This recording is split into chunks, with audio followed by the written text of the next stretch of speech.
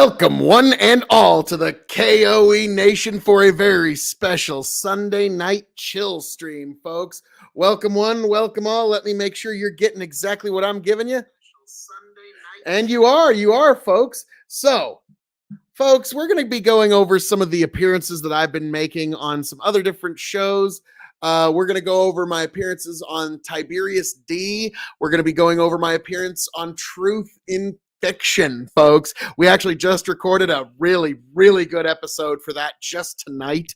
And I think without further ado, folks, while we're waiting for some of y'all to come in, we're going to start with that, actually. We're going to get into the Truth in Fiction podcast that me and Tiberius just got done recording just a little over an hour ago so that you beautiful people can hear what it is that we had to say. This is about fusion and Star Wars versus Star Trek. Please let me know in the comments what you think about this amazing, amazing stream, this amazing show, Truth in Fiction, folks. Without further ado, let's get right into it. Ciao.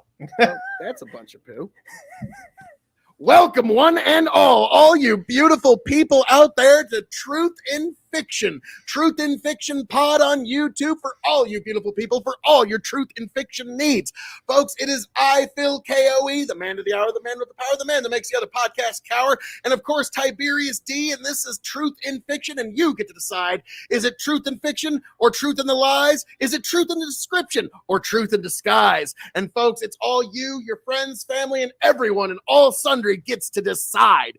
I am Phil K.O.E., and I am joined this evening by my indomitable broadcast partner, the one, the only, Tiberius D. It's good to see you, sir. Marvelous, marvelous, sir. Marvelous. So, tonight, we've got quite a frolic into fusion, even, actually. I think this is going to be a very, very fun episode where you and I are going to be in complete agreement. And by the end of it, we're just going to be like, okay, we totally agree on everything. Kumbaya, all is well. God bless America. Fusion, fuck yeah. I'm pretty sure that's right. That's where it's going to go, right, Ty? I would love to think so, but so far when we've had this conversation before, that couldn't be further from the truth. So let's hope you heed my wise counsel and wisdom, because apparently I'm supposed to be your Secretary of State anyway. So yes. In the administration of Extreme, you will be the Secretary of State to Phil K.O.E. It's going to be an amazing, amazing administration. But we seem to have this problem on fusion power, fusion energy, which to me is the unlocking the keys to the wonders of the future. And we're very, very close to it. So, now I could get deep into this, but I'm going to let you, because this is your Mr. Fusion. This is your Fallout 4 Mr. Fusion robot. I'm going to let you unpack this one and kind of undress this for the audience. And yes, I'm looking forward to it. And I do occasionally get a little echo back from you, Ty. But we will. Yes, we will find a way. We will find a way. But yes, fusion energy. So Ty, Mr. Fusion, why do you not like it? Why do you hate us? Why do you not want us to have spaceships? Tell us why, Ty. Why? All right. So there's generally a thing throughout all of physics, right? Is that basically the better the energy density is that you have with this particular material, the more problems that you're going to have with it, right? So, if you have something that has the volatility of nitroglycerin, it's a lot of energy, but it's very unstable. And the more energy that you pack into something, usually that is the case. Now, nuclear energy is weird because overall is that it gets into levels of energy that we are not used to in what we would call normalized chemical energy. So as much as power is plastic explosives and TNT and dynamite and all these other things that we use in our everyday lives, or not us, but in modern industry. I was about to say, when was the last time you used plastic explosives? Come on, don't be holding out on me, man. That's awesome. Well, when some trees have got to disappear, sometimes a stick of dynamite does the trick. Hey. Anyway, long story short here is the thing about nuclear energy. It's on a whole other scale, but it has incredible risks and it has incredible rewards. So I'm going to start with fission before we get to fusion, right? Because all this tech and all these conversations of stuff that we've been literally doing since the 40s. We literally built the atom bomb in 1945. So this tech's pretty old, and the general thesis is pretty old, but we've kept trying to refine it, and we've only gone so far.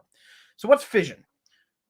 In basically atomic science is that you have very light elements, you have very light molecules such as hydrogen, such as helium, such as lithium, and it works its way all the way up until you get into things like uranium and then artificial stuff like plutonium. The nuance here is this: fission is when we have these big atoms that are innately unstable because their structures are literally so compacted that they're actually falling apart. That's what most radioactivity is that either a particular isotope like carbon-14 is semi-unstable and literally will shed its own energy to actually become more stable. So you'll have carbon-14 down to carbon-12. Uranium is a isotope that starts out originally as 238, and then you have not an isotope, it's an element. 238 has 238 protons, neutrons, and electrons. That is a lot of energy packed into a small box. But then you get isotopes like U-235, which are incredibly unstable on top of that. And when they shed energy, they shed a lot. What we do with fission is we take one of these very natural processes of it shedding energy over time, and we accelerate it. And we can control the amount of acceleration that we have within a fission process. So if we want to make it where U-235 sheds, what we do is we stack it with a bunch of other 235. We make it shed quicker because the closer they are together, the more that their own neutrons are bouncing against each other. And all we have to do is just sit there and let it do it. And most of the time, we don't actually speed it up as much as we control it and slow it down once we put it all together. That's fission. Fusion is weird because it's the exact opposite of that. It is where you have basically these lighter end elements, which are ubiquitous throughout most of the universe, like hydrogen and helium, and you smash them together. More particularly is that you have a combination of heat, pressure. Basically what we'd have is large potential energy, and you're pushing it together to the point where these elements become one. A number of these reactions are exoenergetic, meaning that they actually release energy when they fuse, not input energy. But there's a catch with this particular problem. Fission is just the natural breaking down. Fusion requires an immense amount of energy already in the innate system to get it to fuse, to finally release energy. It's a very weird calculus.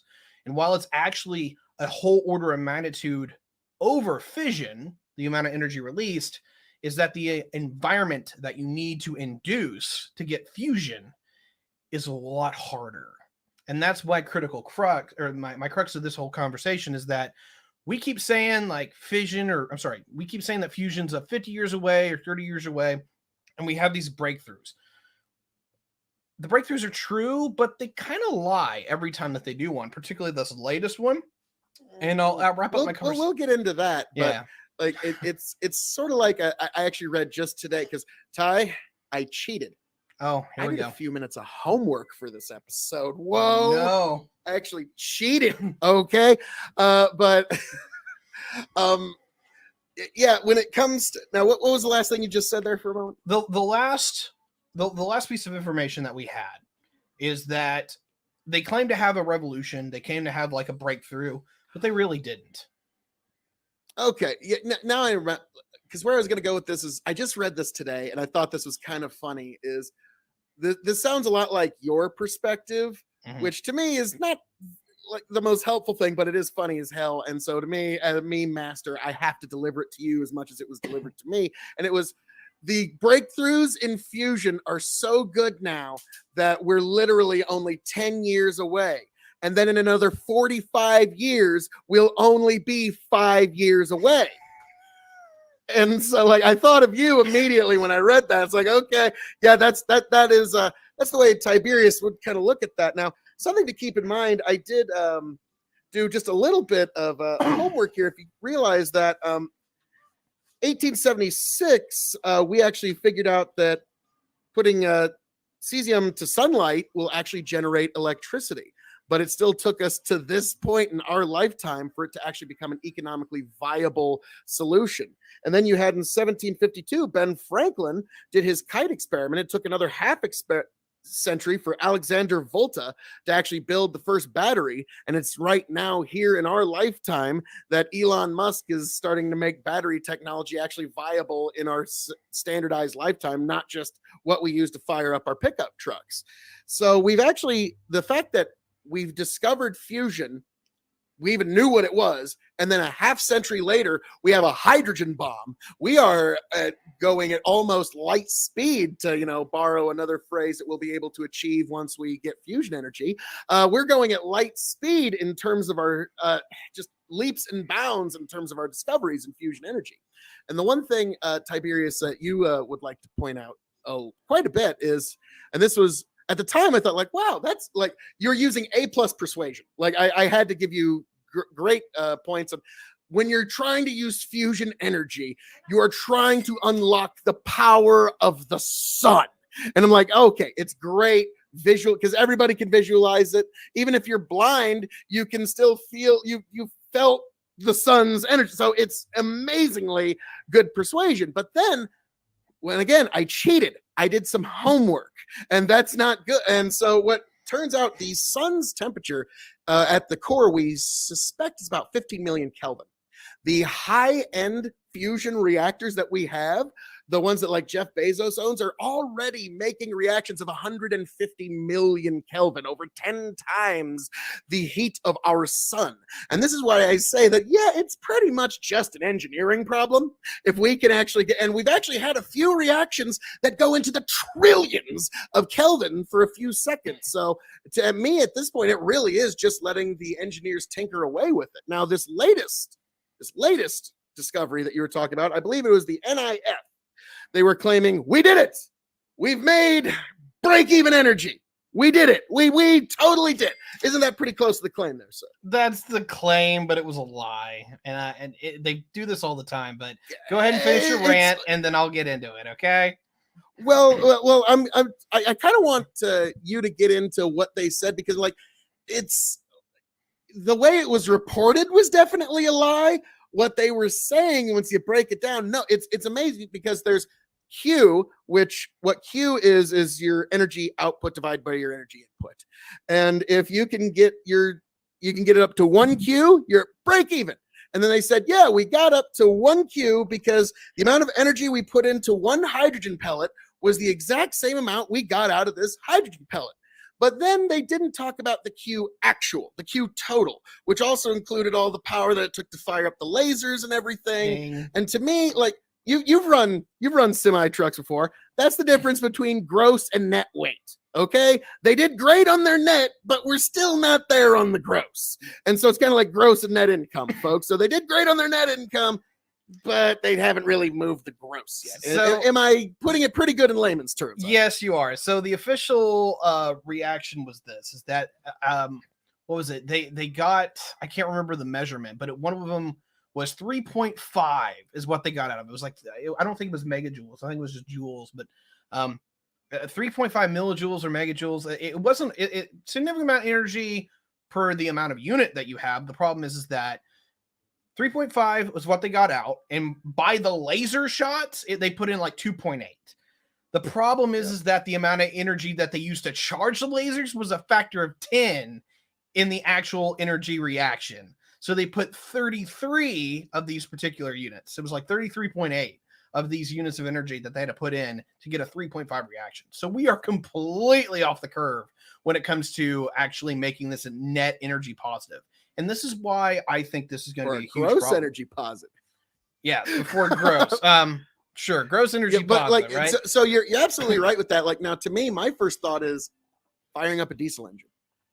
It takes a tremendous amount of energy. Like, once a diesel engine's going, it doesn't take a lot to keep it going. And I suspect we're going to find fusion reaction is going to be a lot like that, because it's a great baseline power. But once you get it going, it can just go and go and go and go and go. But it's not like some of the other energies that you can That's turn what off and fission has proven to be. The problem is that fusion seems to be even worse in maintaining it.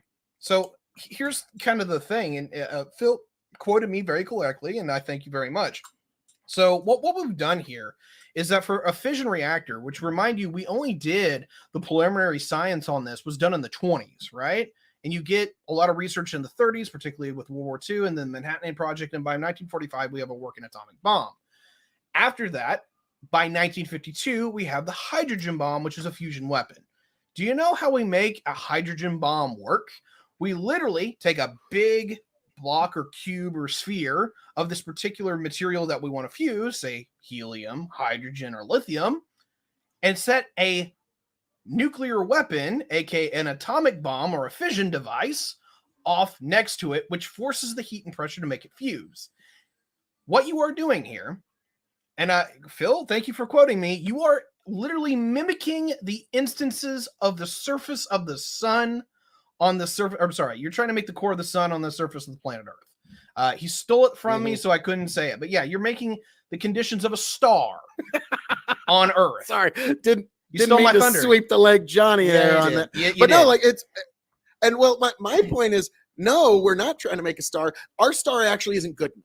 We actually need to make things even far hotter than even our own star and our own solar system. So I can understand the skepticism there, but like to me, like once I look at the heat that our equipment can handle, like the physicists can already kind of like just drink a Mai Tai and a pina colada and put their feet up. Like they've already done it. It's the engineers just need to tinker on it now. And we pretty much are just any minute now, Ty, just any minute. Like literally, just it's right over the hill. Just keep rolling that boulder up the hill. We'll get there.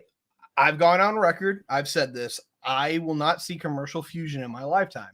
I'm happy to, be wrong on this one because it'll be a major breakthrough. But I do not believe it's a material science kind of issue. This is a physics issue, and while somewhat complicated, it's literally nuclear physics. The basics are pretty straightforward to understand.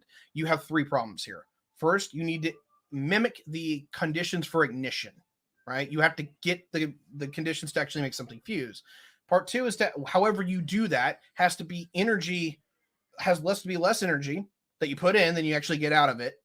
And third, this is the crazy thing, scale. Does the scale of this particular reaction make it economic and viable? Because here's the crazy thing that most people don't know. Is there fusion that happens within the core of the sun? Yes, there is. But the amount of fusion is actually incredibly small on a unit basis. Per cubic meter of stellar material at the surface or at the core of the star, right, is about 350 watts of energy released. Just enough to power 3.5 light bulbs, or at least old school light bulbs, right? LEDs are kind of nice, but that's the real kicker here. That's a cubic meter. If you take a fission reaction and do the same with that, you have powered literally Los Angeles. You can do that with that kind of energy release. Yeah, that's why, like, of the three major ways of actually getting a fusion reaction, the ones that look the most feasible to me, the one that you would probably like the most is basically a chemical fusion fission hybrid, where you take basically you take plutonium pellets or something along. It's like you can even get away with it, tritium if you want to, but plutonium's the best. You put these pellets into a medium. It could be water, but again, the best one is molten salt. And it just releases a tremendous amount of heat. And then you just use standard heat engines that collect that heat, and just the way that every other heat engine works. And that one you could actually get rolling fairly soon. Like that one will probably be rolling within our lifetime. And Ty, even if that fusion fission hybrid happens, I'm still spiking the football, and I'm going to give you shit about it until the day we both die. Like, fuck you, motherfucker. Like, even if I'm spitting out false teeth when it happens. Fuck you, we fucking got it. Like, I love you, but the problem is that when it comes to what you described, you're talking about a fourth generation nuclear reactor, which we already have two. What is it? Not tritium. Spike the football. Give me a second. I can't remember what it's called. I'm spacing here. I'm terribly sorry. We usually use uranium. Sometimes we use plutonium, but plutonium is better for weapons because it has a way shorter half-life. It starts with a T. Someone remind me what the T is. Tritium? It's not tritium. Tritium is actually an isotope of hydrogen. That's a fusible material. That's what you need for fusion. And unfortunately, no, this is not. This is a fourth generation. That's in the homework that I went over. So it's tritium. There we go. That's one of them. Yeah, it's not tritium. tritium and deuterium are what you use mainly Yes, to get a deuterium. fusion reaction. And tritium is really good because it has a spare electron it can shoot off, or a spare proton it can shoot off, or a neutron. Because of that, that's how you actually get stronger fusion reactions that are far more self-sustaining. Is how an idea this should work. Now, remind you, we have been theorizing this since the 50s. When it took regular nuclear reactors, we had one in Chicago by 1940. So it didn't take us that long to build one. Fission's a whole other animal. Or sorry, fusion's a whole other animal. I'm going to be mixing up my words the whole day today.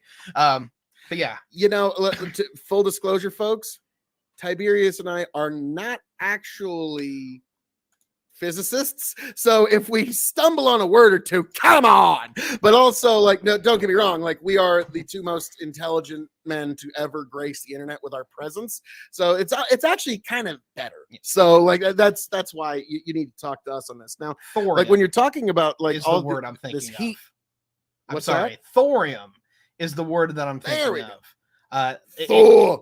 Highly radioactive material. Like it's not nearly as bad as some others, but yeah, thorium is the big thing that people are wanting to use because it's a lot like uranium, not nearly as unstable, but still in the higher periodic table there.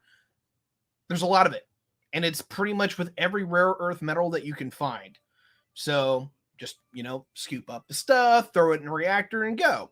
There's 2 thorium reactors now operational in the world. Unfortunately, neither of them are American because we're a little behind the page on this one.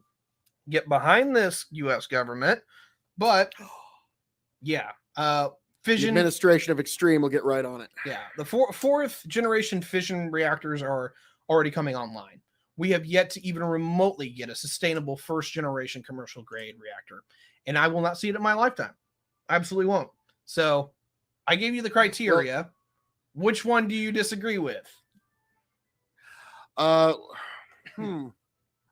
Well, like to me, like if that's your criteria for a fission reactor hybrid already being online, then I think I should already just start spiking the football and just shove it up your ass now. Like, I mean, I kid. But no, I really do think, like, again, it's just the engineering issue at this point, which you're going to hear me say that a lot, because the other thing that, like, when you were mentioning, like, the heat that gets okay, we will get back to that here in a moment, but we got to catch up on some comments here. Aiko goes, I don't know if you could see the chat on this at the time, but I had a sick burn. I wasn't watching at the time. What was it? That was me, K.O.E. Nation. It was after you talked about Jupiter. And I said Jupiter is only the second largest asteroid sweeper in the solar system, due to your massive ego being the largest. And that is one of the most beautiful things I've ever seen. I mean, my massive but justified ego being something with its own gravity well greater than that of Jupiter. Like, that's a little modest. Let's be frank. It's got a greater gravity well than Ton 618.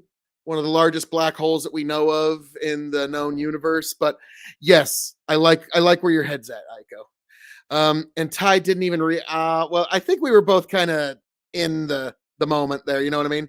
But yes, I thought that was terribly. I'll address that shortly. Aiko, out of curiosity, what were you saying about fusion 5 years ago? Well, until we had the year that we had yesterday, not much. It seemed like kind of an interesting thing that could happen someday, and maybe when I'm old. But now that we've had the breakthroughs that we did last year, a lot closer. I told him it was thorium. Okay. That was me. You get a gold star. Nice. But yes, to me, I think that even a couple of years ago, I wasn't really talking about it too much because we just didn't have the breakthroughs that we have now. And so to me, that really is worth noting. But we continue. One of the things I was looking into was hot hydrogen and helium turned into plasma. And what happens there is those like that is very susceptible to magnetic fields, so you can make sure that it never touches your equipment, and you can get that incredible heat reaction there. So like we're very, very close to this. I know you think we're just so far beyond it, but folks, keep in mind, last year we sustained a 5-second fusion reaction with our current alloys and equipment. Now, I know that doesn't sound like much, but keep in mind that's 1 Mississippi, 2 Mississippi, 3 Mississippi, 4 Mississippi, 5 Mississippi. It was about 8 seconds, but thank you. Then 6 Mississippi. Oh my God. 7 Mississippi. I'm sorry, audience. Mississippi. I'm so sorry. There you go, folks. I didn't mean to. If we can sustain it for that long, it's really just a matter of time. I was saying you slow rolled that to such a degree that your 5 seconds. Oh no! What? No. Tiberius, are you implying that I would use dramatic effect in such a way? I don't even know what to say to you, sir. I'm offended at the very notion. You're right. You don't resemble it. You're offended this time. Gotcha. I was, I don't even know what to say to you. I mean, offended. Maybe at times I resemble that remark, but maybe at time, maybe once or two, right, Aiko? Aiko, I have a friend who's been telling me cold fusion was around the corner for 20 years. He never given up the ghost. Now, like, to me, cold fusion, that's something that I think is kind of silly. Like, don't get me wrong, in theory, it's possible, I guess, but we have to discover hot fusion first before we can even start tinkering with that idea. So we got to get hot fusion first, and we are very, very close.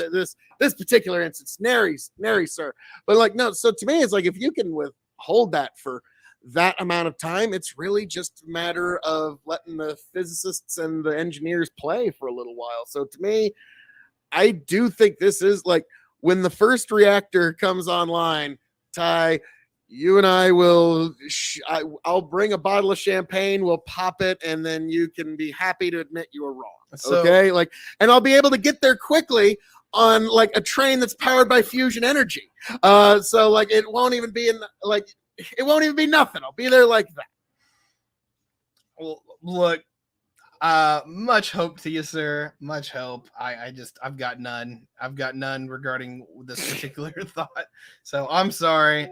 Well, that doesn't just translate to this. Oh, there's actually a fourth problem here that I just thought of. Not only do you have to not only do you have to mimic the conditions, which we can pretty well do to a large degree. Like, that's the easiest part of this, is actually making it to Thanks to Bezos money, really. Like, that's the only reason. It's like we're going to heat this stuff up and we're going to be able to throw it at each other. Like what Phil was describing is what we can do with mass accelerators. We can heat up the stuff. We shoot the plasma at each other and try to get it to fuse. We can do that.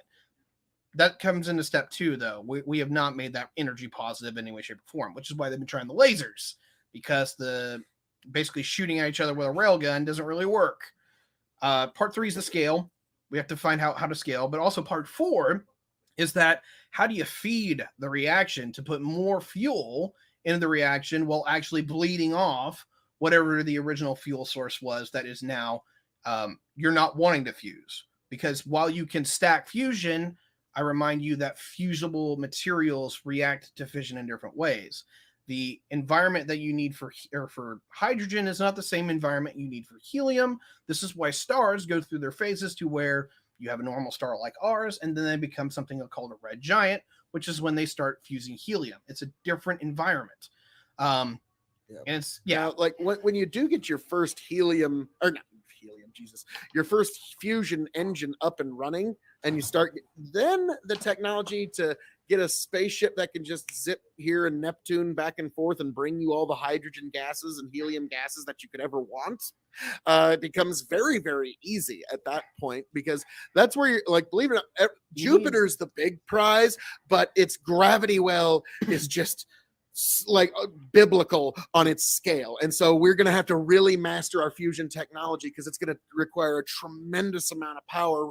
Like, we might be able to do it, but it might actually offset the cost of harvesting those gases because of just the tremendous amount of power to break. But Neptune's gravity well ain't nothing like Jupiter. So we'll be able to go there, probably build a giant chain to pull out the gases as we need them. And it's like, the minute, like, I know it sounds fanciful, but literally literally the minute that we get fusion power online, our entire lives change. Almost all of our environmental concerns just go away overnight. And it's just a fun little trivia question that we talk about. Our ability to make steel and aluminum goes up tremendously because aluminum, it's great steel, but it's really hard. It requires a lot of energy. Our gas prices go down. Fertilizers are easier to come by. Literally, it's cheap energy, fast spaceships, and we get more energy out of every element that we have here to get energy out of here on Earth, and it makes it easier to go out. And so, to me, like the fact that Jeff Bezos is willing to put the cash to put us this close, God bless it, and let's get out to the stars, folks. All right, I got 3 things here. Number 1, the reason why I really want to get into why this isn't going to happen is actually the wonderful sales pitch that Phil is giving you. Energy is never this nice. Anytime you have a dense amount of energy, or a massive amount of energy compacted in a small little space, something usually can go horrifically wrong, right? When it comes to fission, when it comes to normal nuclear reactors that we're used to, it's the radioactivity, right?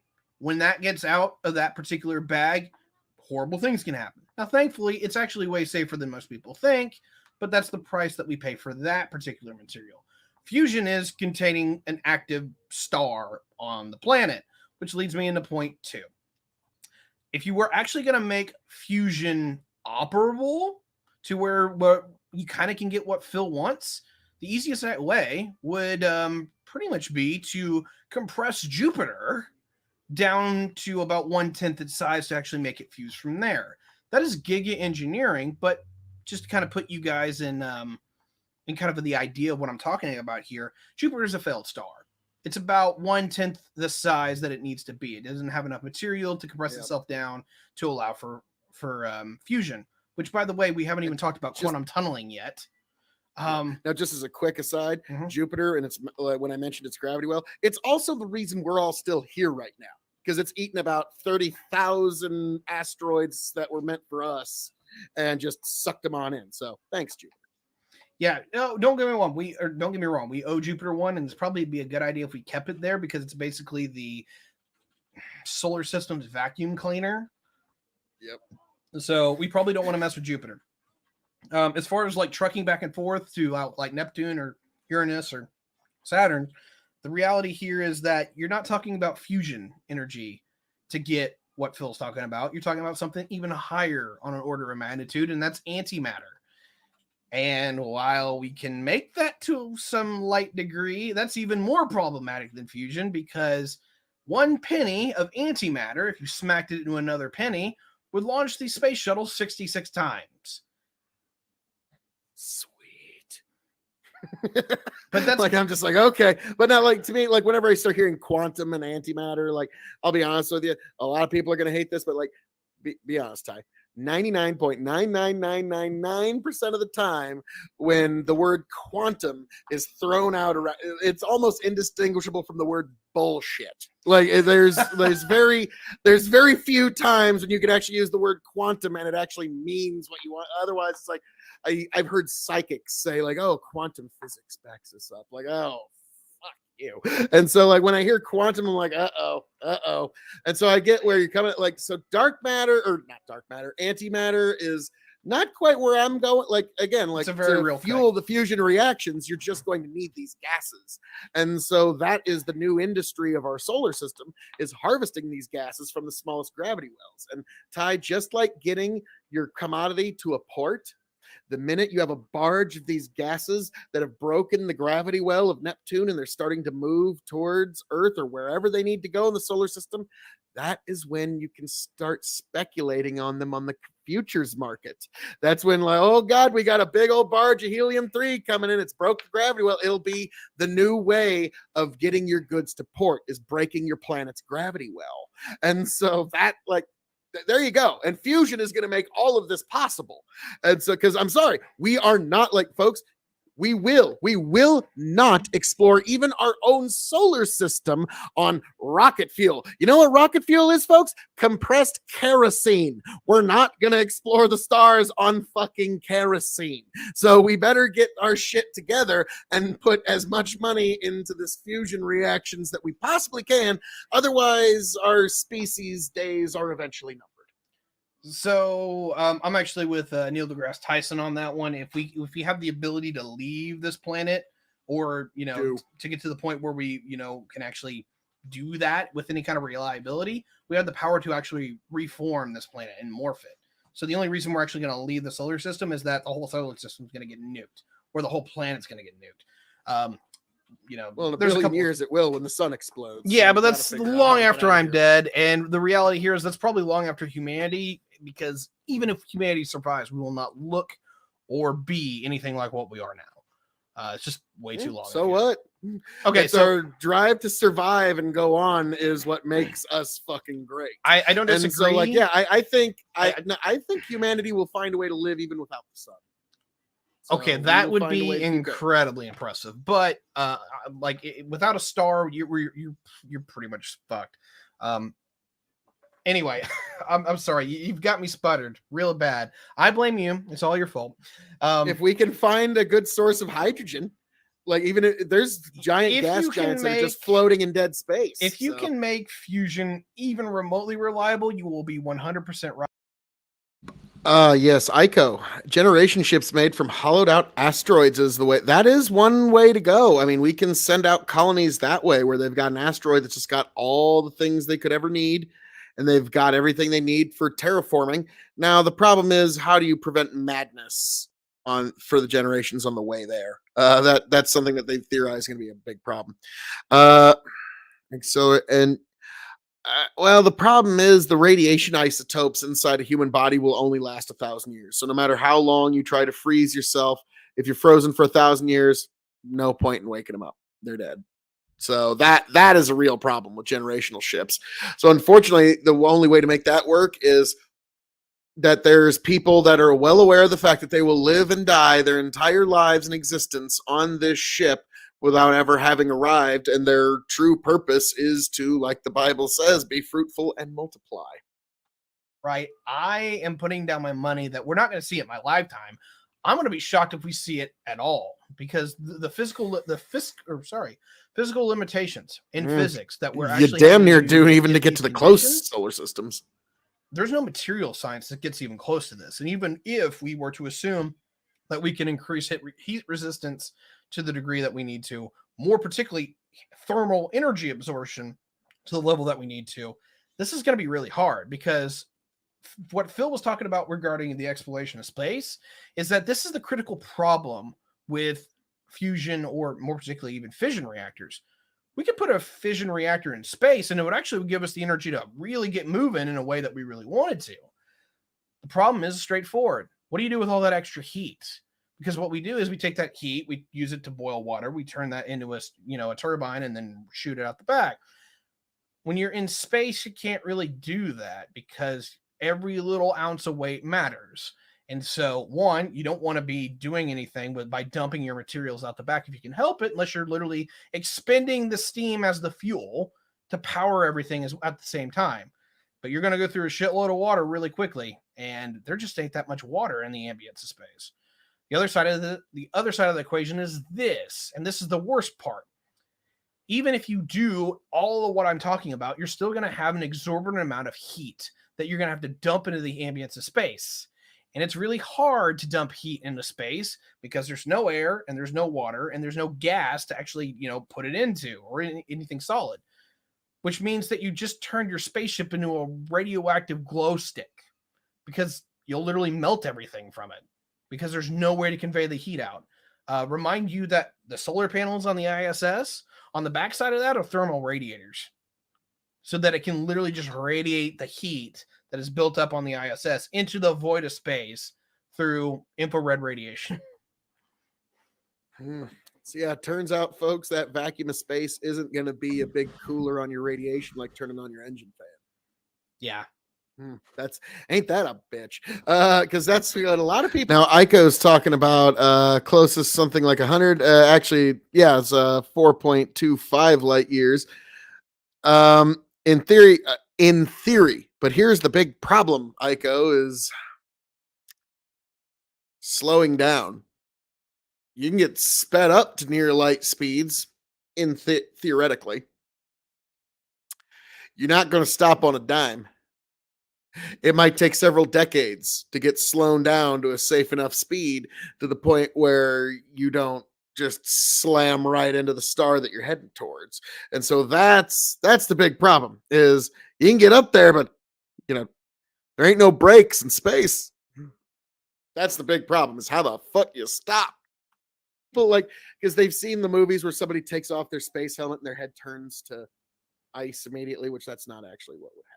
It's a little more gory. We won't get into that. But You're simultaneously having the blood within your body evaporate at the mhm, same time that your skin is stretching out to the point where we're not sure, but you might literally rip yourself apart because there's no pressure on you. Because yep. Uh, yeah, it's like the movie Event Horizon, where Lawrence Fishburne basically tells the kid, like, this is what you have to do. Close your eyes as hard as you can, push your hands as hard as you can into your eye sockets, and then breathe out as hard as you can and get every piece of oxygen out of you. And that's about your only hope to survive, and even if even just with for a few that, you've seconds. got assumedly 20 to 30 seconds tops. Yeah, yeah. And I think that's what they put that kid through in that movie. But like, it's one of those like, huh, thanks, Lawrence Fishburne. Yeah, like, it's one of those like, if I'm ever in that, like, I doubt you and I are ever going to get like, because me, Ty, like, I will just be satisfied if they can get a tourist craft that can break the earth. Like, you could just be out in space for just a short little amount of time and then come back down. I'm doing that shit. That's bucket list shit. If they I'm hit that, it's like not like 80 gajillion billion dollars to do it like they do now. This was Like, yeah, actually fuck. the business model for Virgin Galactic.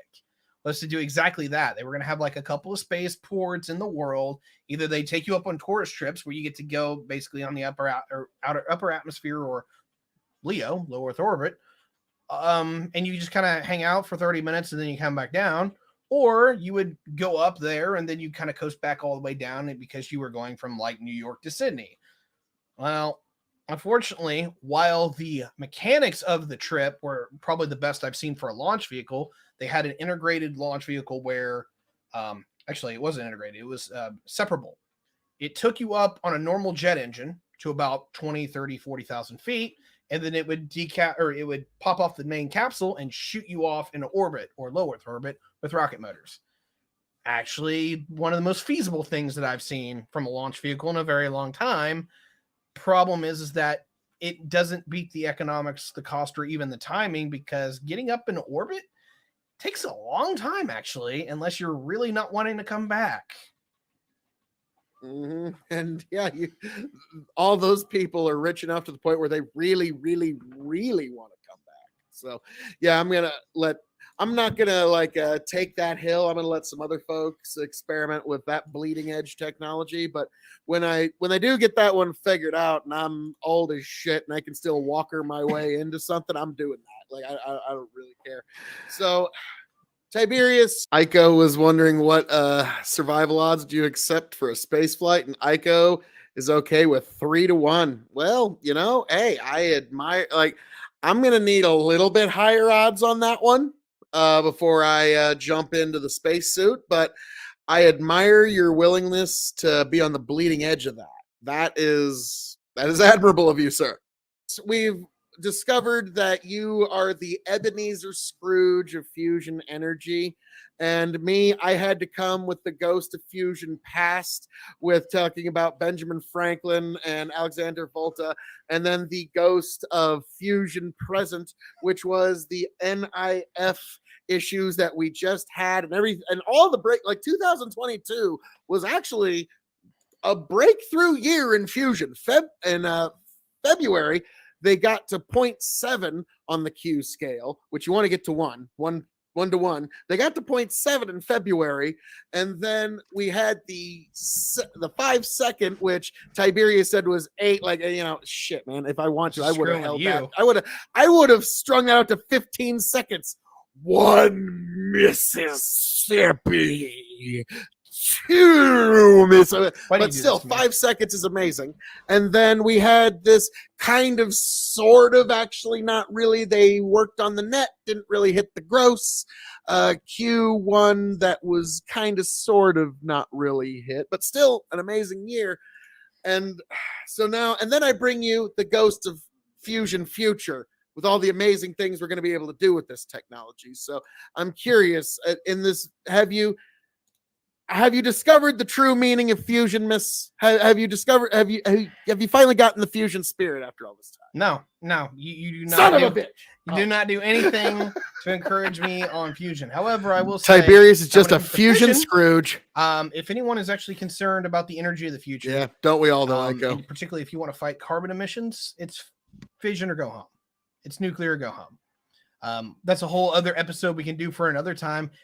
Tag us in the comments if you want to see that particular episode. I think, we will have to get into all the other forms of energy, but even with fission, even if we do, like I said, the chemical fission fusion hybrids, which are already starting to get fired up, as you say. And, golly gosh, I'm going to have to just spike the football on you now. Is that what you tell? Like, no, I'm telling you that you're embracing Dunning-Kruger right now. These are not hybrids. Oh, Dunning-Kruger, both of them. I'm sure they don't know shit from apple butter about none of this. So, yes, but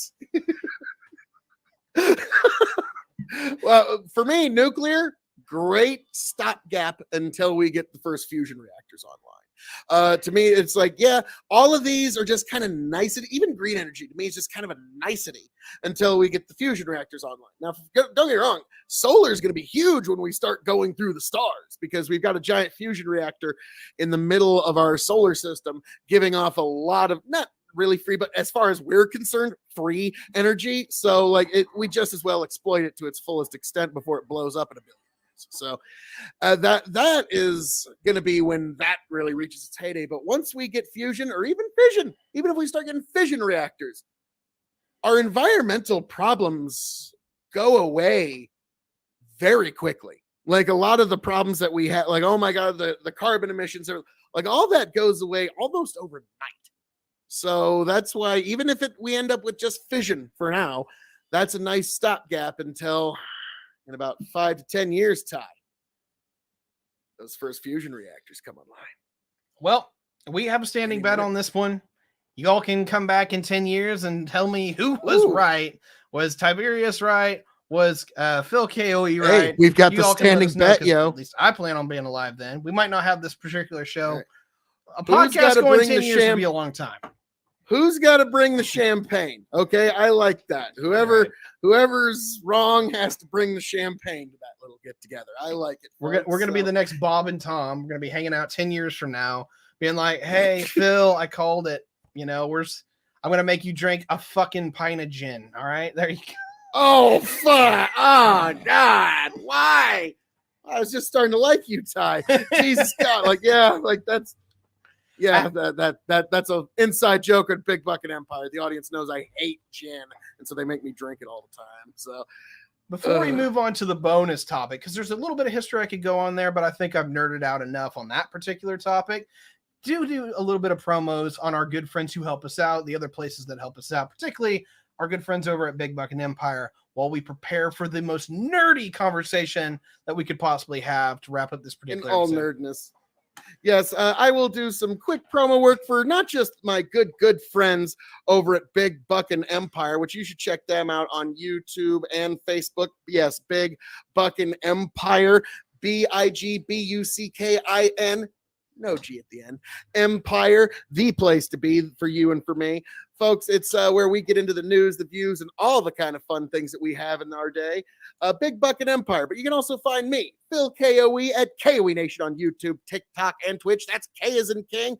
O as in, oh my God, you can find K.O.E. Nation on YouTube, TikTok, and Twitch. E as in, I'm extremely happy to know I can find K.O.E. Nation on YouTube, TikTok, and Twitch. And last but certainly not least, check out the man for you, me, Tiberius motherfucking D on Tiberius D on YouTube, TikTok, and Twitch. And you can find the both of us right here at Truth and Fiction Podcast. That's Truth in Fiction Pod on YouTube and wherever all great podcasting material can be found. So, Tiberius, good sir, any last things you'd like to say on Mr. Fusion? Nope, I brought up the notes for this next particular topic, but by the way, I just want to give it out there that if anyone is listening who may want to advertise with us, that was the advertising spot. We're giving it to our friends because we're still only in episode 2. Got to get a little bit more work out there But when we do, we hope to have some wonderful advertisements and sponsors by you guys, the viewers. I'm sure it'll be a great time. So, next topic. Since we're already gone full nerd out, let's embrace our nerdiness because Phil wanted to talk about this particular episode or this particular topic. So, introduce away. Welcome, one and all, folks, to Truth in Fiction. We're not doing a different episode. You just Oh, you motherfucker! I will give it the greatest intro it needs. This is Truth in Fiction, Truth in Lies, Truth in Description, Truth in Disguise, folks. And tonight it's going to be you who decides Star Trek versus Star Wars once and for all. We're going to get into this because it's what you need. It's what we need. It's what all of us want to see. So, folks, we have Star Wars versus Star Trek. Now, before we get into the umbrella topics, I think a good introduction to this would be Tiberius. I think it's fair to say we've both been big fans of both of these franchises throughout our lives. Is that fair to say? Absolutely. Now, I think it'd be just a very quick introduction to tell the folks at home, like, what it is that these franchises meant to you and meant to me. So, I'll take a very quick, just real quick rip off of this Band-Aid here. When I was a kid, my parents let me stay up an extra half hour to watch Star Trek: The Next Generation. The one night a week that I was allowed to stay up an extra half hour was to watch Star Trek. And so, to me, Captain Jean-Luc Picard just as well have been General George Washington, okay? I get to stay up an extra half hour because of this mofo? Like, yes, he would, like, and so me, like, yes, Captain Kirk was good, but I'm one of those kids that, like, I got to give it to Picard. Captain Kirk didn't keep me up for an extra half hour, okay? Picard pulled that off, so I had to give it to him. The Star Wars franchise, I actually saw for the first time, I think it was either ABC or NBC, I forget which one, played it 3 nights on their television show. Like, I think it was like Wednesday, Thursday, Friday. So Wednesday, Thursday, that's all the kids were talking about. Was, did you see Star Wars on TV? And that was the first time I ever got to see it. Because, the VHS was just starting to become a thing when this started to hit. And so, like, I remember this was big deal. And to me, like, not only for me, but for my daughter, when she was about 7 years old, we watched the same thing, Bing Bang Bong, one night apiece, the 3 Star Wars movies. And I had the same reaction she did. And the Obi-Wan never told you what happened. He told me enough. Told me you killed him. No, I am your father. My daughter goes, oh, is that true? And like, yes, look at that shit. Made your childhood magical. What the fuck? Yeah. And so, yeah, that's what Star Wars means to me. It's a great hero's journey, but it's also like I bonded with my dad watching it. My daughter bonded with me watching it. So it's just a great hero's journey that lets you get. And with that, Ty, what do these franchises mean to you? Okay, so I started watching these in the 90s. Hey there, Justin. How we doing? I'm born in 91. I don't over some appearances I've made lately. Start absorbing information, until you're about 5 or 6 years old and you can watch these things and actually understand anything what's going on. Right? So I'm coming up of age to where, like, I remember Dad asking me on Christmas night to go see Star Trek Insurrection in 1998, right? So here, like, I distinctly remember this because I actually said no. I didn't really want to go. In all fairness, it wasn't one of the better TNG movies anyway. But I do remember that. Like, that's the first time I really remember Star Trek as, like, a movie. I'm going to go see it, that kind of thing. That's movie 9, by the way. So when it comes down to it, Star Wars and Star Trek are completely different at this point. Star Wars had 3 movies.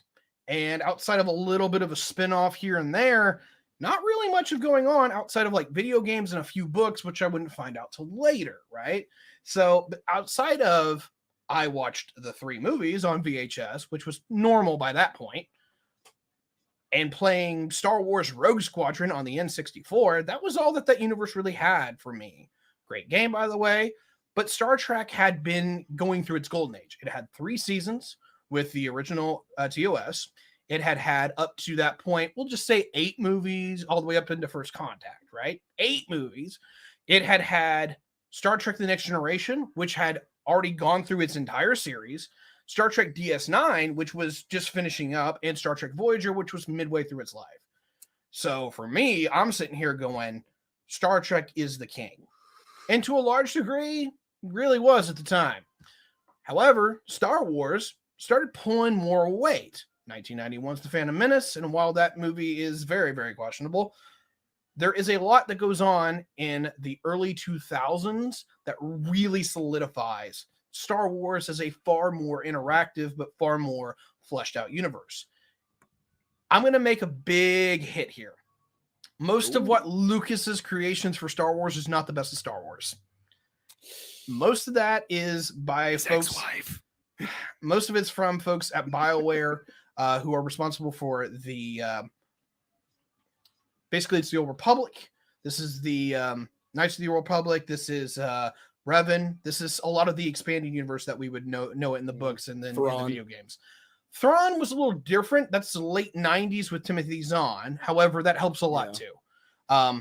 And so I don't think we get the prequels without that novel, honestly. There's a debate on that, and I don't know the answer to it because there's a level where Lucas knew that he wanted to do the movies, but he didn't know when. And there was a point to where in the late 90s, people really started rolling it up. And Timothy Zahn's novels are highly attributed to kind of revamping Star Wars in the cultural zeitgeist for book readers. Because those books, while they're not the greatest ever, they're pretty damn good books and a pretty good series to continue on the story. So Lucas makes the prequels, which are crap, and decent. But you also have a lot of expanding universe. Same here, Justin. LucasArts doing Been working a ton too. Of video games. They have a lot of basically extra content, which a lot of fans actually fell in love with more than the original stuff. And so for me, come 2000, Star Trek was crashing. Enterprise had been canceled in its 4th season. They had 10 movies, and the last one was kind of eh. And you have Star Wars, which while the prequels were a lot of the video games, a lot of the extra stuff that was going on had kind of filled it all up to the point where it was rivaling. And when it came down to it, I think that's when Star Wars actually surpassed Star Trek in actual revenue. Because while Star Wars, the original movie, had made a lot and also merchandising, Star Trek had been pumping out content for the better part of 20 years. So there was a big difference. They'd been servicing their fans a lot better. And like that's why like the Thrawn novel was just like it was feeding a very hungry fan base that wanted more content. But now, funny enough, before we get into this, I just found this out literally today, and I figured, okay, George Lucas, you remember the Star Wars special editions? Yes. Okay. His ex-wife, I believe her name was Martha Lucas. I could be wrong on that, but she was credited for being one of the editing forces and one of the chief creative forces for the original trilogy. And to be frank, like watching the way George wanted to edit versus how she edited, she was. It's a good thing she was around. Now, George would have really liked for her to do the editing to the prequels. The problem is, the reason he did the special edition was to change enough of the creative work that he didn't have to pay royalties to her anymore. Because that was part of the divorce settlement, was she didn't get very much. It's only like 50 to 70 million, which at the time was like, what? That's nothing. But she wanted a piece of the royalties. And so, but then once he did the special editions, he kind of got to renegotiate the royalties there. So after he did that, she was not available for editing the prequels. So damn, George, maybe should have navigated that a touch better. But all right, now that we've gotten into what it means to us and kind of a little bit of a setting the table here, we're now going to get into the Star Wars versus Star Trek, battling it all out in a all-out Royal Rumble, if you win. The win is a long, long time ago versus the distant future. The what? Prime Directive versus the Galactic Empire. So we've got the Federation and its allies versus the Galactic Empire. I'm curious. To me, which side would you give the bigger advantage here? And I'm going to let you kind of really have a lot of wide girth here as to like what's the battleground, the who's, the what's, the wins, the where's, the whys. Ty, set this table for us. I would love to. The problem is we don't have enough time to do as much ranting as I would normally like. But I will simply say this: the metrics at which Star Trek versus Star Wars comes down to is that you have to put some boundaries in. Otherwise, I'm just like, they're both good in different ways, and I can't really put one over the other. So I'll break it down into this. If you're talking official, like sponsored content from the main creators, I think Star Trek takes this one. If you're talking about all the added shit that's added in with extra novels, movies, video games, all this is a Star Wars hands down win for me. So it's one of those weird deals to where the fans and the supporters do better for Star Wars than they do for Star Trek. And that's been a huge thing, is that there's not nearly as many Star Trek novels and all the expanded universe stuff that goes along with that. A lot of that's more official. So in just a knockdown, drag out fight, Star Trek officially has more characters, better characters, more storylines, all of that. But when you get into what the fans either made or supporters have made, Star Wars probably takes that. In terms of cultural relevance, yeah, I as much as I hate to say, like, no, I am your father, or like if George Lucas would have made the original trilogy back in the 70s, 80s, unlimited power would be like one of the great political like memes, like every single president, every single prime minister would have that like associated with them at one point or another. I am the Senate. I'm saying it. I am the Senate. Like, yeah, that would like, yeah, that'd be rich. Like when I was watching that, it's like, okay, George, I know you wrote this during Richard Nixon. Don't lie.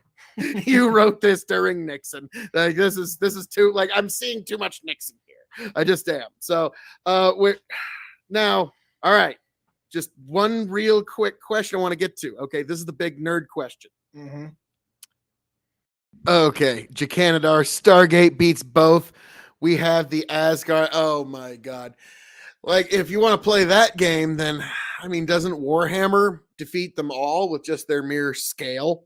Like, that's, like, to me, I wanted to get into Warhammer, but we didn't have time. That was very unfortunate. And actually, Jacandar, if you stick around after this, I'm actually going to get into the panel that I was on the Tiberius D Saturday Night Light show just last night. So, yeah, this is a Sunday night chill stream, folks. Strap in. We're going to have us a nice, fun, chill time. Go over some of my appearances that I've made lately. The Star Wars universe meets the Star Trek universe. One-on-one battle out fight. Who wins? Again, I got to put boundaries here, because if it's one of those things without boundaries, it's ridiculous. If you're talking about special effects and theatrics and Ty did not want to get into the who would win in an all-out like military strategy battle between the Star Wars universe and the Star Trek universe. Like, I tried as hard as I could to get Ty to go down that path, and I just couldn't get him to do it. Like, I got him a little bit towards the end, but he really resisted going down that, because I think we both knew that that'll take another 6 hours. But no, I really wanted to get into that particular, like, because I think, like, while the Star Wars technology does have its problems, I think just it scales more. So it's kind of like the Warhammer thing, but not quite at the same scale. Like sheer scale and size, this is Star Wars. The Imperial Star Destroyer is a mile long. It's huge, and it's got turbo lasers and, you know, kyber crystals and all this other stuff. Mm-hmm. They are nasty. The problem is that if you actually say, like, the Federation, it's good technology, but the Galactic Empire is just a military industrial complex that's galaxy wide. This is the funny thing. If you actually go by like far more of a technical doctrine, who actually gets science right, who actually like demonstrates proficiency, this is Star Trek and the Federation all day long, because the photon torpedo is an antimatter weapon against the Imperial Star Destroyer, which has deflector shields, right? Yep. The Enterprise versus a Star Destroyer in like a real world setting under what science we actually understand, the Enterprise fires a spread of photon torpedoes and the game's over. And that's one of the weirdest matchup things ever. But under that like dynamic, if you're going full theater and special effects, the ISD's got it, and Star Wars has this. But if you're taking Federation, well, it's going to be like 20 Star Destroyers to one USS Enterprise. Like, just there's going to be 20 because that's how they win. It's just fucking overwhelming you with their numbers. And now it's size and numbers. They're like, so depending on official sources and all this, you see the Star Destroyers, you see like the Battle of Yavin, or not Battle of Yavin, sorry, the Battle of Endor at the end of Return of the Sith, right? Or no, I cannot talk today. Return of Jedi. Jacanadar going. Us nerds need serious prodding to get us to pick between our franchises. No, we don't. LOL. But yeah, that's one of the easiest things you can do. It's kind of like, it's almost like getting like a PC gamers to try and talk shit about like console gamers. Like, that doesn't take a lot of effort. There is a fleet of about 30 Star Destroyers, right? That's an imposing threat. Versus officially, we know that there are thousands of ships in Starfleet, which you can see in like the Fall of Angels in DS9, right? And that matchup, theatrically or scientifically, Starfleet takes it.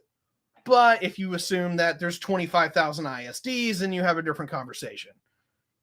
Now, this is one thing to consider, and like my buddy of mine, who he actually named his firstborn son after a Star Trek character. So he was like, okay, Phil, no, here's something to keep in mind. The Federation can teleport their operatives onto any ship into the entire empire, and they have no defense for it. And as you've seen when Obi-Wan Kenobi, everything revolves around physical switches on all of their ships. You just gotta fucking teleport one guy to their engineering room, have him run down left, flip a bunch of switches, teleport him out, and yeah, Star Wars is gonna have some problems. And so that is, you don't even have to like you don't even have to do a guy. You just beam the torpedo over, and it's just all right. Just beam the torpedo, and it's just right on the bridge. As you were saying, Captain. Oh my God! Like, yeah, that would actually be pretty. Now, if you want us to beam it back, we can, or we could just let it go off in 40 seconds. So yeah, the Star Trek does have that little technical advantage. And then there's one last thing I wanted to touch on, and it's something that you and I have actually gone back and forth on a couple of different issues, and that is enter the Borg. Oh, Jesus. The Borg are somehow the most overpowered and overwhelming enemy within Star Trek. Written. With the pitfalls that now they have become one of the most nerfed and underwhelming enemies that the Federation could possibly go up with. It's ironic that even with power creep is that the bounds that the Borg originally had got broken, and now because of that, we're gonna get into that here in a bit. Jacanadar goes, it's not the same. It's like this is like trying to get PC gamers to agree which video card or CPU manufacturer is the best. PC master will always shit on console, get them fight over PC parts. Then it matches. Okay, I got you. The Federation just clap the Borg every time that they get into a fight with them. It's kind of. I was gonna say like 90s Borg. Like that's so to me, I put the idea of like, okay, the Borg come into the Star Wars universe. They teleport a couple of their drones onto the Death Star, and they start assimilating the Death Star at a rate of 1 floor every 10 minutes. And now you've turned the Death Star into a giant fucking Borg cube. And then once they assimilate one Jedi or Force user, they can now make every one of their drones, give them all the midichlorians they need. They're now all Force sensitive. I will fight that one. Ooh, I will fight that one. In theory, based on the rules of both universes that we know of that actually will compete or will be work together, is that having Borg implants and nanotechnology in you would actually kill your connection to the Force. But if it is just a biological phenomenon, like George Lucas fucking made it in the goddamn first movie, then Yeah, I'm not too happy about that one. But if it's just a biological phenomenon, at some point they're going to crack it. And then you've, if not force sensitive, at least probably you'll be able to like resist a force push or force lightning to some extent. And then if they assimilate Admiral Thrawn, then they're all fucked. Like, oh god, He's the next now they've got Lacudius. Thrawn's. Now, yeah, exactly. Like, yeah, that was he. What was Picard's name? Is Borg again? Lacudius of Borg. Lacute. Oh god, that's right. So yeah, Thrawn would be the next Lacutus. Oh fuck, I had no idea how much I wanted to see that. I hate to say this, but we're out of time. Yeah, so I know. So folks, as I'm known to say around here, all that being said, thank you for joining us for this very special edition where we got into fusion, we got into Star Trek, Star Wars, all the fun of our day. I am your King of Extreme, Phil K.O.E., the man of the hour, the man with the power, the man that makes the other podcast cower. May the force be with you. Live long and prosper. May you all make it back here happy, healthy, much the wiser. God bless all of you. Find us here, Truth in Fiction Pod on YouTube, and where all great content can be found. You can find me, K.O.E., at K.O.E Nation on YouTube, TikTok, and Twitch. And you can also find him, Tiberius D, on YouTube, TikTok, and Twitch, and patreon.com/Tiberius_D. Folks, thank you for being here. Thank you for joining us. I hope all of you make it back here happy, healthy, much the wiser. Tiberius, take it away. Thank you, everyone, for being here. I always appreciate this. It's always a fun time whenever me and Phil go head to head. And because of your wonderful support and particularly our producers, we now do this on a semi-regular basis. We're still trying to figure out the schedule, but if you want to advertise here because you like the show, or if you just want to hang out with us, definitely feel free to get in contact with us any of the wonderful ways that I talked about in the first episode. But until next time, I've been Tiberius D. I've been joined by Phil, the King of Stream, Phil K.O.E. on Twitch, TikTok, and YouTube. And without further ado, it has been a pleasure, and we'll catch you next time. Nice. Thank you, Tiberius. Oh God, there I am again. The show, but folks, I am your King of Extreme, Phil K.O.E. But most importantly, God, what a handsome mug there. You about the man Tiberius D. You just saw him and the way that you can follow him. The best way you can do it. How? Go to YouTube, Tiberius D. Give him a subscribe. Really? Tiberius D on Twitch. Give him a follow. Tiberius you don't say. D on TikTok. Give him a follow. Most importantly, patreon.com/Tiberius_D to make yourself a small part of that story, folks. Make yourself a part of this. He ain't lying. The Tiberius D story. The one for you, the one for me, the one that we all need to engage and indulge in, folks. We're just getting started here, folks, but I can't wait to see you back here. I hope all of you make it back here to Tiberius D on YouTube, TikTok, and Twitch. Happy, healthy, much the wiser. Catch you around. By Job, that devilishly handsome rogue, I think he's onto something there. I really do, folks. Yes, that was there we go. That's the next one I was looking for. But yes, that was just earlier this evening on Truth in Fiction, and I had a great time. Let's see. Jacanadar, we need to re-record of this. The suit not being worn makes this feel weird. Yes, you are correct. Because that was just something I did just to kind of help Tiberius out, and I was just kind of chilling that night. And that night, I remember my internet here at the house was just dog shit. Like there was just something wrong with it. I don't think I even had internet here at my house that night. So concessions had to be made. But yes, I think me and Ty sometime need to get together and record a new one of that. But that little bit there where I'm just like, yeah, totally right there. Couldn't have said it better myself, really.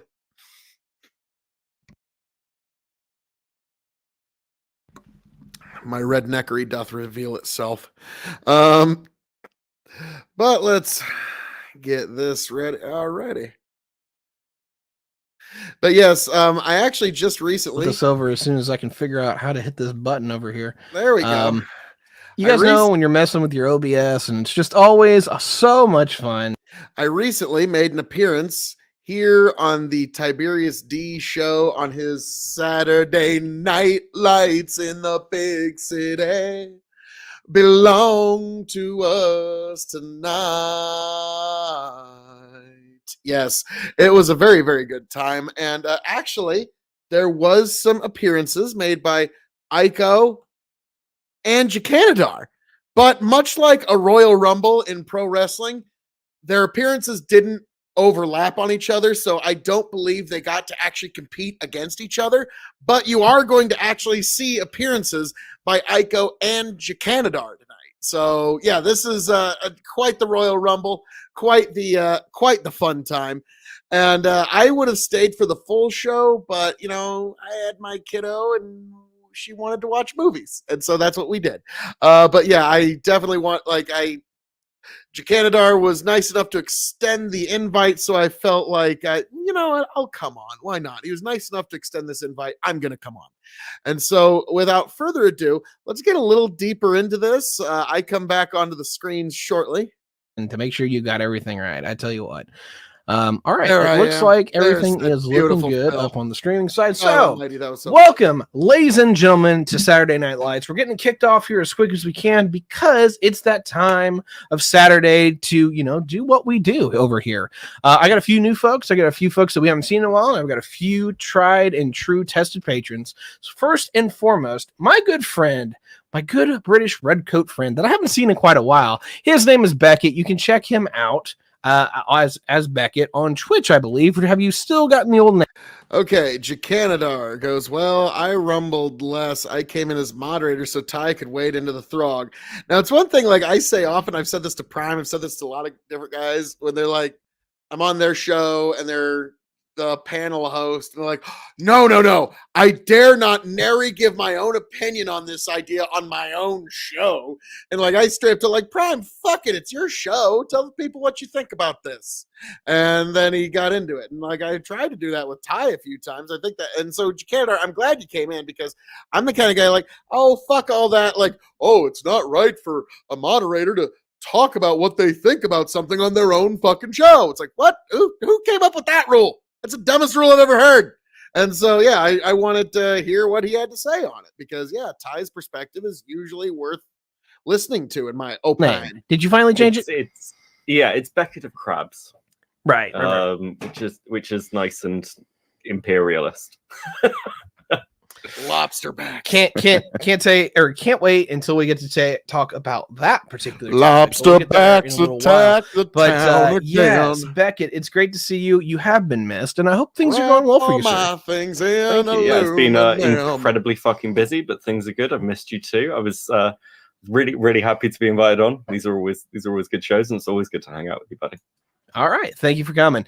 Next, I don't know much about him, so I'm going to let him introduce himself. His name is Kin Not Kin, and my producer has been so gracious to pull him into our community. Hello, sir. Hi. Hey, how you doing? Well, tell people a little about yourself. Where do you come from? What's your backstory? A little 2-minute blurb, if you would. Sure, yeah. I'm Kid. I go by Kid Not Kin. I am a generic, classic, old anarchist. So I think maybe some of my takes might be a little bit predictable today. But yeah, at the end of the day, I'm like anarchism without like the weird LARPy utopian stuff. So yeah, I'm a Kid Not Kin on all platforms. Well, I appreciate you being here. Next, he is a tried and true fan favorite, well-tested battle buddy here that we have. He needs no introduction, so I'll let him have one himself. Please welcome K.O.E. Nation. Well, thank you very much, Tiberius, and it is a pleasure to be right here, folks, on Saturday Night Lights, right here. It is I, your King of Extreme, Phil, K.O.E., the man of the hour, the man with the power, the man that makes you the podcast cower. You can find me, of course, at K.O.E. Nation on YouTube, TikTok, and Twitch. That is K.O.E. Nation. YouTube, TikTok, and Twitch, the place to be for you, for me, for all within sundry. And tonight, folks, it's going to be a good one. Are you ready, folks? I don't know if I can hear you yet. If you are ready, because it's all right. It's all right. It's all right. It's all right. Saturday Night Lights in the big city. Yes, folks. Saturday Night Lights belongs to you, to me, to all of us. Send this out to your friends. Send this out to your acquaintances. If you haven't sent this show out to somebody that you know, a friend, family, can you really call yourself their friend? I mean, really, I don't think you really can. So, folks, I'm looking forward to getting into these very, very, very important topics of the day. And I hope that you share these ideas with those of you and yours and those that you care much about. And, folks, these lips of mine, they can speak no evil. And with that, I yield back to you beautiful people. Beautiful. Classic as always. Classic. Beautiful, beautiful intro as always. Now, what's funny is I find out later that this is Ty wanting to get 5 people to just all team up against me. I'm gonna say Beckett was really fun to talk to. Kid Not Kin was okay. Faraday, I think his name was Faraday Speaks. He was kind of like a Bray Wyatt promo. It sounds really good, but it doesn't really mean anything, and it never really went anywhere. So like that I found kind of funny. It's like, so like, don't get me wrong, I bet he writes a great poem, but it didn't really go anywhere, and what he said didn't really mean anything. So that was interesting. Connor left you to swing. Yeah, well, you know, I mean, I get it. Most people just can't take the inevitable power of Phil K.O.E. So, you know, we'll get into that another time. I totally get it. But yeah, so this is funny that, like, okay, he wanted 5-on-1.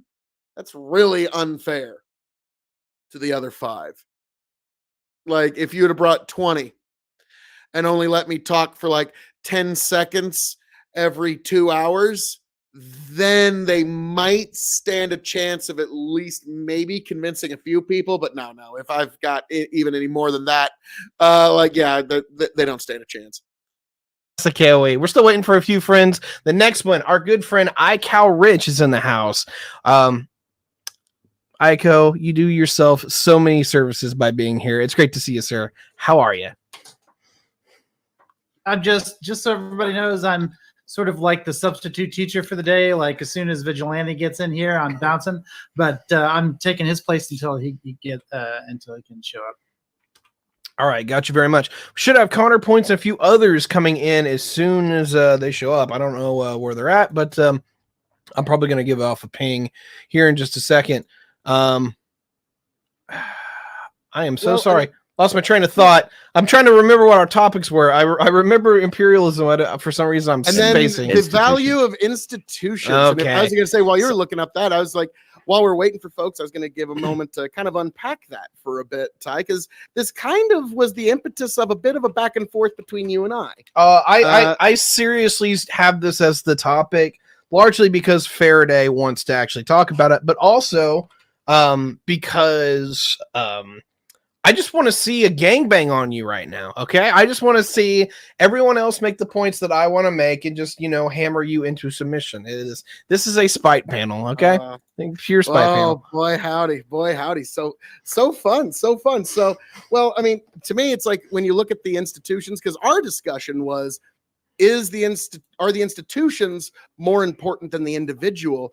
And to me, I've always said the institutions do not exist. So he's even said he wants to try and get me trapped. Them it didn't work any out. more than your body exists independent or superior to the cells that make it up. And so that's kind of a silly thing to say, that the institution somehow exists independent or superior to its individuals. So to me, it's always the individual. The individual is the source of all wealth. The individual is the source of pretty much everything. The individual is what makes up these institutions in our lives. And to me, personally, I'm just going to go ahead and get right into it, is, to me, the idea that the institution is more important than the individual, that is the kind of authoritarian talk that makes everything from fascists to communists salivate. Under talk like that, brutes have risen to power. And so to me, I believe the idea that the individual is somehow not paramount over the institutions is one of the most insidious ideas is to ever formulate within the human mind. And that's why I push back on it so heavily. And so, God damn it, that was brilliant. Jacander, Ty needs to communicate with his producer better. If I had known this was a grudge match, I would have booked differently. Well, let's be frank, Canada. The outcome would have been the same. Let's be frank. Like within 30 minutes, I had basically won the debate, but then I decided to just kind of fuck with them for another hour. But yeah, by minute 30, I'd already completely won. I'd already completely defeated everybody. Like this is before you even showed up to Canada. So you didn't get any of this on you. But yeah, everybody else on the panel had basically just had to concede to my awesomeness and just that, the King of Extreme is truly this great. So yeah, it was interesting. But yeah, Canada, you could have got 15, 50, you could have got 200 people, and the outcome would have been the same. So, yep. Oh, I know. It would have been, wouldn't have mattered. Wouldn't have mattered. Been like 300. I will bring them with my superior skills. Like it would have been great. It'd have been great. But yeah, you could have brought it really wouldn't have mattered. You could have brought. Now that I show imperialism, pulled the pin on that one. Let's see where we go from here. Well, considering that you beat me to even doing the topic intro, thank you very much. But I'll take that as your I'll take that as your originating statement. But yes, today's topic is going to be about first institutions, and then we'll get to imperialism. But when it comes to institutions, we are kind of curious as far as where everyone thinks the value of these are. So of course, today, a lot of people are just like, well, do you trust the CDC? Do you trust the FBI? Do you trust the police? All of these things that we find normal in our everyday lives, a lot of people are asking what the value of these things are, because some people think it's an atrocious track record. Some people think it's a breach of service and all the other things. So without further ado, I'm going to let these wonderful panelists get at it. First, Beckett. Let's see. Bandit. Hey, Phil, I saw a short bit of this. I needed a stiff drink to listen to the opposition. Yeah, but even then, Bandit, it wasn't difficult. It wasn't difficult. Your King of Extreme comes through yet again. Please, let us know what you think. So, I mean, normally I'd agree.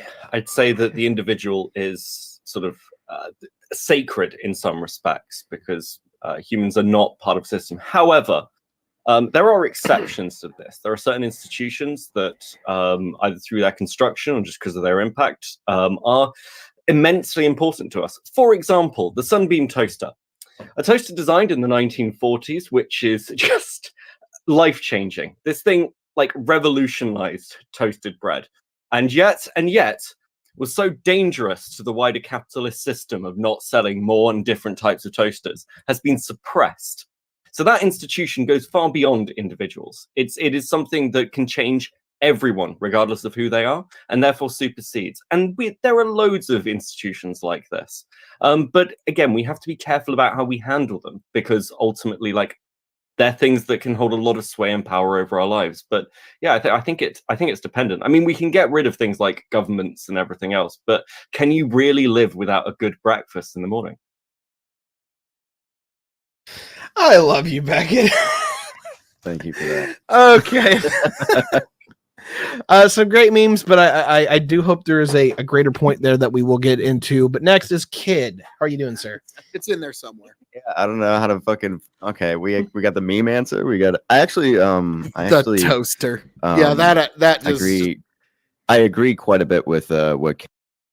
Oh, and he's about to agree with me quite a bit with what K.O.E is saying. Beckett, I get the feeling that he's got some way bigger point about the toaster that he thinks is fucking brilliant, but it just did not land tonight. Yeah. K.O.E said. I think, well, when we're talking about institutions, we're not strictly talking about just formalized institutions, but also informal institutions. So it becomes institutions it's an incredibly vague term, but generally it has to do with this construction of social norms that happen. So in a lot of ways. Yeah, Bandit with a good bit of criticism. What the fuck? A faulty toaster means that collective rights supersede individual rights? Yeah, it was. I don't know what he was getting at with the toaster thing, but it just didn't land. The individual and the institution can't really be separated. It's sort of like a cyclical process between people and the reflection of their values and greater society. So it's hard to separate the two. But yeah, I do think you find some greater issues with organizing people, especially in ethical ways, when you are putting more of the onus on these shared practices or common values or whatever over the individual. That's usually where you start getting into some murky water. So I think I agree a lot with K.O.E here. I mean, like my beautiful persuasive voice. I mean, wins again. I love you I guys. kid. Sorry, I'm having a little bit of technical difficulties right now on my end. But I want to go to Rich. Yeah, so let me just say that when I think about this topic, I really don't just think about when things are in conflict, but also in the degree to which like one serves the other. So when you're talking about institutions and individuals, yeah, I put individuals on top as well. But when I do that, what I mean to say is that institutions are there to serve individuals. And if those institutions aren't working well, then the individual is not served. And it's not just the state that we're talking about here, but we're also talking about the church. We're talking about charities. We're talking about businesses. We're talking about any like sort of conglomeration of things that are greater than oneself. But also not only do we participate in them, but we are also served by them. And to that degree, you can both put the individual up top and still value institutions as absolutely necessary in order to support the individual. Thank you very much. Ladies and gentlemen, I've been trying to get him on this show for, I think, the better part of a month. Please welcome our good friend, Faraday Speaks. How you doing, sir? I'm doing great, man. I'm having a ton of technical difficulties, so I'm struggling here, but I'm hoping within 5 minutes I'll have it cleaned up. I'm excited for the topic. By the way, I think I really like thinking about and discussing power and institutions, and I don't like really talking about things from a moral lens because we could sit around and bitch about our opinions all day, and I guess people like to hear that. But I don't know. I think there's interesting questions, but I'm happy to be here, man. Thank you. It's absolutely great to have you. We're actually into the first topic right now. Sorry for the technical difficulties. We've had a few ourselves over here. The first thing that we have gotten into is those values, or the values of the institutions. Particularly, what do they bring to the table? Do you think that they're working well? That kind of general conversation. If you could give us your particular opinion. Yeah. So, well, I won't go too far because I want to like bounce off of other people, but you have to think of a context of the institutions where the reason that they're there is to uphold a certain ideology and a certain way of life. And in the modern world, that's a liberal society and a liberal way of life. You know, you have fascists and communists which will create their counter institutions. But when we talk about institutions in the West, what we mean are all these different silos of power that then cooperate and collaborate together towards a common goal. If you go to an authoritarian regime, they're not silos, they're repositories that the authorities are directly in contact with. And, you know, I think that there's a lot of conservatives today that imagine we live in an authoritarian regime. And yes, in some ways we're drifting that way. I think they don't appreciate enough the way our power is siloed out. You know, of course, it doesn't eliminate a class structure. It doesn't eliminate exploitation. But we're not like China. But then I think that, you know, you also have populists on the left who don't see the value in these things either. And I don't think that they fully understand, like, what are the fundamentals that give them a free liberal society. Now, of course, an actual policy progressive is going to understand this stuff. But, you know, we're talking about people on the internet here. But I also want to ask the question, how can those institutions be better, and are they contributing to something negative? But if they are contributing to something negative, like bad things happening to people overseas, what kind of privileges do we get out of that? And are those privileges, do they give us the time and the energy and the extra resources to sit around and criticize?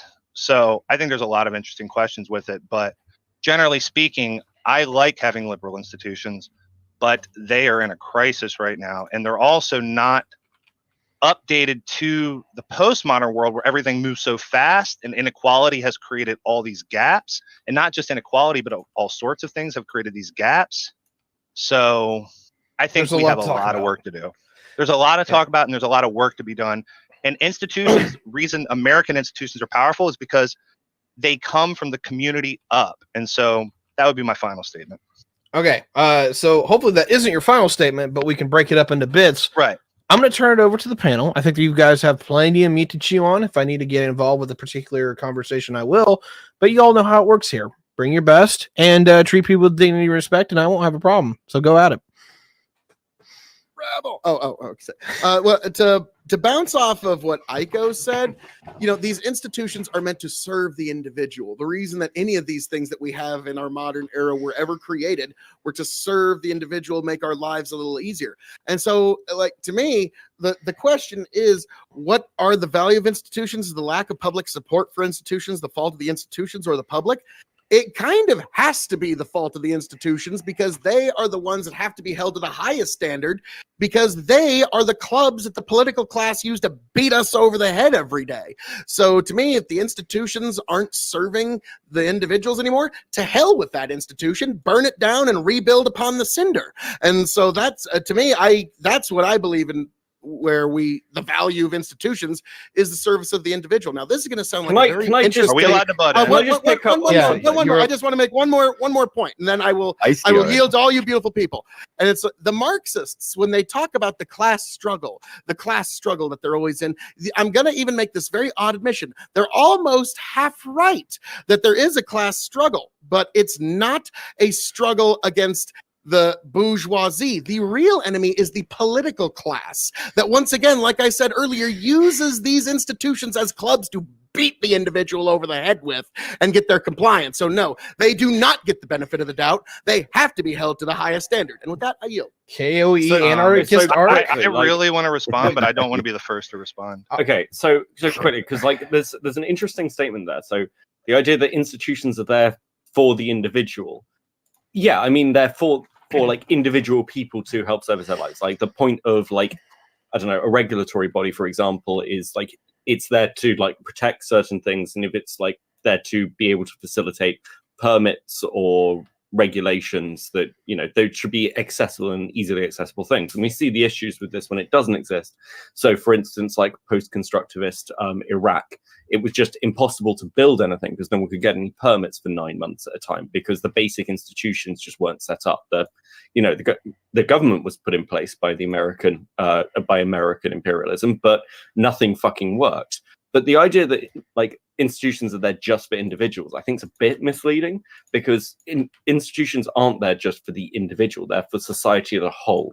So we're not talking about an individual person having a particular problem versus 90% of people functioning within that, with that institution being absolutely Society's just fine. made up of individuals. Society doesn't exist independent or superior to the individuals that make up it. Just like Yeah, but you can't, your human body account, doesn't exist independent. Yeah, I or agree superior with to you, but at the cells same that make it time, up. you can't have a functioning society unless Now, I thought it was really weird when Faraday speaks as, I don't want to go first. I want to respond, but I don't want to respond first. I thought that was very strange.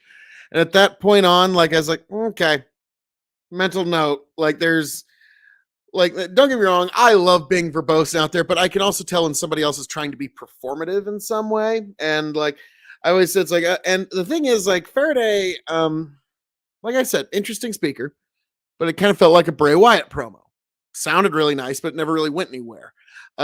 So yeah, interesting. To me, like, I also kind of kept in mind, like, he seems to kind of want to be misunderstanding me on purpose.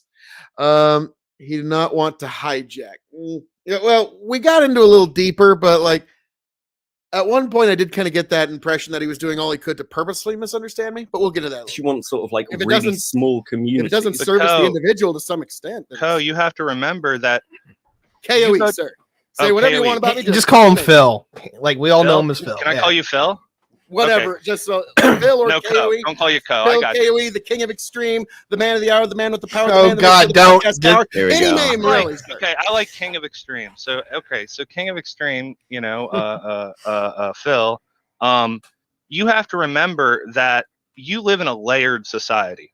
Okay, that layered society, the layers of it are those institutions, and those institutions are what then give you the platform to even talk or discuss or even think about your individual rights. If we went back to feudal society, you would not even have the mental conception of your individual rights. Some like nut job prophet would have to come into town and like red pill you, and then you'd be like, oh shit, this is really fucked up. This is like what Abraham Lincoln Lincoln said. no, right. Idea true, of like what's going on outside, and like they say, women should not be allowed to read in this tribe, and then they say, yes, it's a good thing that women shouldn't be allowed to read in this tribe. They themselves say we would understand that they lack the capacity for informed consent. That's been most of our human history. Yes. So there's the sort of like social cultural peer pressure, but then you don't just eliminate rape in a society by just like teaching the men. This is why the liberals sound so stupid. The mold when he made just educate the men. Like, bro, you don't eliminate like those types of pressures in society through just education. That's a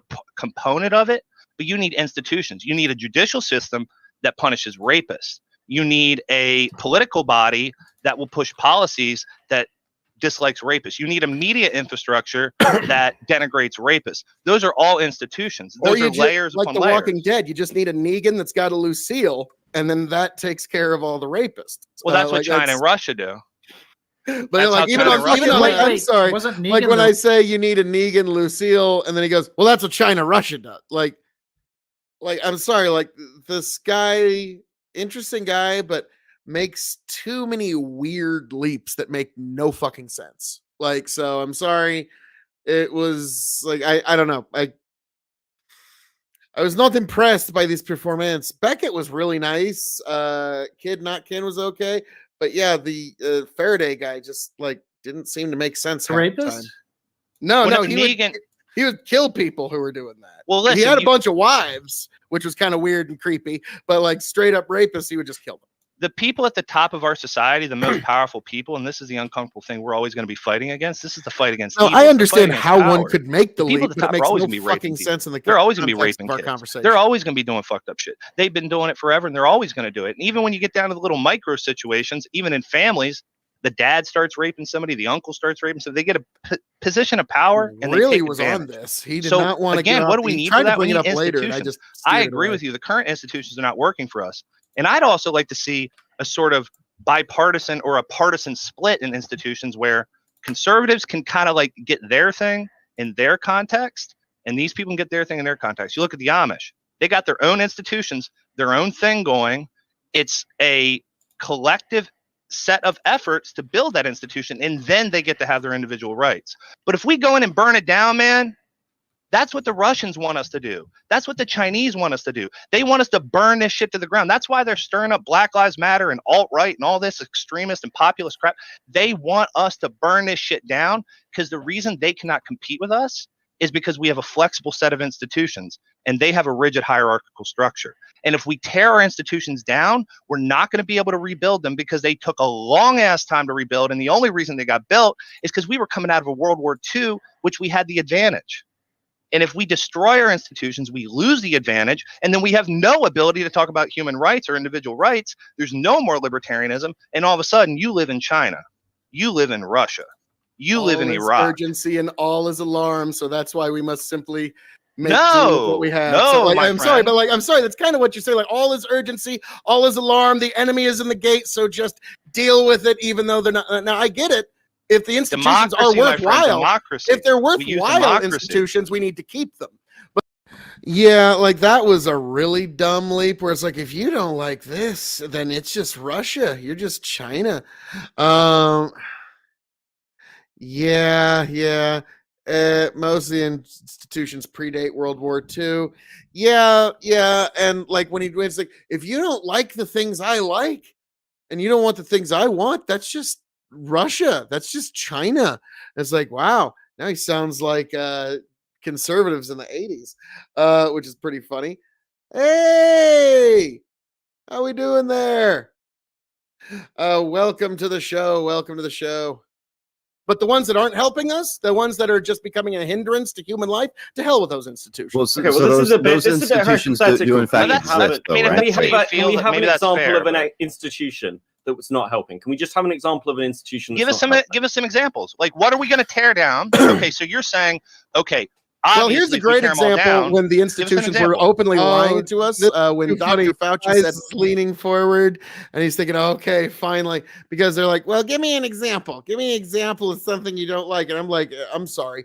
If an adult needs an example of an institution that is not working, then one of two things is awry. Either that adult is being very disingenuous for the sake of a public debate, or they're dumber than dog shit. That's it. Those are the two explanations. Sorry, folks.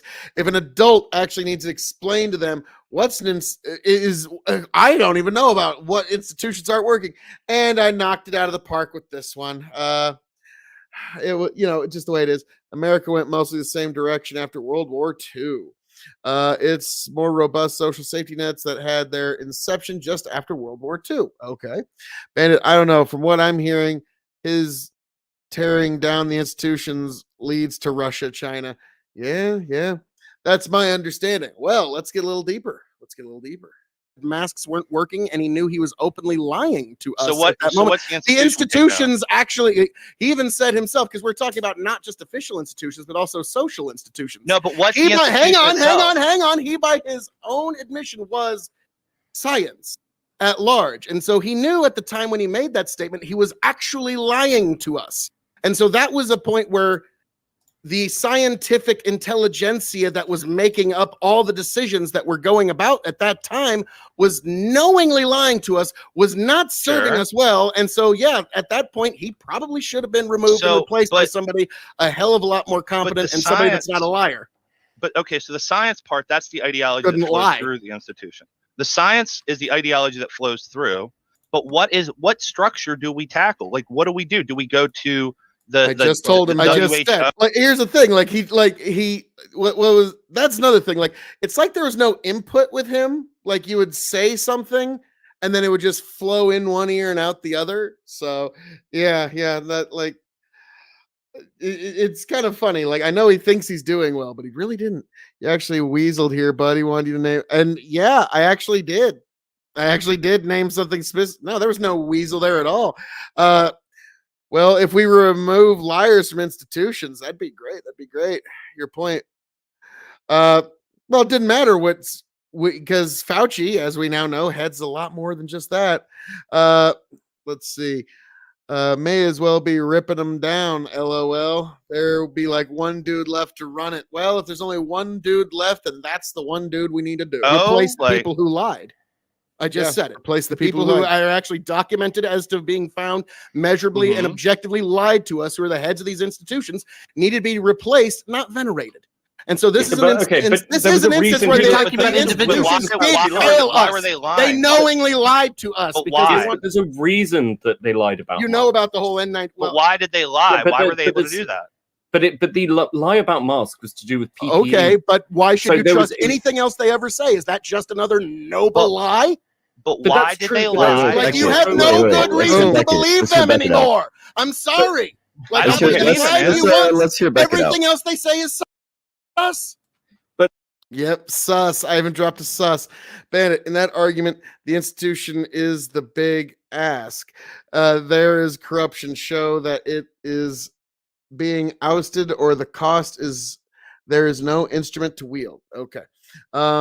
Again, I agree, bud, but your rhetoric no, he just did, like, again, Jacanadar, there's a big difference between dodging and not giving the answer that you like. Big universe of a difference there. And he might not have liked the answer, but no, I answered every single question I was asked. I answered them all head on. And so this is another great example of me intellectually kicking a few folks around. It was very fun. It's very fun for me. They lied because they wanted power, says Bandit. Nanashi UK. Agreed, rewarding mediocrity by lack of action is a source of the problem in the decline of our institutional integrity. Well, yeah, no disputes, no denying that. But the point is, like, So, for instance, with masks and everything else, partly because China took actions like, for example, recalling all the PPE. Like, there's videos of warehouses full of like protective equipment being flown back to China, and like we had issues with people panic buying. We knew this. We've known this with like supply chains for ages. So the argument with the masks was, right now it is more important that we get masks to our healthcare workers than it is we get it to the general public. And the truth is that when people are scared in something like a pandemic, you have to take actually, actions that- absolutely not. When Fauci says I am science, then yes, replacing the debauched at the top of the institution. Excuse me. You get the point. occasionally mean you're not honest, and this happens in wars. You don't sit there and like that, like the And the president doesn't sit institution there with shouldn't a be war. surprised that we have no Okay. faith in them. Mic drop. Okay, but if then that's the case, then that's true of literally everything. That's true. And so that was a point where the I'm gonna replay that scientific mic drop. intelligentsia I'm gonna that was replay that mic making drop. up all That's the beautiful. decisions that were going about at that time was knowingly lying to us, was not serving Sure. us well. And so, yeah, at that point, he probably should have been removed and So, replaced by but- somebody a hell of a lot more competent the and somebody that's science- not a liar. But okay, so the science part, that's the ideology Couldn't that flows lie. through the institution. The science is the ideology that flows through. But what structure do we tackle? Like, what do we do? Do we go to the I just WHO? said replace the Like, people who lied. I just said it. The people who are actually documented as to being found measurably and Mhm. objectively lied to us, who are the heads of these institutions, need to be replaced, not venerated. And so this Yeah, is but- an okay, instance. but This there is was an a instance reason where for the the documented individuals individuals talk did about tell it. Why us. were they They lying? knowingly lied to us But because why? they want, There's a reason that they lied about. you know about the whole N9. But why did they lie? but- Why but were they able to There's do video that? of Chinese But nationals the in Australia lie buying about masks PPE was to and do with masks. PPE. Okay, but why So should you there was- trust anything just else they do ever so say? and Is that send it just back to another China. noble lie? But But why that's did true, they but lie? that's- Like you Wait, have wait, no wait, good let's reason hear to Beckett. believe Let's hear them Beckett out. anymore. I'm sorry. Like I I'm don't gonna think lie it to is. you once. Let's hear Beckett out. Everything else they say is sus. But All right, the point Beckett. is, like, so for instance, with masks and everything else, partly because China took actions like, for example, recalling all the PPE. Like, there's videos of warehouses full of like protective equipment being flown back to China, and like we had issues with people panic buying. We knew this. We've known this with like supply chains for ages. So the argument with the masks was, right now it is more important that we get masks to our healthcare workers than it is we get it to the general public. And the truth is that when people are scared in something like a pandemic, you have to take actions that occasionally mean you're not honest. And this happens in wars. You don't sit there and like that, like the And the president doesn't sit institution there with a shouldn't be war. surprised that we have no Okay. faith in them. Mic drop. Okay, but if then that's the case, then that's true of literally everything. That's true of Thank kids. Like, God. are you going We're to? Are getting you there, going to? folks. No, but if that's true, then I'm what you're sorry, really- but like there is no real counter to what I just said there. There isn't. It doesn't exist. What I said is just something that is objectively true. And at that point, I probably should have just I could have just stopped right there. But there was a few that weren't quite convinced, so I was going to drill down until everybody on this panel had no choice but to agree with me. And we got there in just a few short minutes, actually, folks. talking about is just a human condition. So if you ever find if a child comes up to you and says, "Hey, does Santa exist?" and you say to that child, "Yes," you have made yourself a liar in front of that child. Is there a good reason that you'd say to a 3-year-old or a 5-year-old that Santa? Okay, one moment. The video is all paused Thank up on God. me. Are you going We're to? Are getting you there, going to? folks. No, but if that's true, then what you're really talking about is just a human condition. So Oh, that if you must ever happen find a on child, if a Amazon. child comes up to you and says, "Hey, does Santa exist?" and you say to that child, "Yes," you have made yourself a liar in front of that child. Is there a good reason that you'd say to a 3-year-old or a 5-year-old that Santa exists? Of course there fucking is. But like there are degrees to which these lies matter, the impacts they have, and the consequences of not telling that lie. There is a level where we have Lies to I was talking about obfuscate. were mandated We're on missing all the of us. point, though. We're missing the point. Let's see. Okay. Jacanadar, let me know. Video will pause and type alt tabs. Okay, it's a followed broadcast. Okay. So I'll just leave that rolling here after this question. Bandit, it's separate but related. A talking head said tonight that the general public should make a FOIA request for any information the FBI has on them as an individual. Wow. That would be kind of funny because there'd be some people that think that the government's been following them for years. They're going to find out that there's nothing. And then there's going to be some Joe Schmo who thinks they're pretty clean, finds out they got to file this fucking thick on them. Like, yeah, that would actually be kind of funny. Duly noted. Duly noted on that. The way that you improve, so an institution is there to change human nature. That's why they're there. It's to get rid of rape. It's to get rid of war. It's to get rid of like coercive competition. That's why you have an institution. So my question is, first of all, if we just take Fauci out and put somebody else in power, nothing's going to change. If we put the conservatives up there 20 years from now, a liar won't they'll be in doing the same charge. thing. That's an improvement. Wait, no, but no, aren't he's there- an hear me out. wait, Hear me aren't out. there Hear me examples out. of Hear me out. Hear me out. aren't What there I'm saying examples of is- institutions that It's like now he wants more examples because I just knocked him down, dragged him out with that one. But Nana she UK. Are you kidding me? Beckett lives in the UK where we've been gaslighted for a decade. I bet they had good reason in their mind, but this isn't Santa. This is shit that impacts life, and I would trust the populace over the unethical justifications of our Tory twatted government, Beckett. All righty. Interesting take there. Interesting. Jacanadar, I've talked about communism, been involved in activism in RT. I'm sure I am on several lists. I remember a buddy of mine was joking because they were like one of those dudes that like was real like thought like Julian Assange is gonna change the world. And so he's like, yeah, he reads enough WikiLeaks, and if there ain't some like little cookie from the government in his hard drive, I don't think we're getting our tax dollars worth. Honestly. God, this is years ago back in my kickboxing days, but I just thought that was kind of funny. It's like, yeah, there ain't something on that dude's computer. We're not getting our fucking tax dollars worth as a fucking country. But I always like to say, thank God you're not getting all the government you're actually paying for. God almighty. that aren't The video going game to be just changing human nature, but are more so reflections of human nature. I mean, oftentimes it's the humans that like build Sure, up it's these there to manage. institutions, right?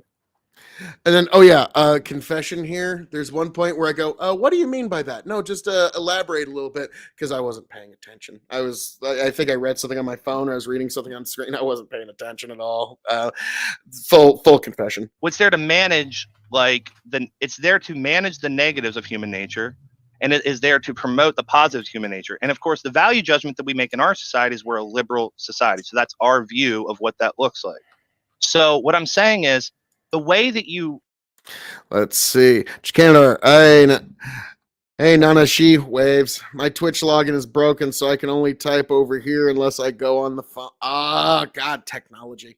So yeah, like I'm shocked that people update their phones as much as they do because I don't want to go through all the trouble of fucking transferring all my shit from one to another. So, like, yeah, I don't update phones as much as at least other folks do.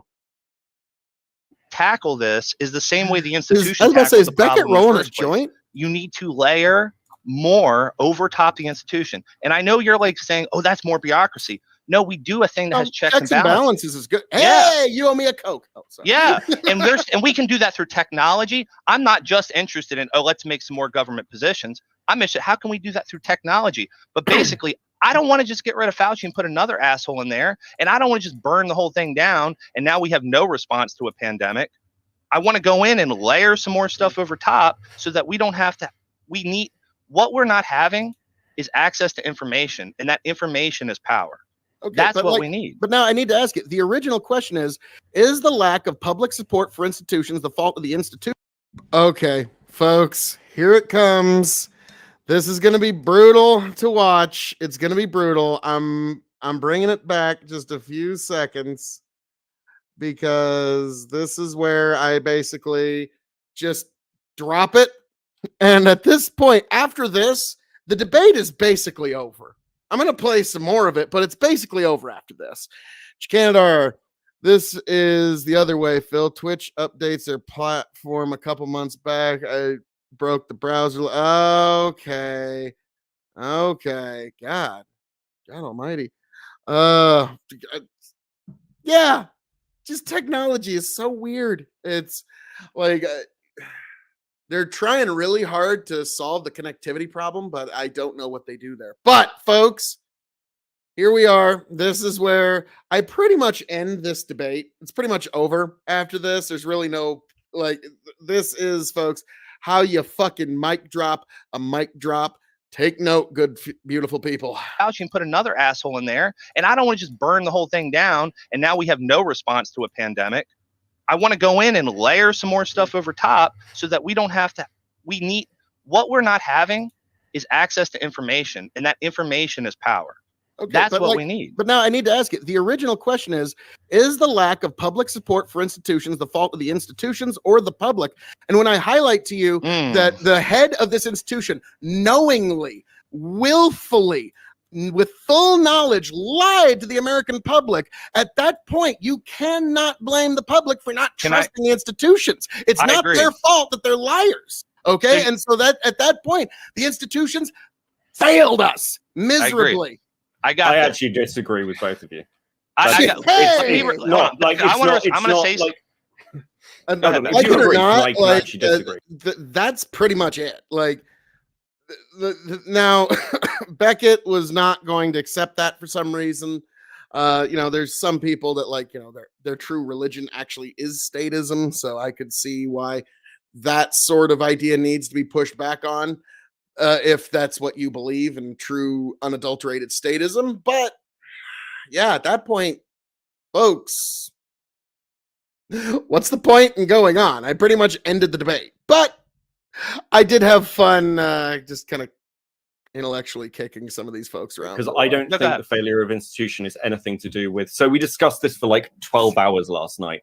But the problem isn't to do with just institutions lied, therefore people have stopped trusting them.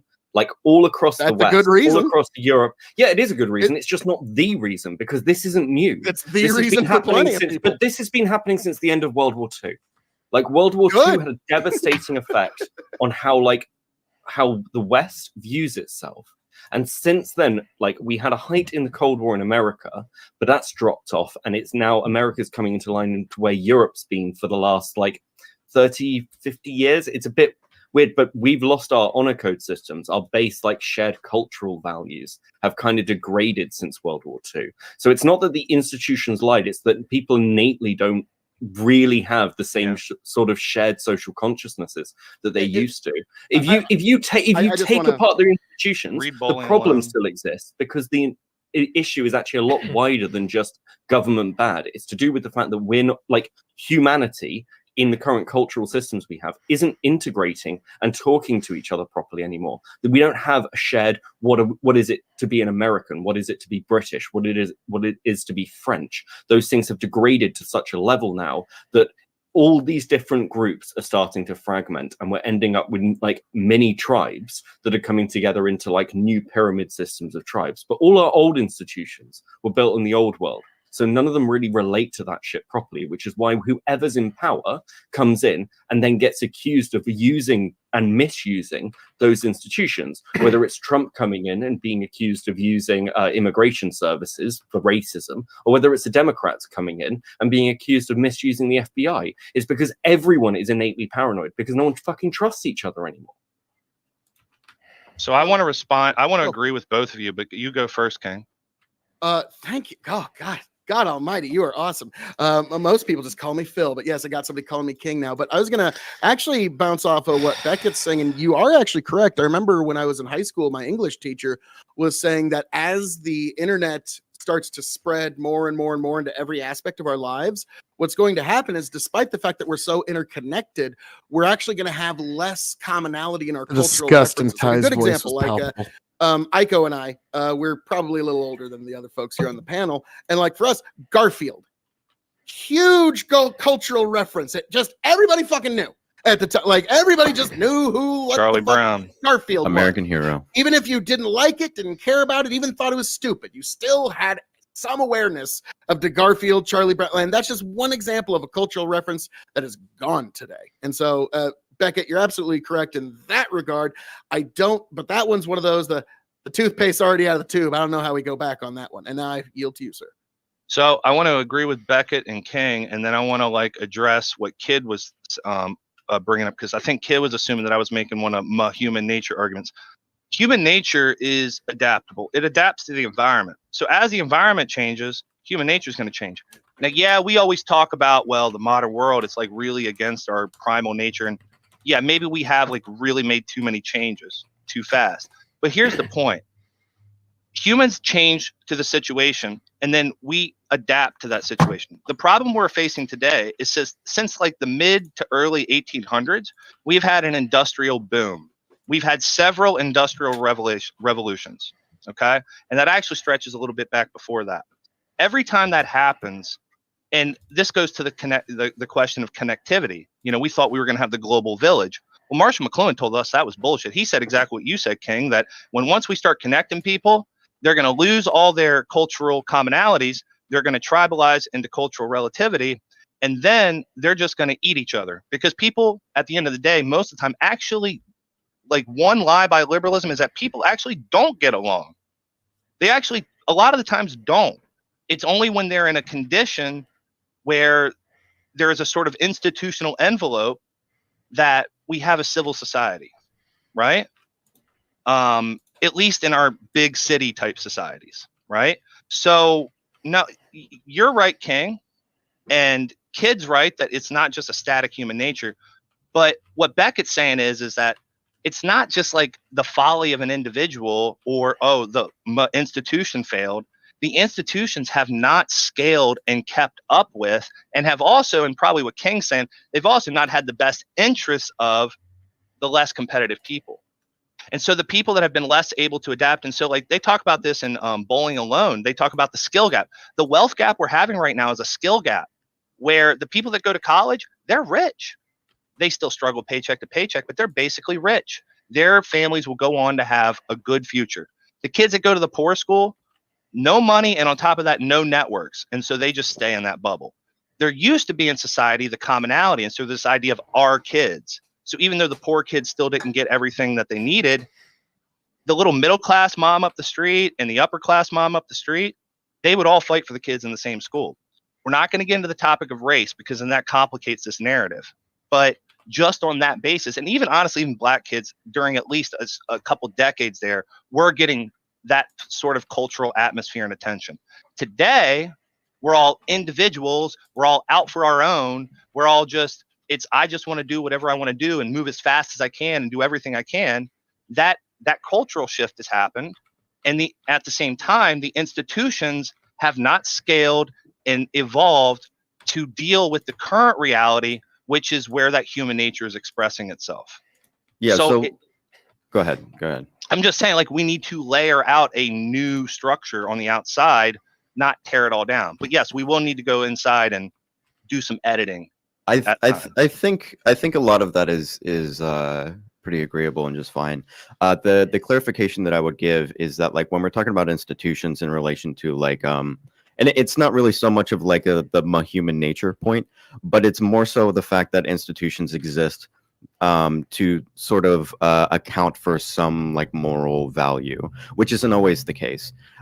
Sometimes you have institutions like the institution of, and you can disagree with like my particular moral argument if you want to, but generally with like the institution of marriage and the nuclear family, this is something which relates much more to the process of production. And so these institutions relate more to a system of practicality within society, and not necessarily any sort of like a moral argument of how humans should like ethically be organized, but more so in a productive capacity.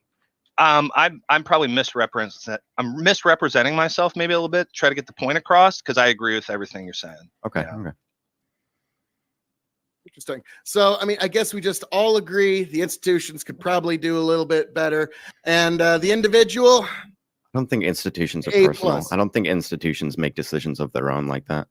I think they're more so a reflection of like the way that people are organized within them that reflects outwards and to the way that they exist. The way we use common parlance is, okay, the NRA said we're doing this. The IRS said we're doing this. The FBI said we're doing this. They have people Ukraine said we're doing that, because that's how we because we That's have how we people put appointed to concept do that, together. right? But if we talk about like the institution of marriage or the institution of the nuclear family, there really isn't someone to dictate anything on anybody in this situation. Apparently, you've never met any of the Falwells.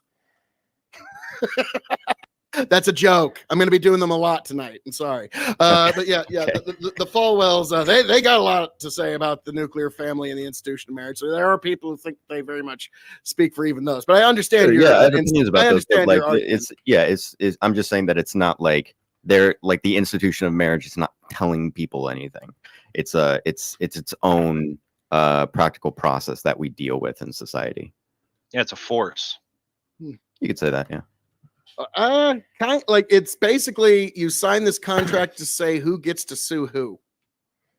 Institutions are just about power, man. It's just what rules get set. I study, so I watch the far right a lot, and they get so mad because like liberals, they do this sneaky little game where they just like try to say that liberalism is just like inherent and natural and like that's the way the world, like that's like objectively the correct way. And fascists hate it because they're like, no, these are values within your institutions, and you're building it this way, and then you're telling us we're the ones that are unnatural and evil. It's not fair. Well, that's how power works. But yeah, it's always about the values inside of it. Yeah, like it's this thing I've often said is fair is a word that we invented so that idiots and children can participate in debates because there is no fair. You can't fill up a bucket of fair. It's a concept, but it's really just something that, like I said, so idiots and children can, and also the powerless. The people who are powerless that seek power, that are looking for power, they'll say, but that's not fair. We need more fair. Oh my goodness, it's not fair. Okay. We need to bring more fairness, please. I want more power. Put it in my hands. Hold on a minute. I've got to get in here for just a second because I gotta be honest here. I was not making any shot at Tiberius at this point. I didn't think that he would even take it that way. I was just trying, to me, it's true, whether we like it or not.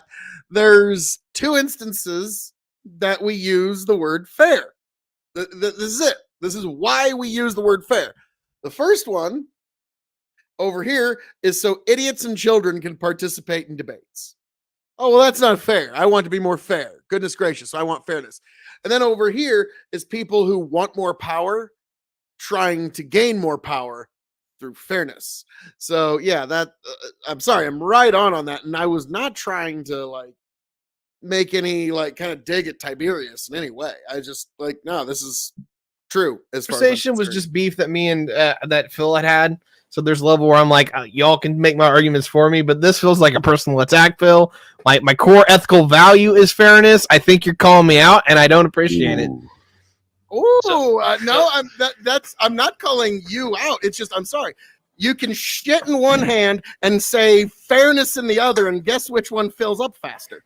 So yeah, there is no bucket of fair. Okay. Fair is just a word that we use so that people who don't have power can gain more power. Look, I'm not gonna make it my prerogative to debate on the show. Like I am the moderator. Your show. I know. Now, just listen to me. All right.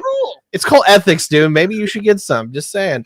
Anyway. I'm overflowing with that shit. I just got too much intelligent shit to say, too. Can you think of any? That's the thing. When it comes to ethics, who the fuck made up that dumb fuck rule that you can't debate on your own panel on your own show? I just fuck. That has nothing to do with ethics. That's just a dumb fuck rule. Whoever made that? It's on your own show. You should be able to participate. What the fuck?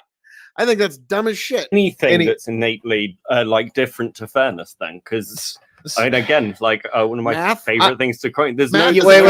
It's still valid. No. I want to make one statement. I didn't like it. I juxtaposed it. There are concepts that are only concepts, but can still be valid. Mathematics is a concept, but it's still valid. They just did not like it. I'm curious as to what his definition of fascist is. They would be for more.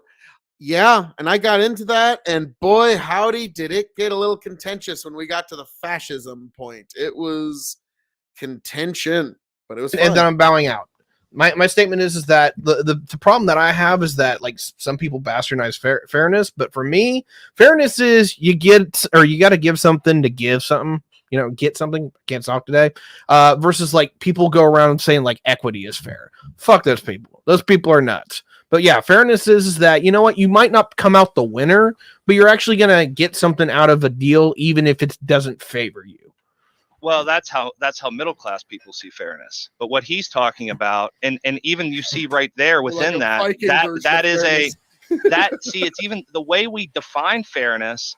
It is there to protect our power. Why is that? It's because most of the things that we do psychologically are there to protect our power. That's just how humans are.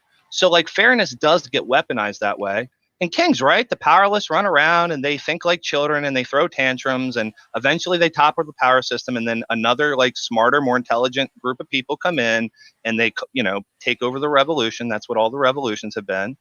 But, yeah, fairness is this political cudgel and it is this way to maintain power. But King, doesn't it also tell us something when we see the expression of fairness across the classes? When the powerless, when they express the unfairness, maybe doesn't it give us an insight to where, yes, you were doing something sort of cynical and it's not really productive, but doesn't it sort of give us a clue into a disruption? And I don't know, maybe we should have an institution that covers that so they don't go burn down the Capitol. Now, what do you mean by that?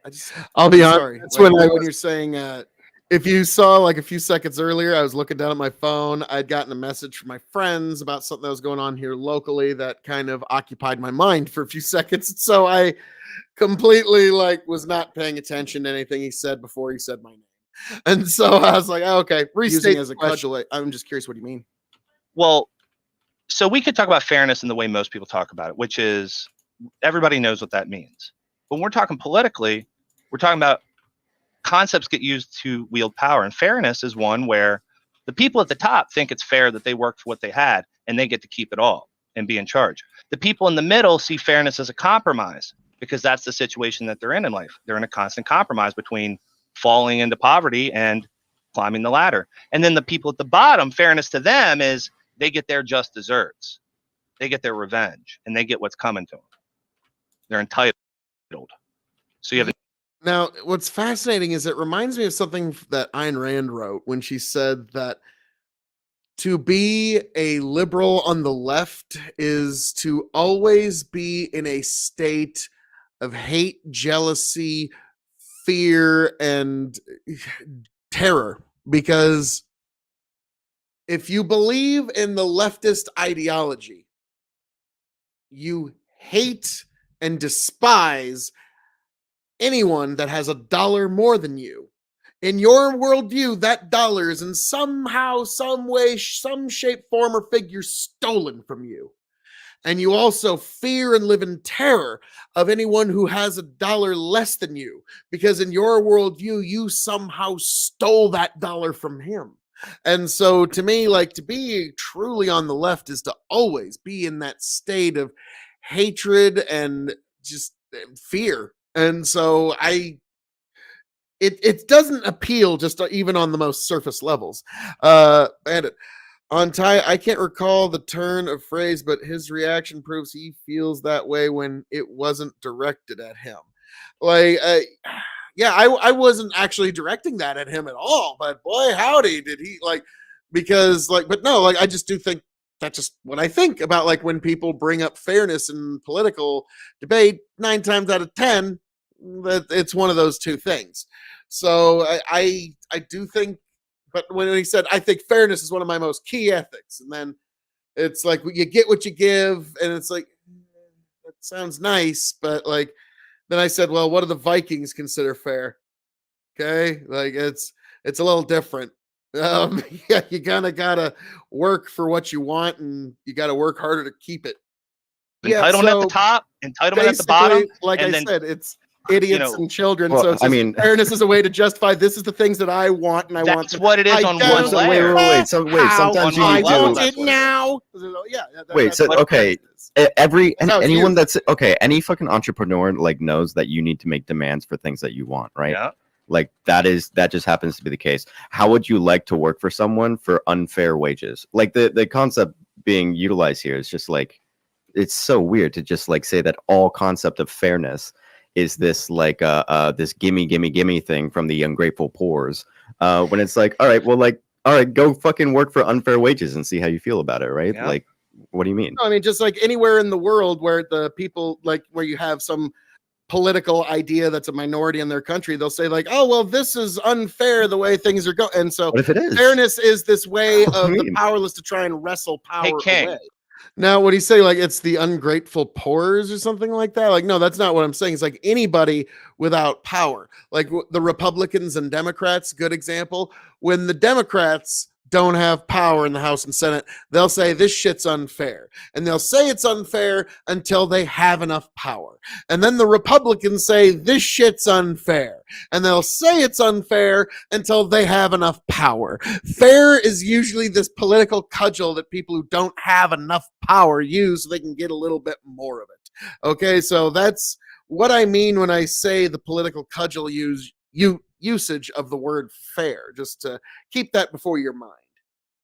King, whenever they were going through slavery or they were going through all these bad things in the past, and you have these people who are slaves, they don't have a whole lot of information.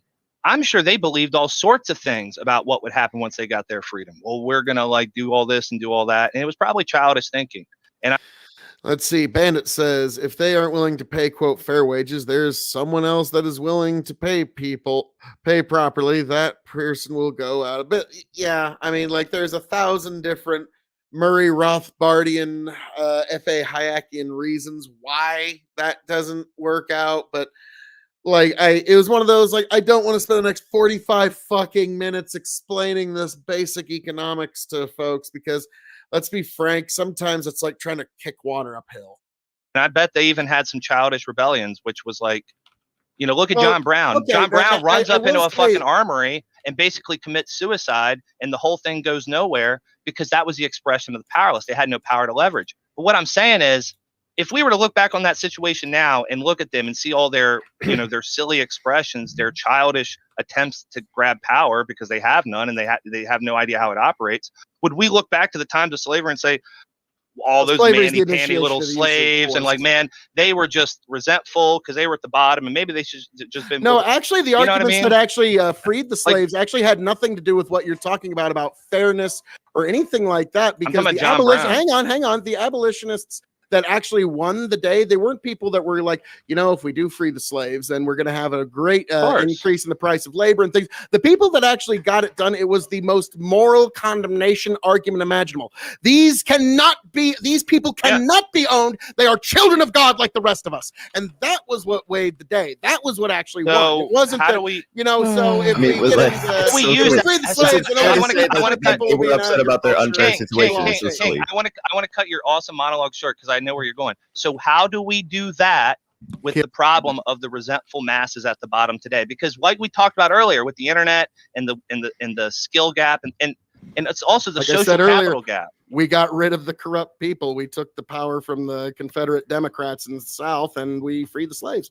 But what's the institution? What do we do once we have the power? Well, in this instance, the institution, as much as I'd say, was the Democratic Party. No, what do we Oh my do God! once Wait, we you don't get know rid of history the about this, really? Okay. I mean, I'm listen, right. King, They don't want to tomorrow- admit King, it. Confederates, King, Democrats, yes or no? King, tomorrow. They were, and so the Why? Democrats became Were the conservative. Confederates, Democrats, What yes do or you no? mean? King, Jesus King, Christ, come on. We don't need to Oh get my into this. This is God. my minutia. History Tomorrow, 101. okay. So It's- say tomorrow, you and me, we go out, we get rid of Trump, we get rid of Pelosi, we get rid of all these motherfuckers. We didn't want to go down that particular rabbit hole because they knew where it goes. Oh my, I'm sorry, that's kind of funny. Like they just like, nope, all right, keep And going. then you and me, we get all the chill people because I can tell you're not some fascist, you're a fucking libertarian. So you and me, we get all the chill people together, we take power. I don't know about What all do we that. do now to I mean, address? I'm a little libertarian, but not to address quite. Because if we don't address Yeah, it, he then is they're the going one to that get pissed off and they're legalized going to get their weed. pitchforks. That's the We're going to end up with a Yeah, revolution. yes. You First thing I libertarians. do. That's all you I want to know. say. I mean, you said, what's This the has first happened thing if so you're much giving in me the history. power? Like That's the everyone, first thing I'm everyone doing. Wait, fucking wait. does this. I Everyone fucking does this all the time through history. They go, "Oh fuck, the king's evil. We need to cut his head off." And then you get Cromwell and he bans Christmas. You go, "Oh, the king and The the new boss. the aristocrats and the church Same as the are old oppressing us." boss. Okay, let's get rid of the church, the aristocrats, and all the priests, and then you have the French Revolution until you end up with a military dictatorship. Oh no, Now, actually, I've been watching. It's free on YouTube. The movie Cromwell. It's good, like background, and it's the guy who played the original Dumbledore, Richard Harris, plays Oliver Cromwell, and the guy who plays King Charles the First is the dude who played Obi-Wan Kenobi. Okay, so it's literally Dumbledore versus Obi-Wan at one point. And what I love about movies in the 70s is that what they didn't have in special effects, they made up for in horses. They would just have like, okay, in this scene, we need the 700 horses to run over here, and then there's going to be 800 horses over here. Like, Jesus, how about, like, wow, that's a lot of horses. So, yeah, the movie Cromwell is actually really good. But even then, like, in the plot line, you're like, okay, Cromwell's contradicting himself again here. So I can just about imagine what it was like living through all that. But yeah, the movie is like basically portrays him like a Protestant superhero. Like that's the best way to describe the movie Cromwell. The Tsar's taking us to war with Japan and still lost, and our country's all starving to death. And do you remember the time they banned beards? Alec Guinness. And then you end up with communist Russia. You have this all the fucking time. And the problem with arguments like this is this always happens from ideologues. You have you seem to understand that there is a fundamental problem going on, and most of us are sat here going, yeah, there is a fundamental problem going on. And then you bounce off that to go, well, we need to do this one thing, and it never fucking works. Because no one ever thinks through. I think the overthrow of feudalism is probably a good idea. I don't know. That might be touching subject for you. But the overthrow of feudalism didn't just happen because a load of peasants rose up. Yeah. The overthrow of feudalism happened because the Black Death killed everybody, and it was the first time that the laboring masses could actually leverage labor as a commodity within an economic system. Because when they were like, go out and till the fields, they said, you and what fucking army? Because everyone's dead, and if you kill us, you still won't have any serfs, so you're gonna fucking pay us. Because the circumstances that create these systems that we look at from that sounds like a distinction without a difference, but yeah, go ahead. No, it is a huge difference. It's a massive difference because you're looking at leveraging power in your own favor. No. But the point is, you're looking at like what was and what is. You're not looking at how we got there, because like the reason things like the Industrial Revolution occurred, they didn't just happen overnight. This is why we say things like the old phrase, Rome wasn't built in a day, because these things happen really slowly most of the time. And so when we've got situations where people go, we just need to overthrow the rich, we just need to take the 1%. If tomorrow the liberals, like the leftists, came out and said, right, we're going to take Jeff Bezos, we're going to take Elon Musk, and we're going to take Bill Gates, and we're going to take all the money that these 1%ers have, and we're going to redistribute it, you would completely fuck the economy, like overnight. Yeah, because I don't think anyone's arguing against tax that. bill of our country but for the a few point months. is, it's not that much money, because people don't want to understand the systems. They want to go, this is one thing that is a problem, and then they go, well, we just get rid of Fauci. And it's like, that doesn't solve the innate issue of how in the modern day, like when we know that pandemics happen around every 100 years, why Trump can't cut a load of fucking funding to the CDC. So, like, if you want someone to blame for what went wrong with the pandemic, look at the fundamentals that have gone wrong in those institutions. Look at underfunding. Pay more fucking taxes so these things work. They are massively underfunded. That's why they can't get anything done. If people can't get things, it's not because institutions are like hoarding bureaucratic power. It is because these systems are fundamentally broken because no one wants to pay for them, because it's easier not to think about something that works well. And the institutions in the West historically have worked amazingly well, to the point that we have let them degrade because we've had the time to. But now we're fucked. And if you want to see what happens when you just very quickly, I'm almost done. And if you want to see what happens when an institution really degrades, look at China, look at Russia, because for all the posturing about how powerful they are, China can't control the pandemic and has to take massive authoritarian actions because its citizenry isn't stupid. And Russia, people are starving to death, and despite all the money and stolen technology Russia comes up with, they can't fucking invade Ukraine.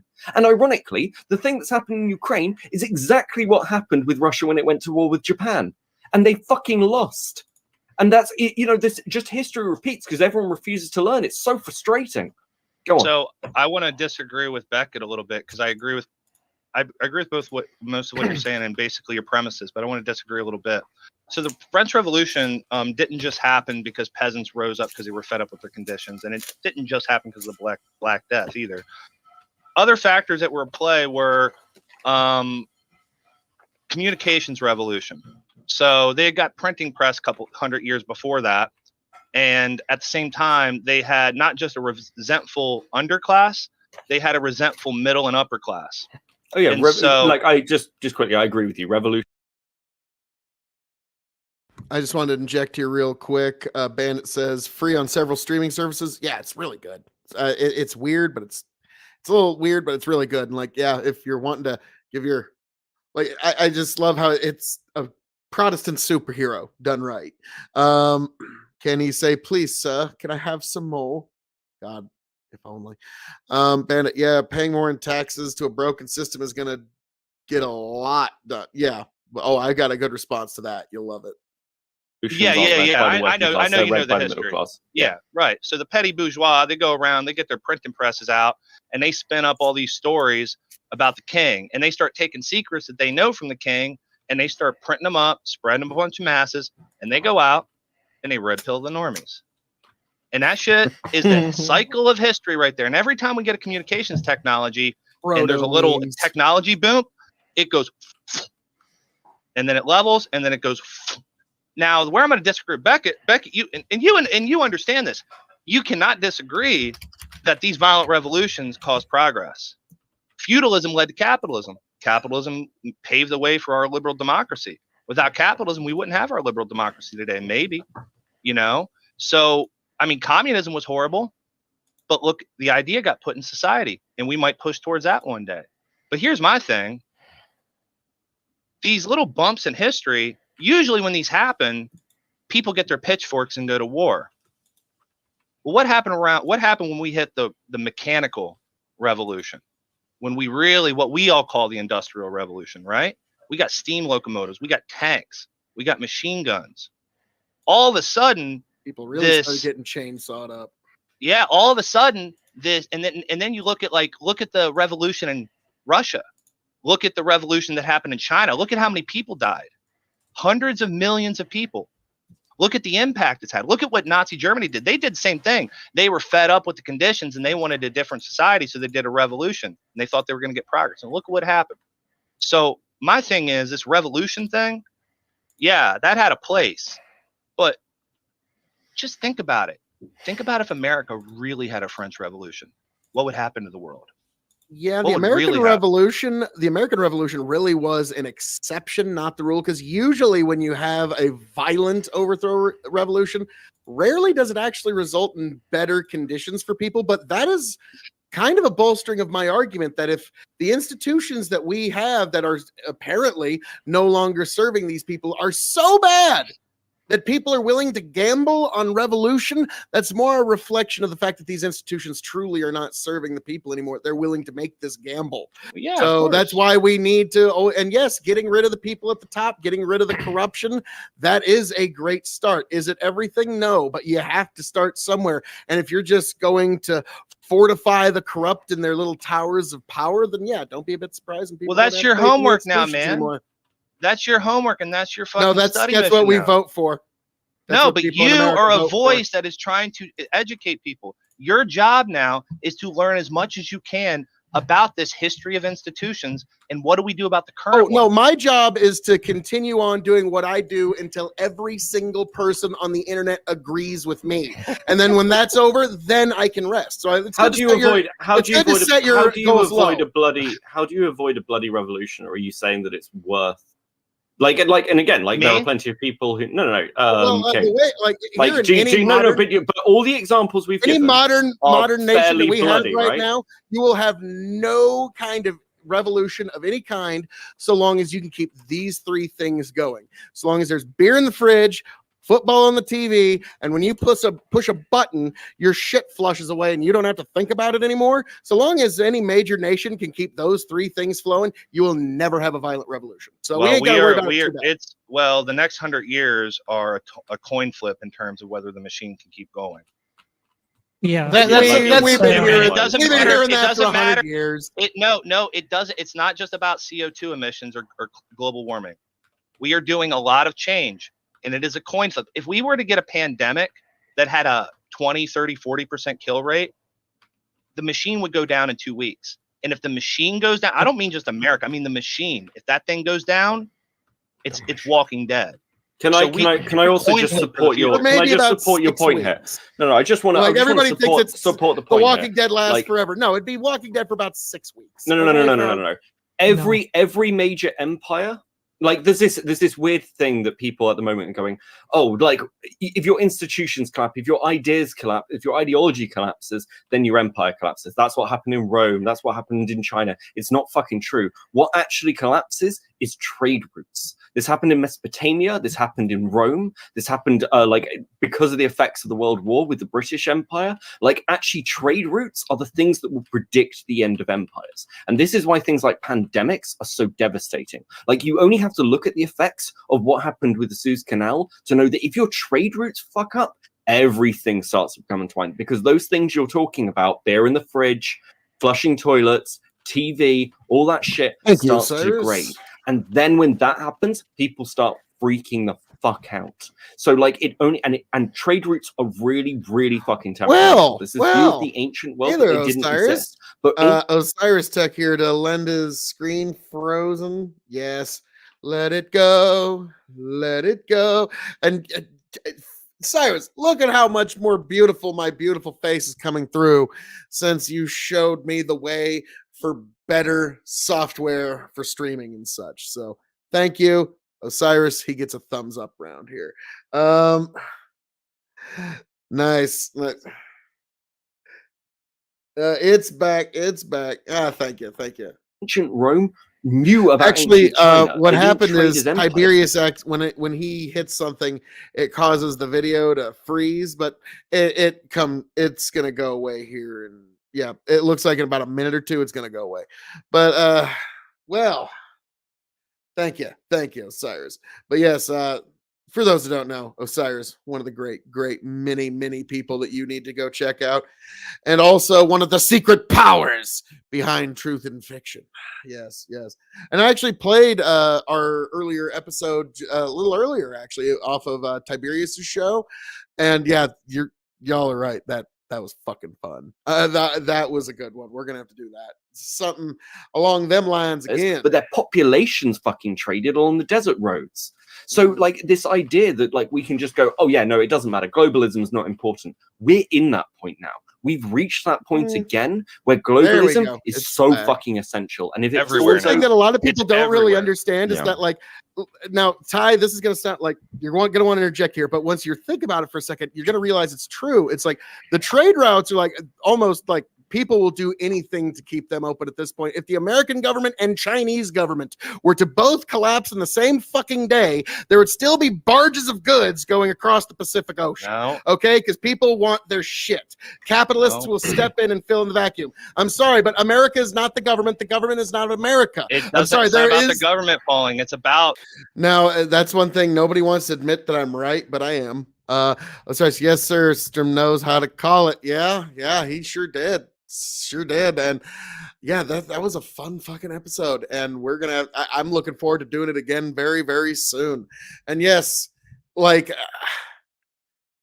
each time with Osiris we get a little bit better, because I remember when me and Tony years ago when we started doing the Revolutionary Wrestling podcast, the first ones were audio only and the audio was bad, and then we eventually got video. The video wasn't great neither, but we got better over time. And so it's just been these small leaps and progressions, and a lot of it's thanks to Osiris here. That's Faraday, the guy who was converted from radicalism by destiny. Yeah, okay, that makes sense, because Faraday, when I was listening to him talk, like, I don't know if you watch wrestling, but there's a guy named Bray Wyatt who he comes out. He's like a spiritual, like weird, spooky character, and he speaks a really good game. But at one point, it makes no fucking sense, and it never goes anywhere. And so it's like, and then we'll find out that the zombies from the swamp will come up and consume you. Like, he can talk really good, but what he says makes no fucking sense. It doesn't go anywhere. Faraday reminded me a lot of Bray Wyatt. Okay. Because like there's times he'd be talking, I'm like, is this fucking going anywhere? it's about structures falling. I said the So, government. yes. Yes, Yeah, that was- okay, that was sure. good. One That was government the whole part of the. How are you gonna offload the goods? How are you going to keep your infrastructure running to get those goods to people? It's not How are you even gonna get that. them People across that the work paper? there just How- vaporize. Uh, Like no, you're the right. people they, who they work just there. yeah, it's like this guy just can't imagine, like, because people who worship the state, they think of the state's edict and its power has the same objectivity as physics. And when you try to explain to them that people are going to still try to make their living regardless of whose name is on top of the parchment at your government, yeah, like they just can't wrap their minds around it. Like, to me, it's like, I don't know. I don't want to say anything to denigrate, but yeah, like I definitely have my thoughts as to the kind of people that can't imagine the idea of people continuing to work, even in the face of No, great the people success. who work there are still people, don't and they're wanna still going to keep be their caught status. up. They're Bro. still going to be caught up in exactly the same chaos that's consuming And it's going everything to be else. just another King, you've collapse never and lived through it. reorganization like USSR to the Russia. Yeah, I actually lived King, through that. you've I'm probably never older than lived- anybody on this panel. King, every time we go through one of these major revolutions, and I don't mean political. See, you're down here, man. You're down here in the And matrix. you're up You're in the here, like, no, matrix. what the fuck are you talking about? You're in the Yeah, matrix. this is when he You're just looking at gets the stupid. shadows on the wall and trying to make sense of it. There's Like, I could do, like, you're down here, but like, yeah, like Faraday just never made any sense to me. So, like, yeah, I was not impressed by his performance. It doesn't surprise me at all that Destiny turned his brains to scrambled eggs, if that's what you're telling me, Osiris. Okay, that's good to know. I saw that episode of Rick and Morty where he collapses the Galactic Empire one too many times. Like, okay, nice. I like the one where he makes their own currency worth one of itself to worth none of itself. That was brilliant. a fucking battery in the Yeah, I've read going Plato straight too. up So your what's ass. your point? There's a battery tube going straight up your ass in the back of your brain. And Okay, that is I've your seen the Matrix physical- too. I've seen the that Matrix too, is and the what you were writing's in. gone down very precipitously. The quality No of the Matrix shit, that's movies no have gone shit. down, just like your arguments have Oh gone down. my The quality has gone down God. First of all- precipitously, just like first the of Matrix all- movies. First of all, if you can't take a little roast, then get out. And he can't Right. take Second it back. of all, the Matrix movies actually suck because they were trying to. We won't get into that. Those movies actually do suck. But point First one's is, great. no, the first one sucks too. It's great as a movie, but it sucks. We won't get into it. Back Anyway, to topic, so- please. Let's see. Faraday's story is great, but that was years ago. Well, okay, so Destiny turned his brains to scrambled eggs, apparently. That's what I'm talking about. I have no idea what his current politics is, but he was cringe alt-right at one point. It doesn't surprise me that he's unable to hold to his principles because they're like, guy can talk fairly well, but there's really nothing, like, he hasn't planted his feet on anything, and you can tell. Because if Destiny can talk you out of your fucking deeply held principles, then just about anybody can. I'm sorry. so Destiny's a nice guy, but fuck. It's like He's very not Here's some what you power. do. Please shut the fuck up the about the material, Matrix. Please, the mate- God. there is an undercurrent of a material reality. That's why you see, like, conservatives are always like, there's these cycles of history, there's cyclical history, because every time we go through one of these revolutions or we Things change, expand more up to stay the same. society, every time we expand society, we create more existential risk, and sometimes that existential risk actually cuts through the structures that hold up a machine. So in the Roman Empire, the contradictions, and yes, ideological contradictions contribute, of course, but like these things cut through the structures and it collapses, and it always causes chaos. And the bigger the empire, and it's not just that empire, it's that empire's connectivity to Just other nothing empires. to It's do with that anything. machine, that web. The bigger that web and the more critical a failure, the more widespread the impacts. I'm not sitting here saying humans get wiped out. Humans are too resilient. The Amish motherfuckers, the indigenous motherfuckers, and whoever billionaire. Well, Osiris, I understand what you're saying, and I've actually talked with Destiny before. Nice guy, very nice guy. We were on the last panel Vosh ever appeared on because it was a disaster for him. But like, here's the thing: like, I'm not saying that to denigrate Destiny. What I mean is, like, it's like an old wrestling promoter said to Jim Cornette one time, where he said, "I don't think you're worth a fuck. I used to think you weren't worth a flying fuck, Jim. But guess what? So many worse fucks have come along that are worse than you that you've gotten better without having to do anything. And so, like, you know, like Destiny's gotten better over time, but he hasn't had to, like, so many worse fucks have come along since him that he's gotten better without having to do anything. So it's like, I don't like I like what he does, but like, he's like, I think even him, if you were to talk to him, was like, yeah, I'm just some guy that people listen to now for some reason. I get the feeling like he would be a lot more humble about it. Yeah. Even though, like, I'm one of the great towering intellects of the species, it's, again, you know, grading on a curve. We're a very primitive species, and, like, yeah, some folks just get better without having to do anything. His politics aside, skill only. Oh yeah, very, very skilled orator, but, like, you know, go watch pro wrestling. There's a bunch of skilled orators there, and some of them are not towering intellects. Okay, yeah, like, that's just kind of what I'm getting at. Like, yeah, politics aside, and that and Destiny, that rapscallion ne'er-do-well, probably helped flip the 2nd District of Nebraska for Biden in 2020. So I don't know if his fellow Nebraskans can ever forgive him for that. Yeah, LOL, fair enough. But yeah, like, I like the Ole Anderson. I think that's who it was, who said, I used to think you weren't worth a fuck, but you got better without having to do anything. Because, yeah, I think that's a story. Because Jim Cornette tells a story. It was either Ole Anderson or maybe Bill Watts, some guys with not very good reputations. But I just love the line of, I used to think you weren't worth a fuck, but so many more fucks have come along that are worse than you that you've gotten better without having to do anything. So I love that line. And whatever people survive the Walking Dead world, they're going to go on. But the point is, the stakes get raised so high. And what we're saying is, yes, COVID wasn't a big deal. But, like, you know why the world governments freaked out the way they did? Because they thought that they were dealing with a biological weapon in Minecraft. And so they thought, if this shit really is what we think it is, it's going to wreck everything. And the only people that are going to hold on are these authoritarian regimes, which can lock down their walls. Our system, which is a decentralized machine, it's going to collapse. They freaked out. Guess what?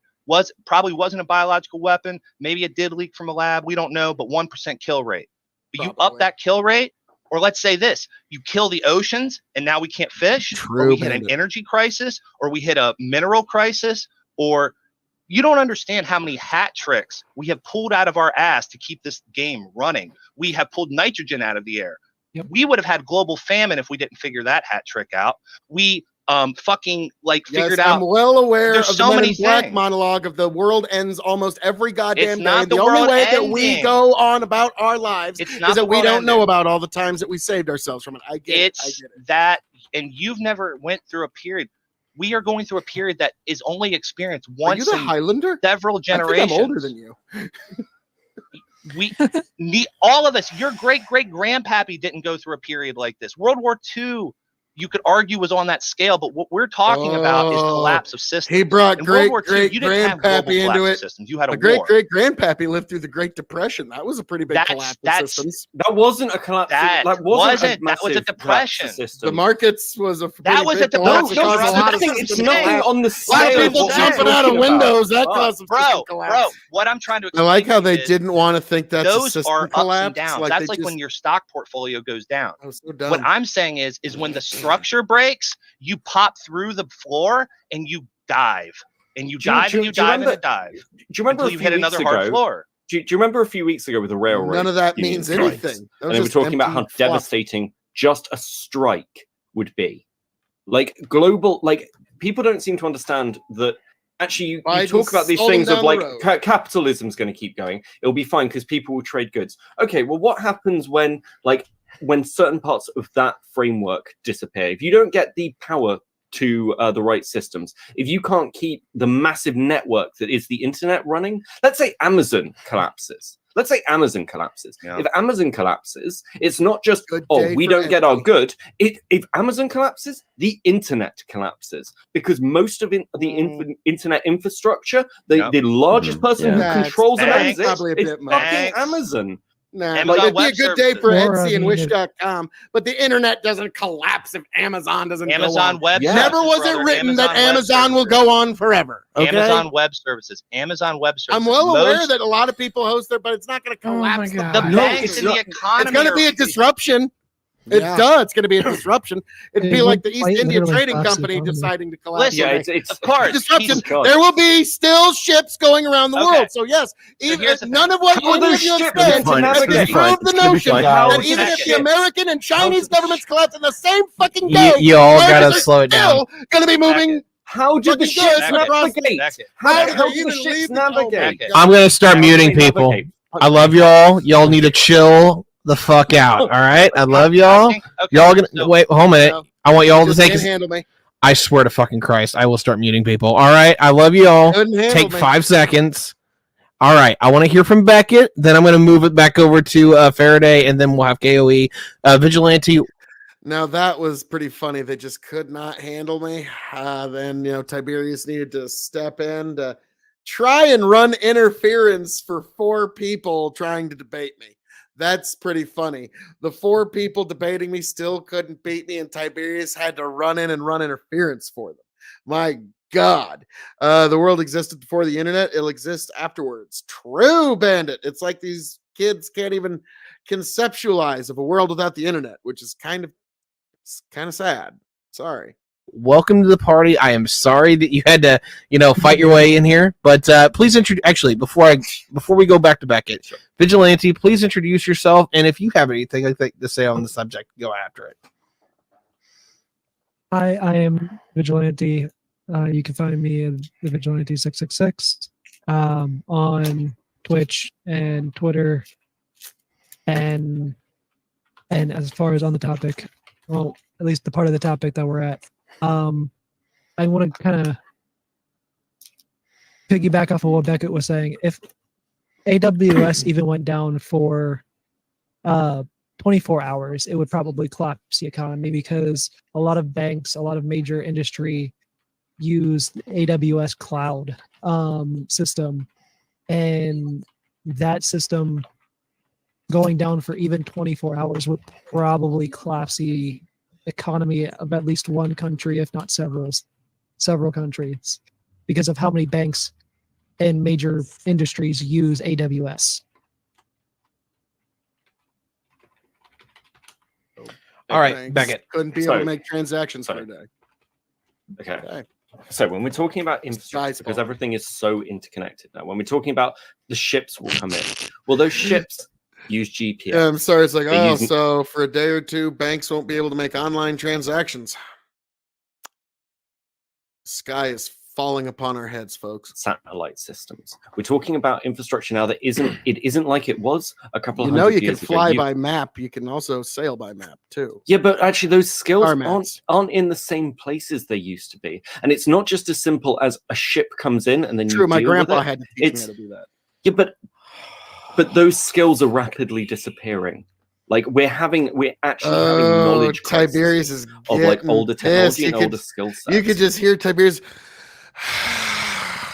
in the background. That was pretty funny. like I know how to read a map. I know how to make maps because it's part of my job. But like those But no, like navigating by the stars is actually, fairly well-known thing. Whose fault is that? Kids can't read a map. Yeah, cursive too. Need to be insisting on cursive more and more. skill sets are not universally common. Like we've got situations now where like a lot of people are really specialized, which is a really actually pretty dangerous place to be, because most people, like if you go to the average person, they go, okay, cool, everything's out, you need to survive in the wilderness, they're fucked. Yeah. Like and it's like those basic survival skills of like just making a fire just aren't that fucking common anymore. Really? And like yeah, Yes. they're not. Like there's something I was that's in really Scouts, so interesting. that's so weird. Okay, so Those here's a people really live in the interesting city, thing. man. Do you know that Zoomers have less computer skills than millennials? Because of the way Zoomers interact with technology, because it's all through apps. They Like didn't help IT build teachers it like are we did. having but they're having No, it's not issue, about building like it. It's like they don't. explaining how folders work because everything's in an app format through It's phones. optimized. Most people I don't don't mean understand build, but how like to we were interact. we were Yeah, there but- through each step of each creole. Oh wow, now we've got a new thing we can do. And so for us, that was a big deal. And so I do understand what you're saying there. So we're in a weird point in our age bracket where we've jumped the technological revolution, but most people coming in now haven't had to do that. So those skills that we have, and it's when really you're interesting 'cause saying it's like, how do affecting we get the piracy. ship from It's here to there? affecting- The market coordinates price and compensation with skill set. So like that would be No, how you it- get there. But People at who the know how to sail and fly by map will be the first people that you hire for the 6 weeks it takes to get everything figured out. Okay, but it's not 6 weeks again. And if this was Trust true, me, the minute you have a power vacuum, somebody's coming in to fill it. Might be an asshole, might be worse, but somebody's coming in to do fill you know? it. Do you know Trust who me. those people are? Do you know who those people are who fill it? Historically speaking, they're people like Hitler. They're people It's like he didn't even hear what I just said 5 seconds ago. It's pretty funny. It's Mao. like, They're yes, people they like might be I just worse. said They might not be better, but Yeah, but somebody the is. problem So it's going to be about but 6 those, weeks. but those, but 6 weeks those is about as people much as who you need to come spy. in, no. Those people who come in Yes, when a yes, yes, society yes. is terrified, universally, are the good orators. They're people like Robespierre, and they have all these good ideas in mass. But they're also the people that go, "Do you know what's really unhelpful for crops? Birds. Kill them all." And then you get these insane fucking ideas these led by single file leaders cabinet that where? fuck everything into the Because of ground. scale. And those are compounding historical problems. I understand what you're saying sounds rational and logical from the perspective of where you're looking at it, but it just doesn't bear out over the last 4,000 years of That human is a history. possibility. It has but then been sometimes you land no, with no. the American Revolution once in a while too. Yeah, but the So American it's usually Revolution like is a 1 in terrible 20 example chance. because the but- American Revolution didn't occur like any other revolution. Britain didn't commit as much as they needed to, and at the alcohol. same A time, was revolution of looking- alcohol.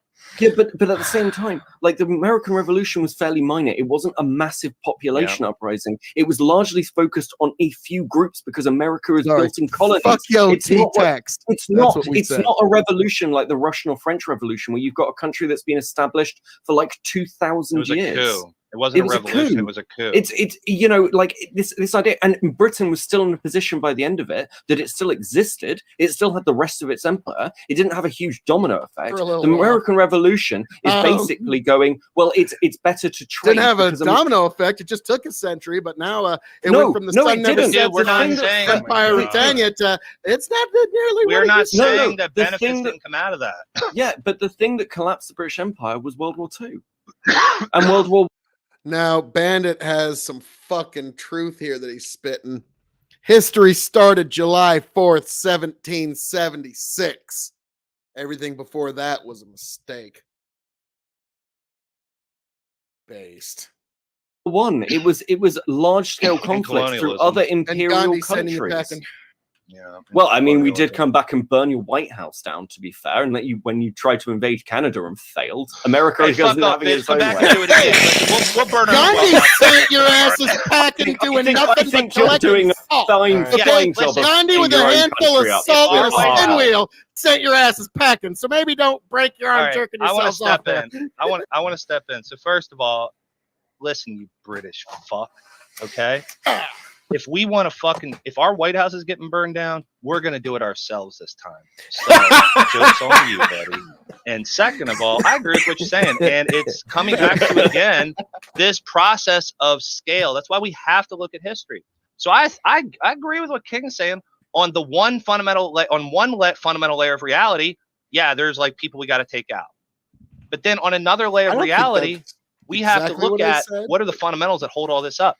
And the only thing we're trying to say is, and it's been progressively more so throughout history. So like if you would have went to early history and had that one tribe that figured out slash and burn, He I bet agrees there with were Phil smaller Cayley, tribes though. where they came in Even and slash and burn their in his mind, territory, anyways. and they were like, what the fuck are you doing? And like one tribe ends up having this huge network effect. That's because we're humans, and unfortunately we're so well adapted that we just rampage things. But what we're saying is that every time you get new technology, you get a bump, and the scale gets bigger, the machine gets bigger. The world is not a collection of countries. The world is not a collection of individuals. The world is an organism, and that organism is made up of information, which is transmitted through our minds, through the material game board that we live on that sets the precedent, the way we change the functions of that game so then a new game emerges. Like These are the layers on which the reality actually exists. This is the code of the Matrix. And if we want to get out of it, then we need to understand that code. You know, we got to be like Neo, put on the fucking glasses and download that shit in our brain and do something and actually think of a new structure that can be built around it. And when it comes to these things that are holding it up, and Beckett, I don't know if you've ever questioned if this is all one big fucked up industrial game and maybe we shouldn't have done it in the first place, but we are doing it. We're accelerating. We're in the age of acceleration and information. The only way is through, unless you're an Anprim and you want to burn it down, or you're a fascist or a communist and you want to create your own little silo and preserve nature. Anarcho-primitivists. And I would like to say the entire They purpose of me streaming is to actually build my anarcho-primitivist tribe. I'm slowly bringing them into it so they can collect rocks for me when society falls. It's going pretty well so far. Basically, an anarcho-primitivist, they believe they don't just live like an Amish trad lifestyle in the woods. They have a philosophy that everything we're talking about here is the development of human capital and productive forces. Thank you for the raid, somebody. The building of technology and the spreading out of the human brain through networks of civilization. Anprims think that was a disaster and that it's going to destroy the planet and it's making humans miserable. So you get people who use the word fair, like idiots and children. Like no. Well, first of all, everybody not uses the letting word that one fair. go. You use the word fair to justify your worldview. So let's not get into fair, because let's not make hypocrites. But yeah, because like I said, it's people with less power use it to try and grab more power. If you have less power in some perspective, yeah, I've already covered that to some extent. I just placed it. He lives in Miami connection. Nice. Osiris, I hear people talking about the Matrix and I instantly tune out. Yeah, it's kind of overused at this point. Let's be frank, just the metaphors are just overused at this point, and everybody's trying to claim it for their own. And then the right wing started using red pilled, and then the original writers of the Matrix tried to like make a movie to try and like take back and like I haven't seen the new Matrix movie, like because everybody I know told me it was a steaming pile of shit, and I didn't want to ruin my good memories of the original Matrix movie, so I just didn't go. Let's see. All right. I hear people talk. Okay. Yep. I get you. And yeah, it's a little overdone. Like there's times when reference to pop culture is appropriate. There's times where it's not. But yeah, Matrix, you'll notice I don't do that too much. Like the only time I use that metaphor is when I try to tell people to not waste their time with other people. And it's like, don't waste your time trying to give the red pill of truth to those who would spit it out and call it poison. Like, I think that's good advice. Life is short, and so don't try to spend your time kicking. Use the word fair to try and grab more. That's one of the other. That's the other use of fair. Other than that, it's a word we invented so idiots and children can participate in debate. So there's the philosophy of Anprims, and then there is the human expression of it, which is interesting because a lot of mass shooters were Anprims, and so yes, it does represent like the ultimate resentful, like nihilist, like he brings critical society, right? And so you go and shoot. He brings up mass shooters a lot tonight. I don't know why. But what I'm saying is that if we decide we want to keep the game going, seems like most of us do. I question it sometimes, but again, I don't want to be an eco-terrorist or live in the woods. So if we want to keep the game going, we got to like build resilience for those support structures. But the problem is when we scale up, we become more fragile. The larger an organism is and the more complicated it is, it becomes more fragile. We're not like nature. Nature is not complicated, it's complex. And so nature can take a lot of hits. Our structures are concrete. They're wood. They're made of ideas. They don't grow organically out of an evolutionary process. We take something, we break it, and then it becomes something else. All we know how to do is break things and then put them into complicated structures. We don't understand complexity. Well, as a seed farmer who makes hybrid varieties of plants, I would strongly disagree. But I understand the general concept. But yeah, I make new organisms every year. So, okay. Anybody that works with the land is going to have more of an intuition. That's why Anprims always like to garden. I agree with you. So what I'm saying is, though, and farmers are the ones that understand this the most. They're like, yeah, if y'all don't get your food supply from us, if we don't get the fertilizer supply, this whole thing goes down. Yep. Sorry, folks. You can't eat a podcast. I want to thank the guy at the bottom. What was his name? Vigilant. I want to thank him for kind of like giving his expertise on the AOE. So he's basically saying if it went down, maybe a country falls apart. Me and Beckett, we're doomers, so we're thinking it all falls apart, but we don't really know. We've never seen Amazon fall apart like that. We've never seen globalized web service fall apart. But all we're saying is there are things within our structure that if they come down, it's going to be like a cascading. It's also where we are, because like, let's take Britain for example. Like, there's conversations now that we're out of the EU. Well, why don't we produce our own meat? Why are we still trading? Well, that's actually an infrastructure problem, because over the past couple of decades, we've closed most of our slaughterhouses. So we actually don't have the infrastructure base to start producing food enough for the country. We can grow it, but it would take time to build up that infrastructure again. There's no political will. And by the time it becomes a real issue, you can't do anything about it. And that's also, but like, we don't have the resiliency build up. Now, okay, so other people can give expertise and things, but like, so I work in the environmental sector. And the biggest problem with stuff like climate change, with changing geology and like water supplies, or like growth land or agriculture, is to do with like small compounding problems. People want to focus on the world's going to end, it's going to get hotter and the sea levels are going to raise and we're all going to drown. And that's not the issue. The issue is that we get less rainfall. The issue is that like fundamentally our weather patterns have changed. And they're changing at such a rapid rate. We're not like actually like previously, when shit like this has happened to us as a species, we have gone pretty quickly. Oh shit, we need to do something, because we've been in primitive societies and it's cold and you're freezing to death. Well, now we just go, it's okay, we'll turn the AC up. But we're missing the fundamental problems that are going wrong here. If you want to, like, don't look at like, oh, this massive weather event happened. Just go and look at rainfall data. Like, there are issues here with fundamentally things are changing and we're not responding to them properly. Beckett, yeah, this is shut up. Beckett, shut up. I just look at CO2 data. Okay, that's the only variable I need to be concerned with is what is the CO2 levels. Okay. So like, this is an example of like how like a complex system is not. I remember I'm about to resilient, get spicy here, because I figured, fuck it, let's have some fun. They made a Wooder idea. $5 says he's related to Ian Crossland. That sounds self-inflicted, and then here we go. No, I would have never guessed he worked in environment. What? I know. I'm completely shocked too. Of like the ecosystem, like it's actually kind of fragile.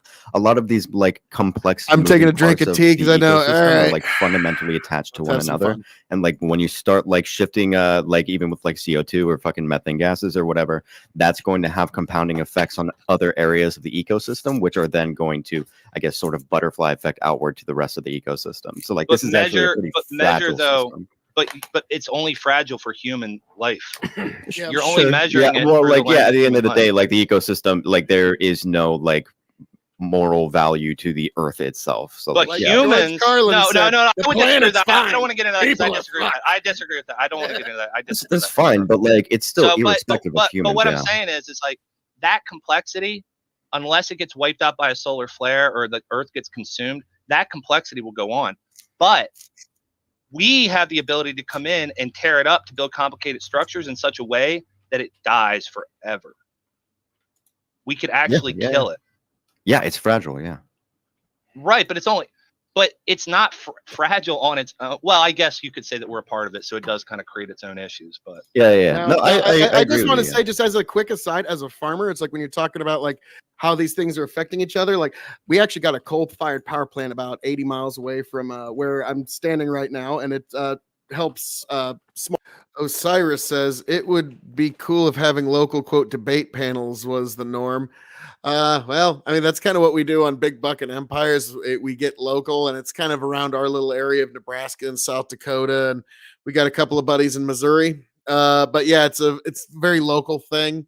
Everybody kind of knows everybody, and that's what makes it really fun over there. I might, play a little something from them, if not tonight, tomorrow, just because they're good fellas. And I heard Friday night's episode. I haven't had a chance to watch it. Was actually really, really funny. So God bless them. So yeah, that's kind of what we do is we get together and we're local and we're friends, and most like me, Tony, and Chicken all went to high school together, and we've managed to stay friends through all these years. And so, but yeah, me and Tony, we've been podcasting together for since 2019.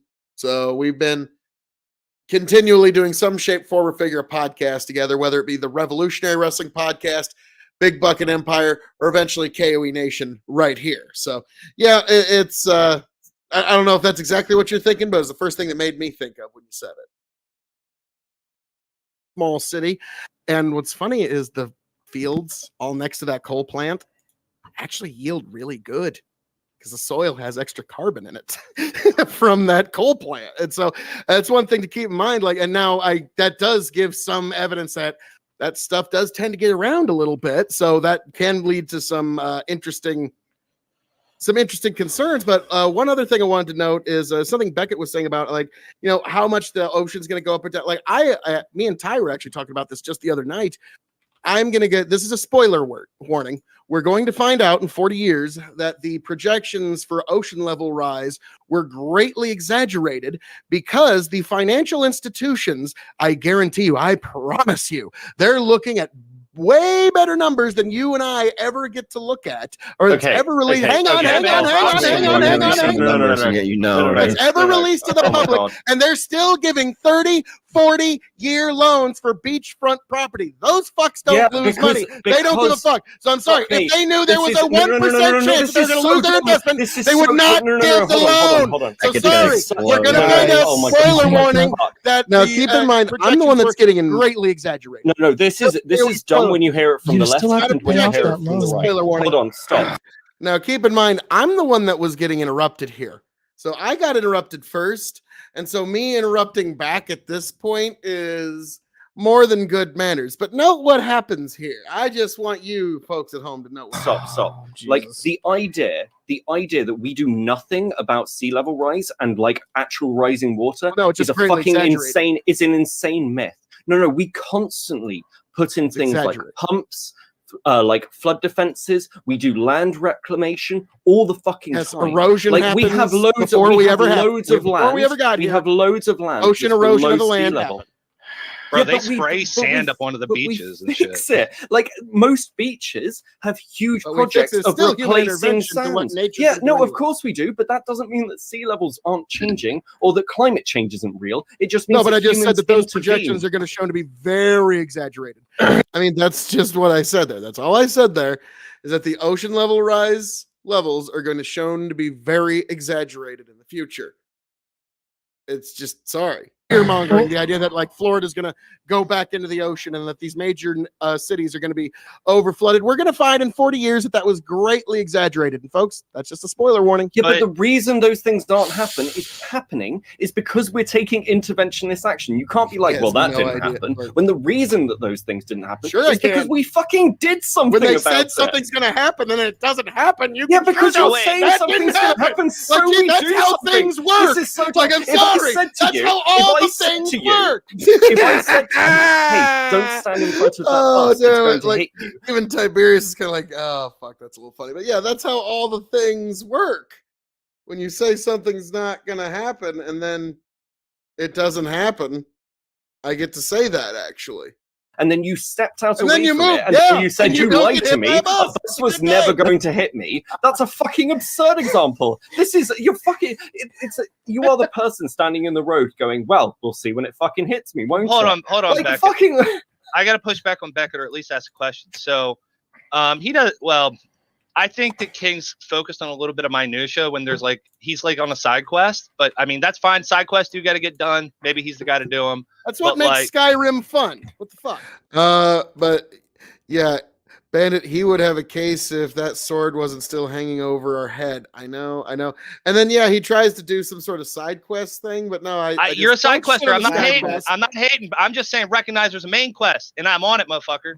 Just recognize. Pay respect. Well, I'm also saying what you think is the main quest might just be a bullshit downloadable content that's not because I don't look. I look at what they do, and I feel like they totally react the wrong way. We shouldn't have reacted the way we reacted to COVID. We fucked things up more than COVID would have probably. I mean, hindsight and all that, so who really knows? But that's one part of it. But Becca, what I wanted to ask you is, environmentalists do be saying crazy shit to kind of like get people to listen. So like we did here, like within 2000 New York will be under. Are you telling me that like all those predictions, like there's no way, like I understand there's a trying here. gradient here, but like those One of the more first wild things he said that's predictions, they made weren't sense to me. prevented. They just never happened, correct? Okay, so let me actually give a technical answer to this. So there's a good example that I cite that I spoke through with a hydrologist I friend give of him a mine. There's a hard map time, but that got sometimes really it's a little famous, which overly was like flowery. Britain underwater. It's like, this is what happens when sea A level crazy rise. prediction. Yeah, but the problem is, so what they did with that map was eventually, this It is just doesn't an lead anywhere. assumption because I've not seen like what their method That was, time it but kinda from did. what it looks like, what they did was they took the topographic data and they overlaid basically the rising water levels. Pretty simple, like it's a pretty simple model. But the problem with that is it doesn't account for what actually exists. So what you'll regularly see if you look at flood mapping, for example, is you'll see the flood map everywhere, and then what you'll see like filled out through it is lines that are flood defenses. And you're like, well, okay, if there are flood defenses there, why does the flood map look like that? It's because we account in modeling that the flood defenses don't exist because we expect those things at some point to fail. So when we're looking at like kind of interventionist stuff, we obviously take action. We build, like in Britain, big fucking barriers everywhere to make sure that people don't flood because they live in massive amounts of floodplain, like places that are below sea level. So yes, like you can say that that is a prediction that could possibly come true if nothing happened. In the same way, It's unfortunately true. Models aren't science. Okay, so models are just a tool. Models aren't science, so you can't say because the models. Yes, dude. Models. Yep. We understand. We all know, like the He does not like it when I point out that little inconvenient fact. Sorry. issue with I'm models sorry, here. Beckett. But Beckett, I'm going to throw it to Vigilant. Just a quick question. So to clarify, what you're saying is that they're not just accounting, like those predictions didn't come true, not just because of accounting new action that was taken, but when they did the data, they eliminated the safeguards. Yeah, they like, or they didn't know about them, or they're not like something that's like fully taken in public record, Right. or it could be a million other things, or they're just trying to create something that will drum up public pressure and opinion. Because ultimately, like, there are things we should be doing, and obviously, like, it's hard to say. Look, it's genuinely difficult. I get it. It's difficult to make this stuff look sexy, and we're talking about like a threat that takes a very long time to materialize, and we've known about these changes for a long time. When you look at the predictions, we're actually like, there were multiple predictions of what this could look like, but we work on something called worst case scenario. So you go, okay, well, what's the worst case scenario, and how do you avert that? Because that we need to make sure that doesn't happen. Over time, because you take action, then obviously, like, the impact is going to lessen over time. This is a stop the presses. Bandit, I am stealing this line. This is beautiful. Environmentalists are just crackpot preachers holding a sign saying the end is nigh with a bigger budget. Well done. I'm stealing that one, Bandit. And if I got time in the middle of my rants, like, I'm giving you full credit for that one, man. If I don't have time in the middle of a rant, if it's just too good to just leave it there, I'll give you credit on the podcast the night after, or the night like right after. But that one's a brilliant fucking line. But even you can understand, like, that's one that you might just want to just leave there and let it sit and simmer for a minute. But yeah, that's brilliant. That's like, I'm leaving that up for just a few seconds while we head back into this beauty. Time, and then people go, well, that didn't happen. It's like, well, yeah, because we did something. It's like somebody saying to you now, it's like, well, Nazi Germany would never have taken over in World War II. Never would have happened. And then you go, well, why? It's like, well, like, obviously, look at it. Like, they didn't win World War II.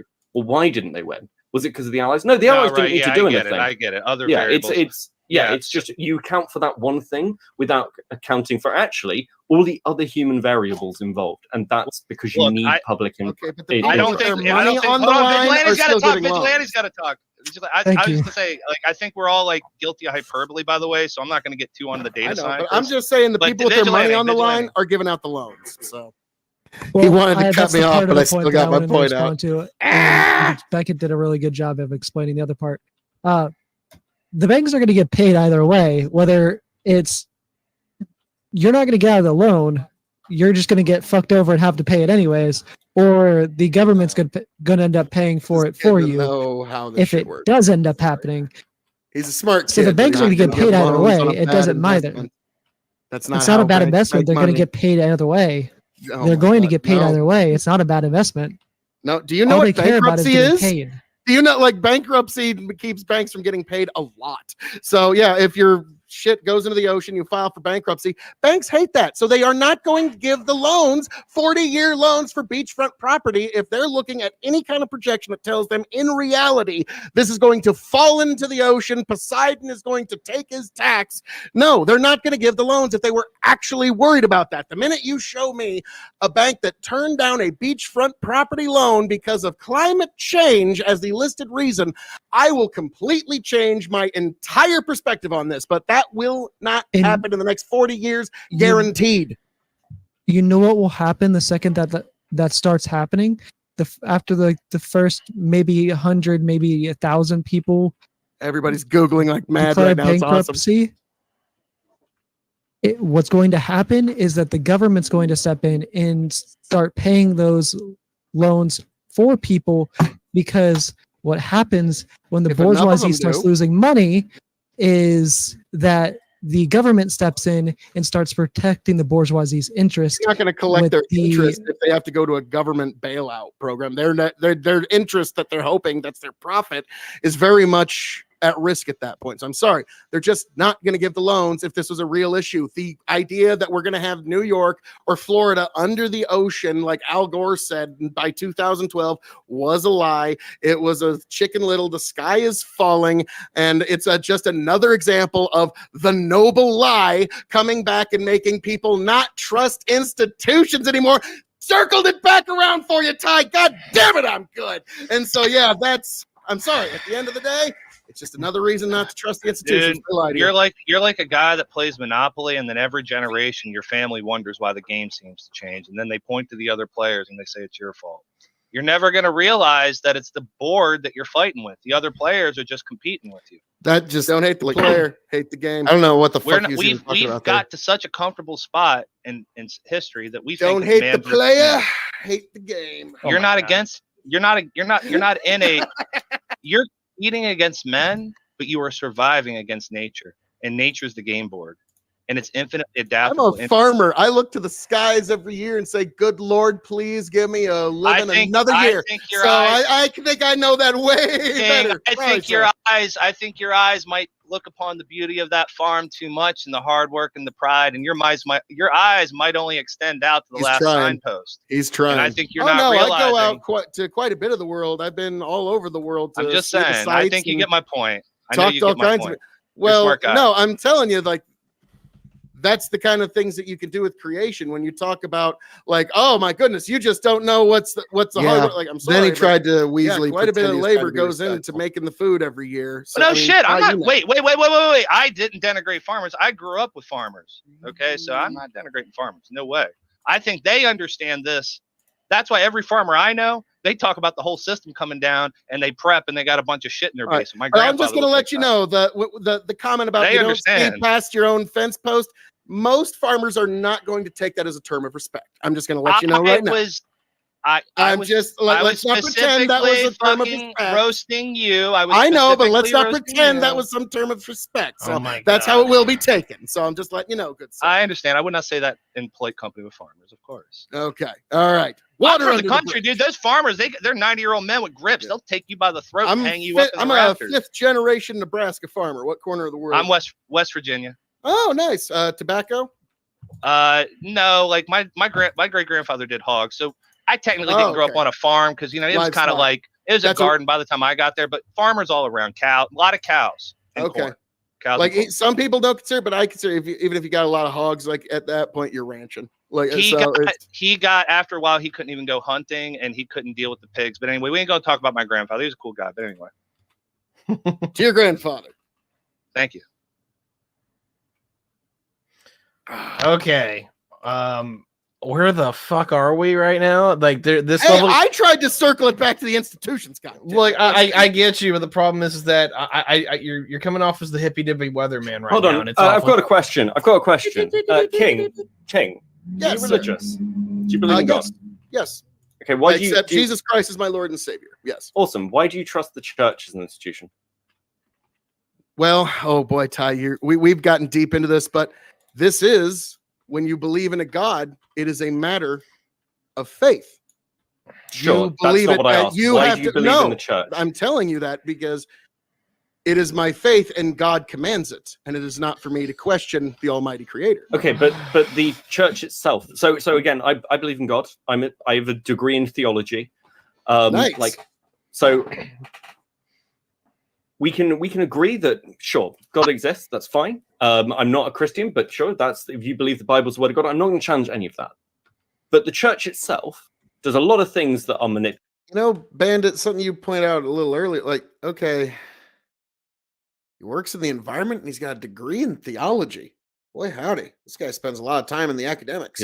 Seed faith, stuff with the Orthodox in Russia, Catholic Church, pedo scandal, like paying for like forgiving sins, like a load of shit that's gone on with the popes. That is an institution with a long history of a massive amount of fucking corruption. Like most people either are tangentially aware of or don't really fully realize how bad it actually is. Why do you trust the church? The greatest problem with all Christians through all time is that they all need to strive greater to act more Christ-like. We all fall very, very short of acting like our Lord and Savior, and we could all stand to try to act a little more Christ-like. So yes, the biggest problem with Christians is that we are not Christian enough. I would wholeheartedly agree with that. There has been so many scandals and so many different times when there's been some sort of horror in the eyes of all men and women who would seek faith, and those are real horrors that we do not like. But the problem is, those people's souls are not your own. It is your own soul that you need to worry about. They may be debauched, they may be fallen, but also not my question. Like, that's fine. Like, again, awesome. Well, that's not my. But that's the people not my that make up these institutions will be debauched, will be fallen, will always be imperfect. The church is. Hang on. The church is corrupt. Earlier, and it always will be. An institution doesn't serve the individual, and it always will be, because the humans within it are corruptible. That is unavoidable throughout all human history. And you said earlier that if an institution doesn't serve the individual, is that not a good enough we answer should get rid of it. No. You don't think that's a good enough answer? No, because I mean, I answered your question completely. No. But you don't seem to. You're just still going. Well, let me ask the fucking question. You said earlier to start with that if an institution doesn't serve the individual, then you get rid of it. If it's proven to fail and its leadership is full of liars, you get rid of it. So why don't we get rid of the church? It offers the eternal reward through faith. That is what it gives you.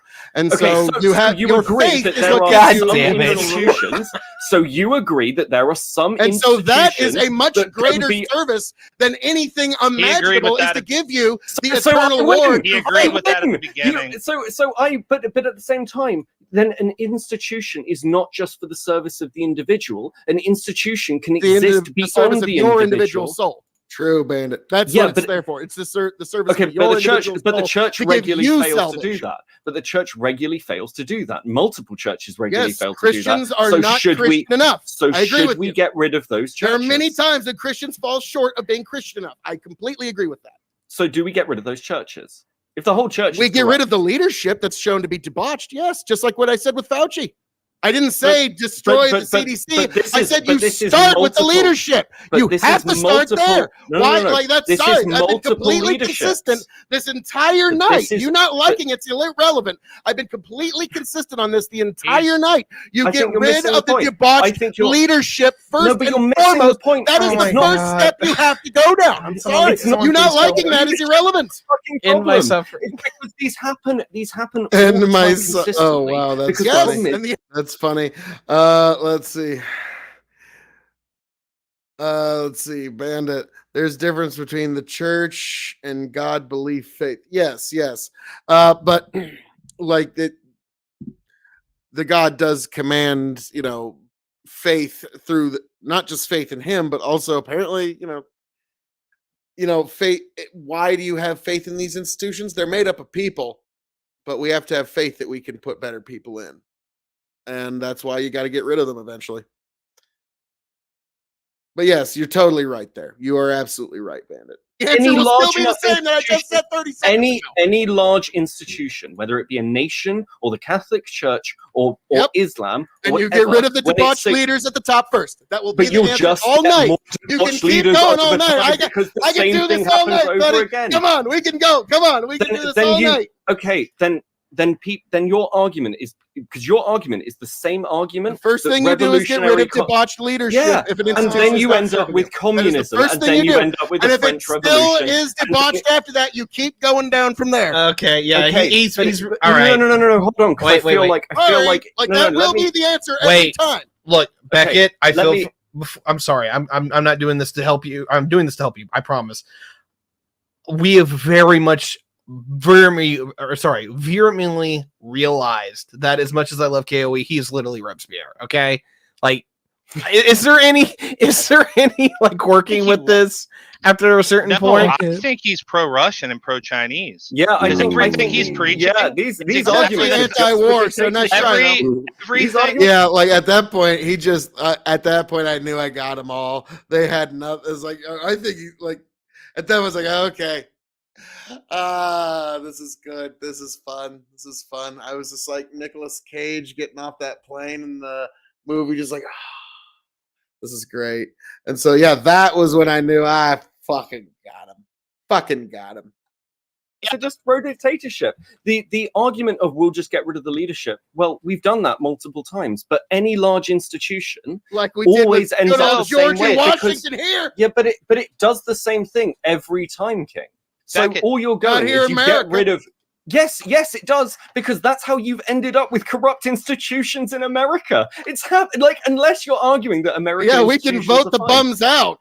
Beckett, it Y'all doesn't still matter. got kings. It doesn't really matter Okay. if at the end of what he's proposing, it doesn't really matter if we get a dictator or a. Yeah. It doesn't matter what we get, because what he's promoting is being put all through the internet right now. And I'm not even saying it's all a conspiracy, because I think that it's also a generative feeling. Don't make that, shit so bad that people make that gamble.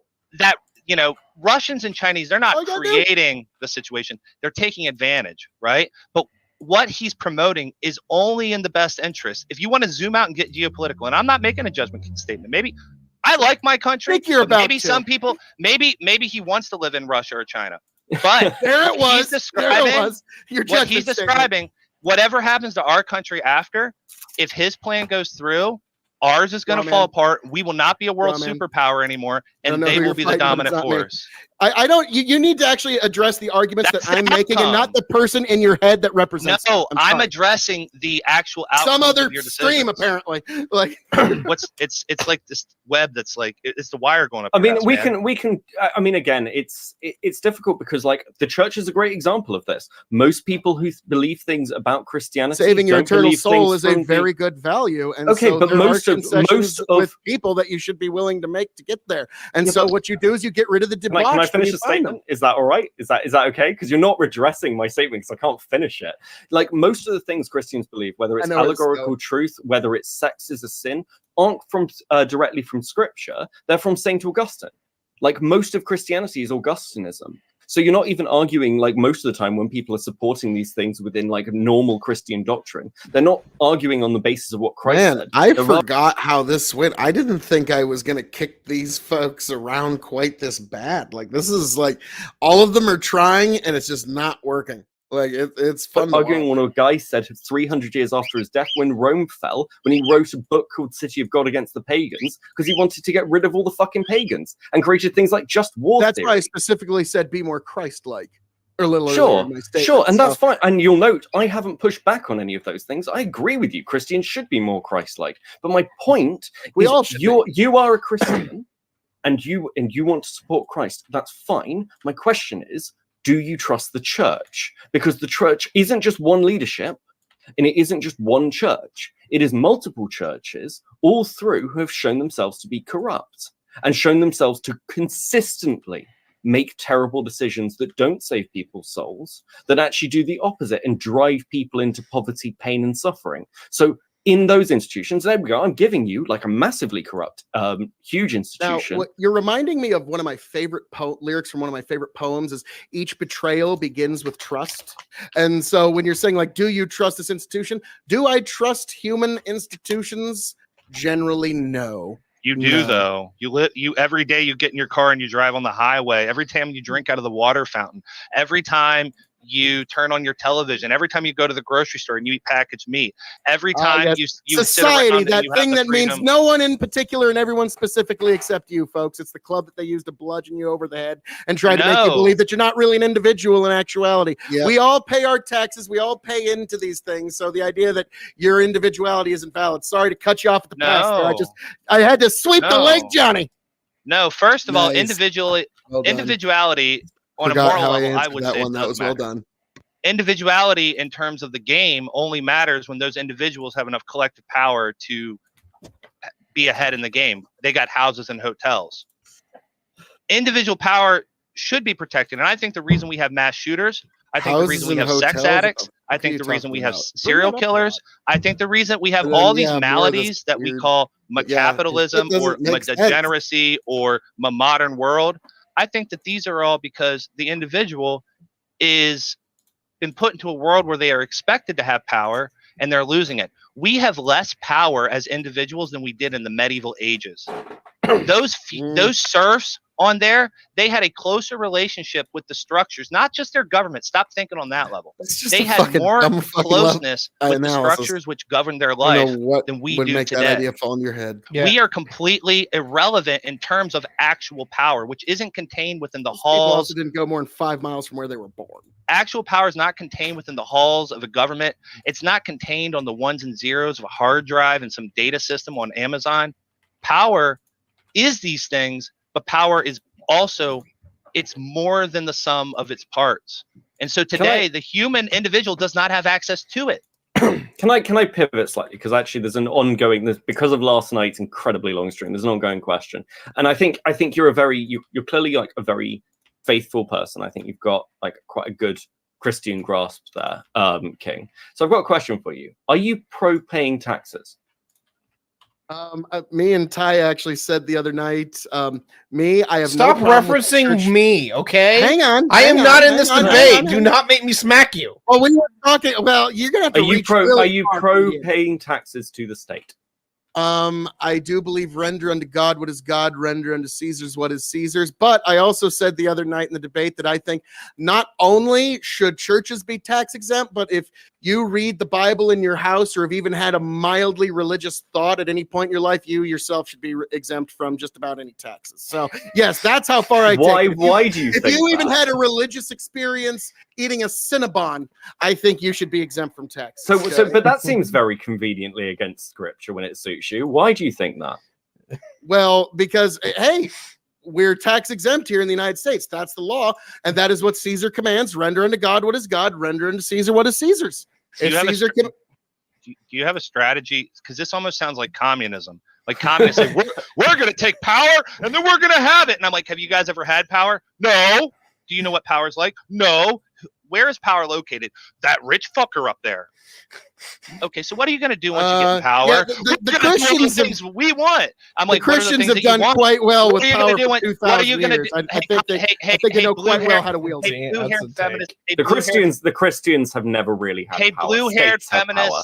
freshman college. What do you want once you have your communist dictatorship? They needed I the want what Pope I to put want. the crown on their head. So I want what I they, want. they weren't a political. They did. Yeah. They The weren't Holy Roman political at all. Emperor They had needed no the political power. Pope. No. They The needed the Vatican had no Pope to political put the power. crown on his head. But at the You same time, silly Pope Bandit. Capitalism can exist in a world with communism, but communism cannot exist in a world with capitalism. Yes. That's always the funniest thing. Is like within the inside of a capitalist system, you can have a little communist little aside off to the side, but in a communist system, it doesn't really work with a little capitalist utopia off to the side. So, absolutely correct. were kidnapped, and the Vatican itself was at war with the rest of Italy right up until Mussolini. This idea that the Vatican has always been this bastion of power is just not fucking true. The Pope didn't call They a got crusade enough because money he to be wanted a bastion crusade. power. No. The Pope called a crusade because the kings and nations came to him and said, we need a crusade. Like the state, like with Christianity is not Islam. Islam is a religion that built a state, but Christianity is a religion, like most religions, that was adopted by a state. And its power and authority within society is completely down to the state. It always has been. And the Vatican knows this. All the churches do. The Russian and Greek Orthodox churches know this. That's why they're so deeply entwined and why they wield political power like a cudgel, because they Not have here to. in America. They have to play the game. Of course they do in America. What are you talking about? America's like a Just tax massive- exempt. Yeah, but all religions are. That's just, and good. that is a sign that the church itself plays political games because it has to. Yeah. And because when it hasn't, Well, the fact that they're things all like tax Henry exempt VIII is equal. stripping the monasteries happened. And like when it doesn't happen, things like the church, like the Knights Templar, for example, like Holy Order, who loaned a lot of money to the French king, get fucking accused of heresy and executed. The church is constantly at the fucking whims of nations and always has been. This idea of like, and this is why it's so laughable when people attack religion as like all the evil comes from it. No. Christianity is just a fucking tool of the state. Like right up to the point where Rome adopted it. It's just not fucking true. And so this, and like, again, we look at the Vatican now. This is one of the reasons that the Vatican was so in support of fascism, because Mussolini's the one that freed them of the burden of Italy trying to tear it apart all the time. Because the Holy Roman Emperor, like his opinion was that, yes, the Pope ordains him, but the church is his. He's the Holy Roman Emperor. He is God's vessel as much as the Pope is. vicar And of he should Christ on it, decide, as he and calls he it. should decide who the Pope is. And at the time, the popes have been a fucking mess. Like they've taken popes and put dead popes on trial. The Borgias basically ran the Vatican as a brothel. The idea that like the church is like The original untouched by gangsters. politics, yeah, The Borgias. it's just not true. But again, it's a sign that regardless of how good your institution is at its base, with scripture, and again, I have criticisms for Augustine, but he's undoubtedly a genius. You still get that base corruption that keeps rearing its head. Go ahead, Faraday. Yeah, I agree. So first, I want to apologize to the anarchists, the libertarians, the communists. If you're an anarchist, a libertarian, or communist, and you got a plan to replace the structure, and it's not just I want me and we're going to tear it down, I'll hear you out. I'll respect Oh. you. So I now, was gonna. yeah. Yeah. We could get to minutia, but that's so King. Since you're a principled libertarian, I'm just going to use that just for shorthand. You can push back on that, but like, okay, what your system? I have a feeling it's a touch leading, but let's your let's go. system, you could argue that it existed during one period of time. But what I'm asking is how, whether or not you're going to look back to the 1776 and the early, Continental Congress and all that, and whatever the point is, or you have a 1950s, if you're looking to the past, or if you're more like a communist and you're generating an idea of the future, if we're going to use your plan, how do we take that module from the past and patch it into the software of today? We need to patch. We can't just plop it in. It won't run. So Sorry, how are we going to patch in the past? I don't or what are you understand your recommending for the question. future? Can you restate that? I just don't understand your question. In 1776, the world looked like this. That was the game. In 2022, 2023, the game looks like this. Okay, so if we're going to use a mode of governance from the past and solutions from the past. Oh, the way we for that- solve this is that we have a democracy elect a president that nominates somebody to the Supreme Court, and then that's who actually makes the interpretations. That's how we actually solve. No, but that. here's my question. So it turns out them That's a brilliant specific bastards, question. the founders, No, I'm already sorry. beat you to the punch there, man. No, I'm sorry. I was only. I know you don't explaining- like the answer, but there it is. No, I know you I don't don't- like it. I No, know it it- didn't Oh my fall God. into some little What's the metric you question? wanted it to. Please but I'm kill It me. sorry. wasn't my question. I like a lot about the founding fathers and that whole project. So if we were here and we had solutions back then that worked for this, and now we're here, if you're suggesting we use models from the past, how do we patch them in? And if you're suggesting we build something new, what does it look like? And the specific question is, you said basically like religious taxes exemption across the board. So I'm what, like the congregation doesn't have to pay taxes? God, this motherfucker's spitting. I mean, I didn't even go that far, but if we're going there, fucking A right. I mean, I love Or it. just Like, the church? Well, I mean, that's what the current law is right now. But no, sorry, you already recommended it. I'm sending that one up to right wing Okay, headquarters. so Sorry, now man. That one's now- getting so law in the now, next okay, so now I Trump need you to administration. all right, I need you to go get your shovel now, and I need you to go dig up Micey's and Bill Buckley and get together, and I need you to tell That's me weird. how you were That's going to weird. support. Leave People- old Bill alone. I like Bill. He's a fucking. He's Apparently one of my not. mortal If you want enemies, him but I like dug him. up, Jesus So Christ, weirdo. if Like, I'm we're gonna do that- sorry, but like, yeah, Faraday was a little weird. Like, why would you want somebody dead dug up? Bandit, we don't want power over others. We want to reclaim some of the power that they hold over us. Sounds like a European problem. Yep. We use those models today. They're just a lot of fat on the bone and need to send them to boot camp. Send it to boot camp. Nice. that, what's the plan to replace the tax base which holds up the current infrastructure? What do we do? Got to cut spending. Sorry. It's kind of like, well, here's the thing that you got to remember is when people say, like, how do we him a pay chance, for, Beth. hang Give him on, a hang chance. on, let me get Give him a 5 chance. words. Like, when people say that a tax cut has to be paid for, here's the thing. If your tax cut is actually paid for, you didn't get a tax cut.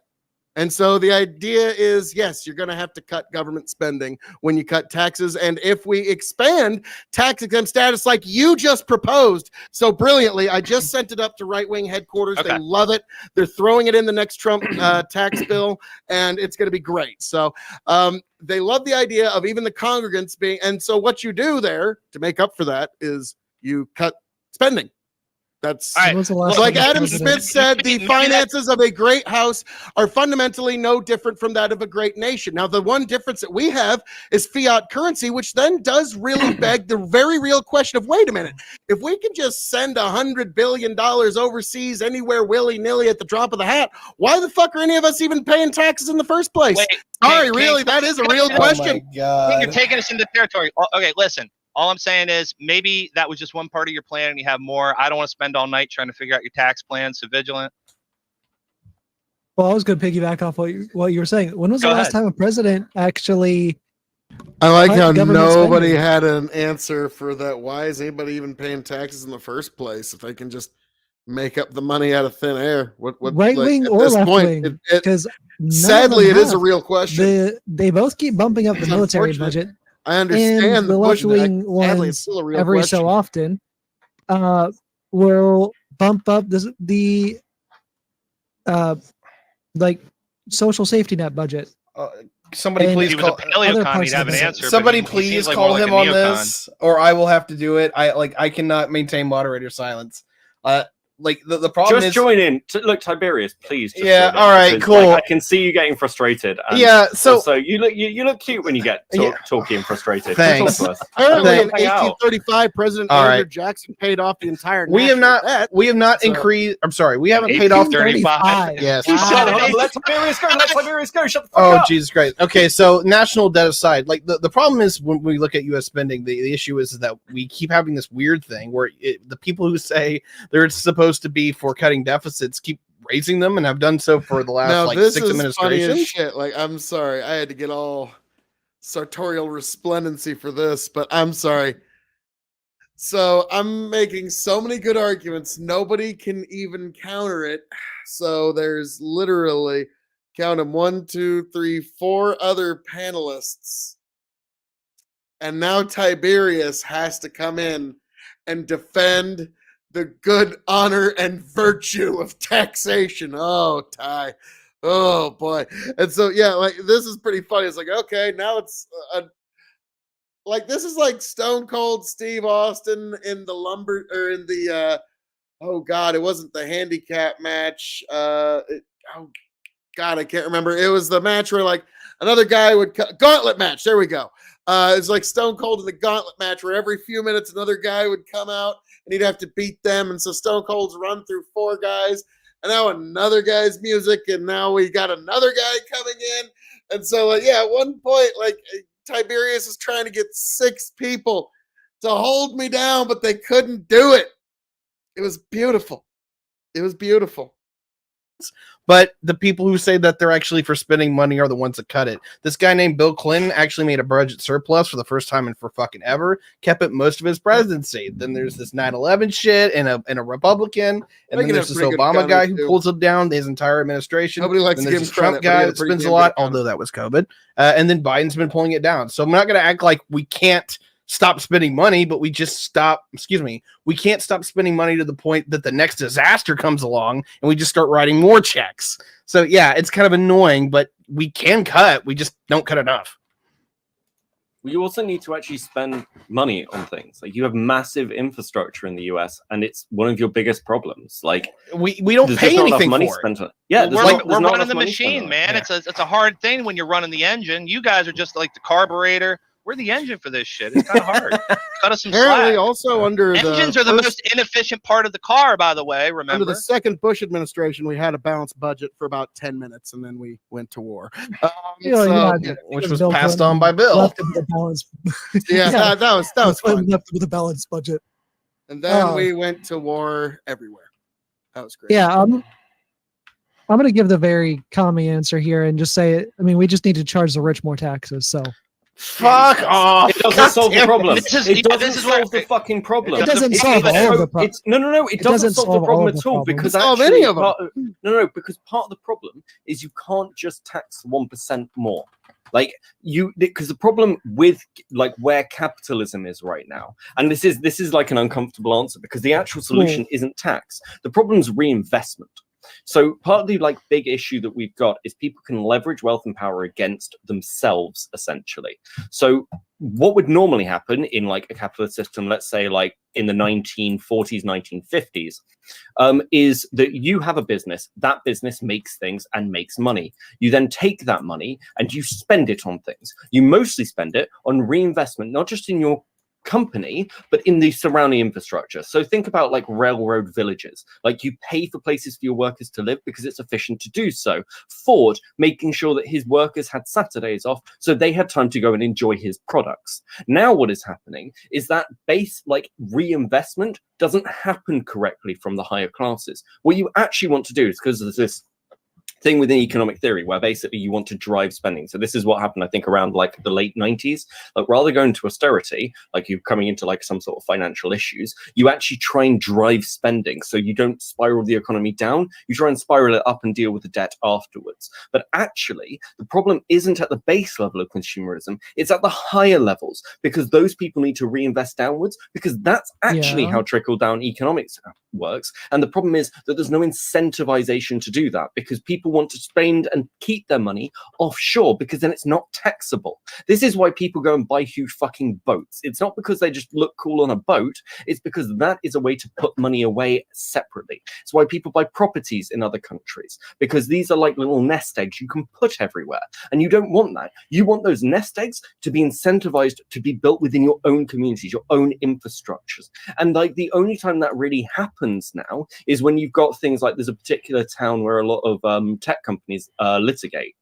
They basically like, and they put in like, you'll see like Samson ice rinks and things. They'll pay for stuff in the town because it makes like, they think, and it seems to work, that it makes the court there more amenable to them, because they're seen as a community leader. And you can actually just need to incentivize those things, because the big problem we're I like this line, Bandit. Reinvestment is a $20 term for let's continue to kick the can down the road. Sad but true. around tax and spending is that, like, in a political system like this, again, things are decentralized. Everything has costs, everything has asked. We do a lot of testing, and it's not just a case of we need more money. We really actually generally have the money because of the way that like most of our banking systems works. The problem is actually getting that money from power systems back down to people, and that's not just true in like this system, it's true in literally all systems. And that's one of the reasons that like nation building by the US in post-war torn countries doesn't fucking work, because fundamentally we misunderstand how human societies function. But Beckett, Yes, I King. need to get you to keep going here. Oh, Oh, I was- yeah. I I just gonna wanted ask him a to throw in one. There's nothing one more quick permanent aside, than a like temporary vigilante. government If we program. were to tax all of the billionaires 100% of all of their wealth, probably wouldn't even fund everything we want to do until February. Okay, like the idea that we can just tax the billionaires a little more and then we can pay for the things that we want. That's not even how we fund our government. The government doesn't even run on our taxes. That's just kind of a promise on the interest at this point. So it's all finance, it's all leverage. You're gonna and make so him at this actually point- pro MMT. Shut up, Phil. You're actually making the Okay, question okay, worse. okay. Well, no, it Okay, is an okay, honest to okay, God hold question. on, If they're just going to hold on, print the hold money and on. throw it anywhere, why the Hold on, fuck hold do on. any of us I- pay a dollar? Jack, I already have my tax? response. God. on it. No, hold on, Phil. It's I an already I have honest am now question. stepping in as moderator and unleashing Jack. Tiberius on you guys. Have Oh, fun. thank God. Have fun, Tiberius. Okay. Okay, I'm in. I'm gonna let this guy talk and make his point because that's probably not hard to counter. Go ahead, sir. Okay, Phil. So, the easy answer in response to you is look up what the top marginal tax rate is during what was during the biggest economic boom during American history. At this During point, I that nearly time got period- it. variable.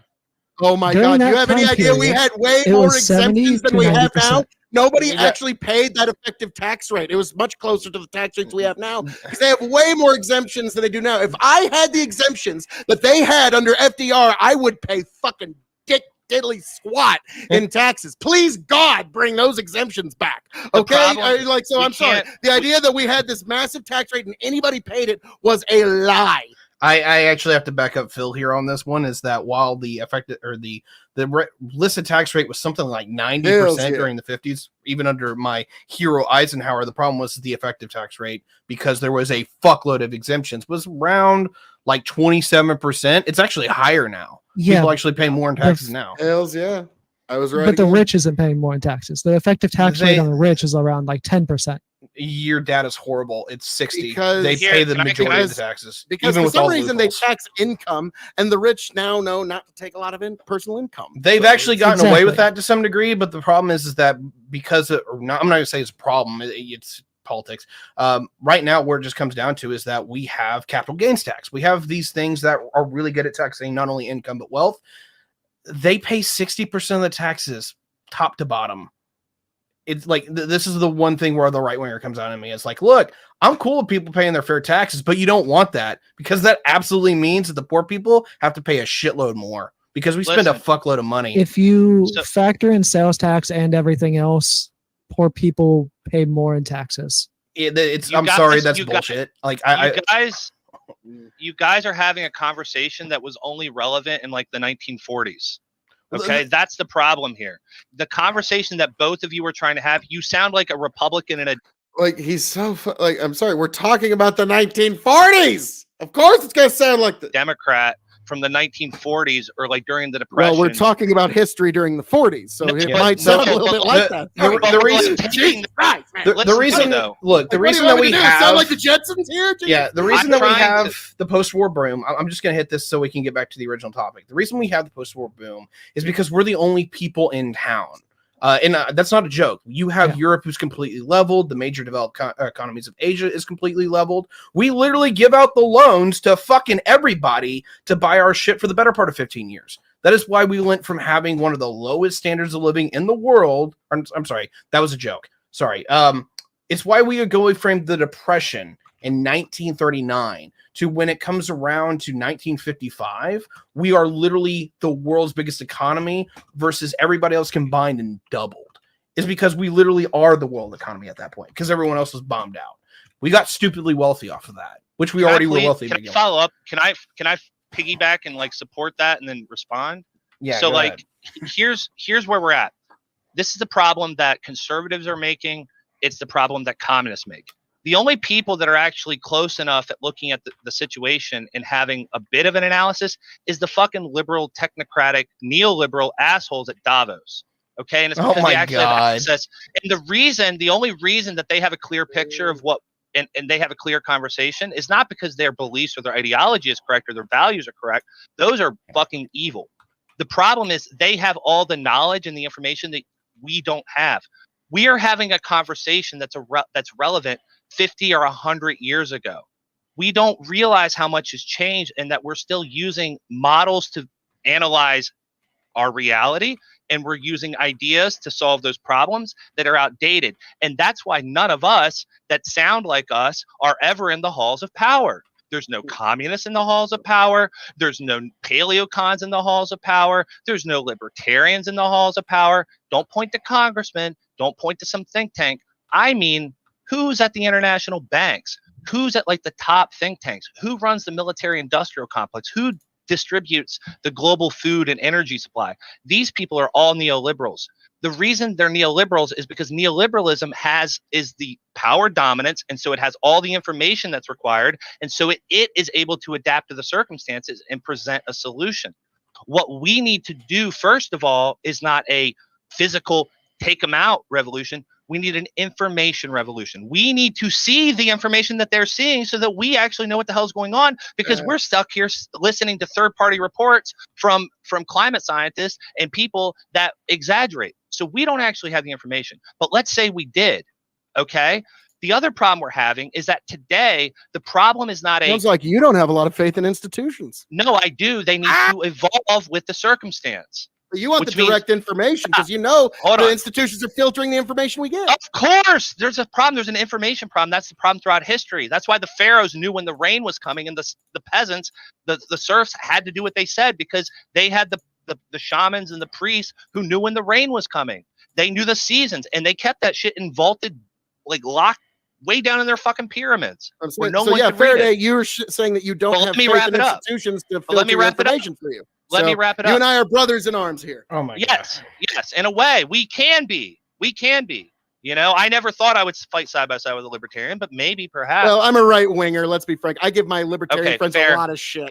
Okay, Right. it's like, And the all same those way libertarian Supreme Court justices you got on the court? Yeah.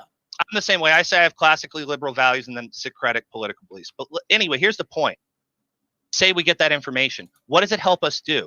It makes us realize that the problem is not the tax base, because back in the 20s, they didn't need a high tax base. That high tax that they did, that's not what helped them. What got them through and what raised people out of poverty and improved everything and built these institutions was what Ty's saying, the post-war boom.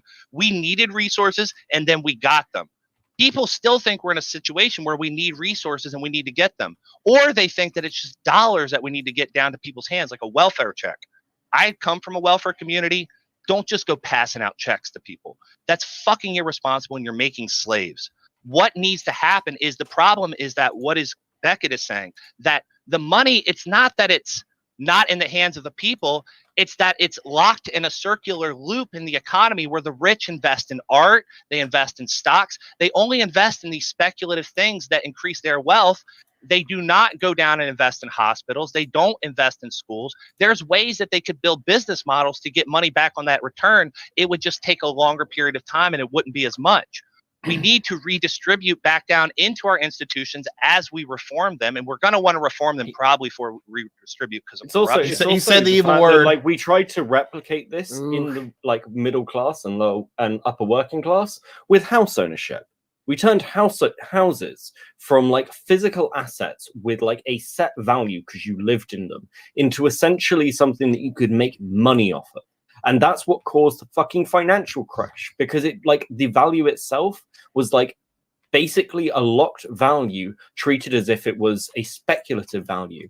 And like, we need to stop doing this with shit. There's like, I've said this before, the irony of America is America spends a lot of time going, we are the greatest capitalist nation in the world. But actually, by a lot of standards, America isn't even fucking capitalist anymore. And that's part of the problem.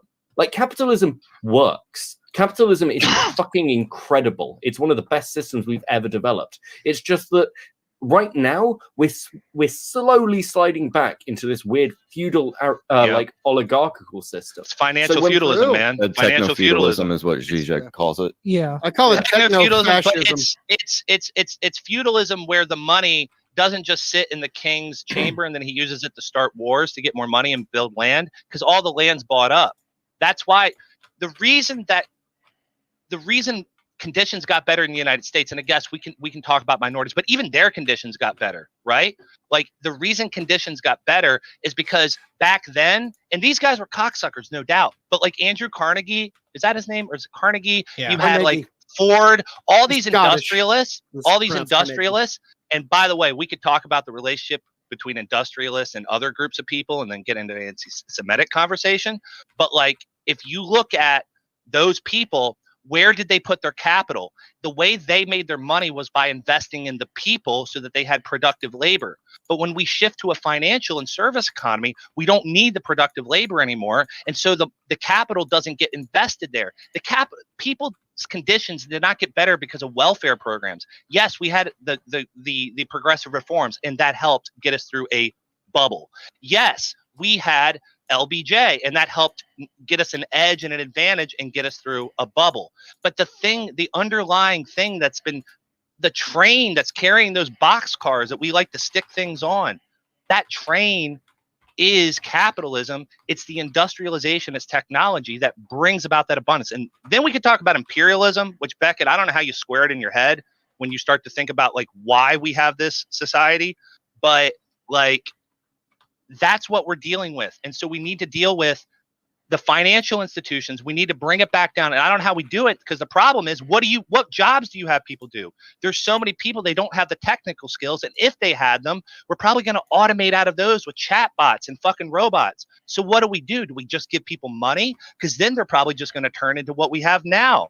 Look at the ghettos, look at the rural Appalachians, look at all these places where you just give people fucking money and they video game. This is why in their house and they do drugs. No, this is why you need institutions. This is why one of the biggest reasons I am in favor of institutions. But what's the institution that keeps men? There's a couple of them. We're talking. And by the way, we're talking about men here, right? Oh Ty, what's the institution that we're going to develop that's going to keep men off the streets doing crime and in work whenever there's no more labor work for them to do? Do we just do makeup work and like dig ditches and have them fill them in? What do we do? Okay, so there's a couple of things that I have my vigilante in their hands. Yeah, look, so they're all right. What do you want, Mod?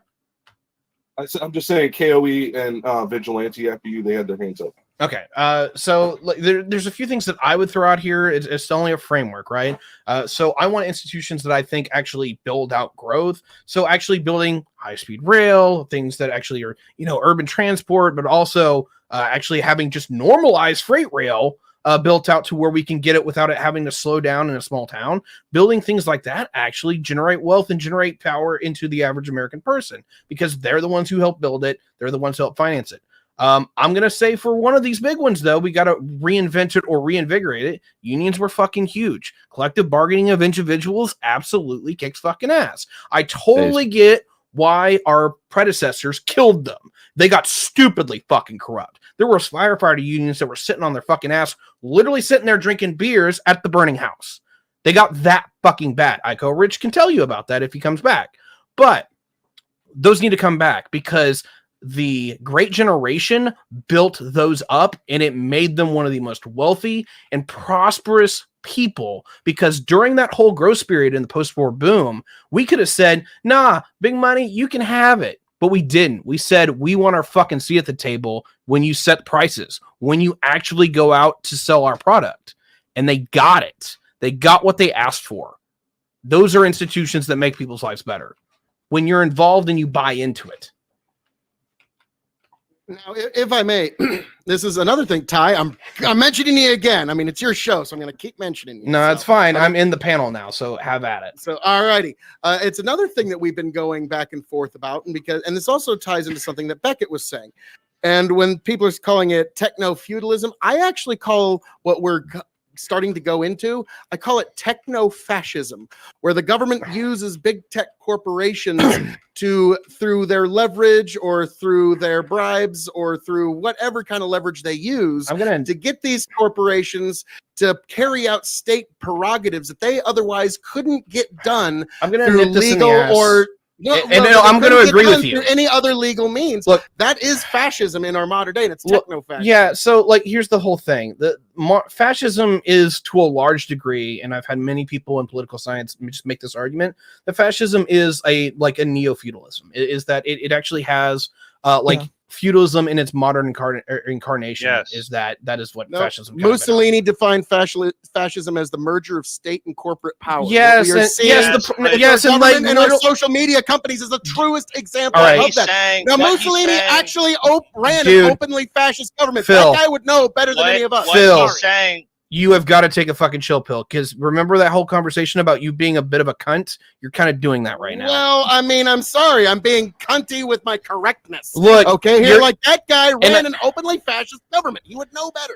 yeah, and Phil, here's the to thing. To be clear, corporations in Italy, in fact, especially fascist Italy, did not have the same connotation that corporations do in the United States. Like, Yeah. that fascism in Italy, this isn't just about merger of corporations in the state. This is about merging the Yes, people and things can be the slightly collective different, but it's institutions still under the purview of it's the state. Yeah, That's so a little different. it's an arbitration of words, because it not only is he saying like a corporation in like an economic entity, but what we would call the Well, yeah, what a shock that corporations might be different from place to place. But the principle is still the same. It's just like state has a different connotation, different places. process of incorporating, is that you can have political units come together. This is why Yeah. fascism and communism get tied together at certain points, because they have one core ideological doctrine that they both spurred out of, which is syndicalism. You have corporate empowerment of institutions, whether it be the National Soviets or you have, National Socialists, which is a bit of a joke, but they get together, they politically incorporate, and they become a viable entity.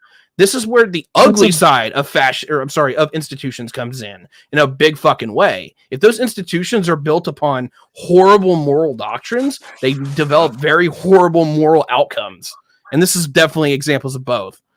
yeah, That's a bit of a minor misnomer, because like the version of syndicalism that fascism, or at least Mussolini's brand of fascism, sprouted out of was an offshoot of Marxism. So that's a bit of a misnomer. The left tries to dodge out of this all the time. It's not. Syndicalism is a direct. Syndicalism is a direct. Wait, no, build hold up. on. Let Vigilant say what he's going to say. What are you clarifying? Because you can't disconnect fascism from Marxism, and you can't and you can't just be like what do they call them in Russia? They were like what kind of ultra leftist? Like you can't just only take that perspective when you're looking at it. So what are you trying to say?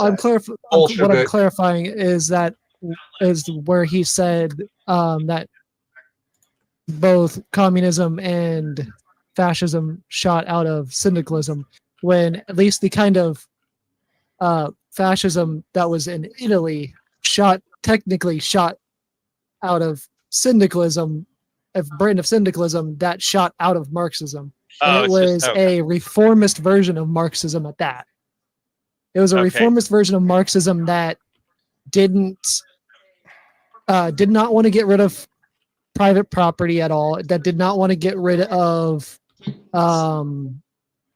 that didn't want to get rid of markets.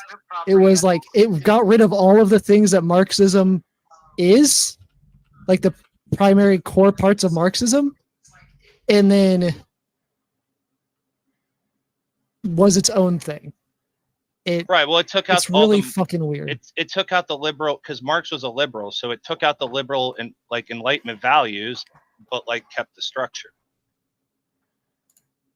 Like National Socialism is a form. Like National Socialism, I know leftists say that's not socialism. I'm like, okay, but it depends on what you mean when you say socialism, because functionally their economy looks very socialist in a lot of ways, but of course, Marxism if you're never using made a an moral argument for the actual structure of socialism, like this isn't what. I know, but I'm Socialism, saying Marx was like a person who, if he were to develop a system, he would carry liberal values into it. Like he would not become all different shit that came. Sure, you from can say he has the- liberal values, but he never really made any clear judgments on how he would like to organize society. If anything, he argued for the furtherment of capitalist production.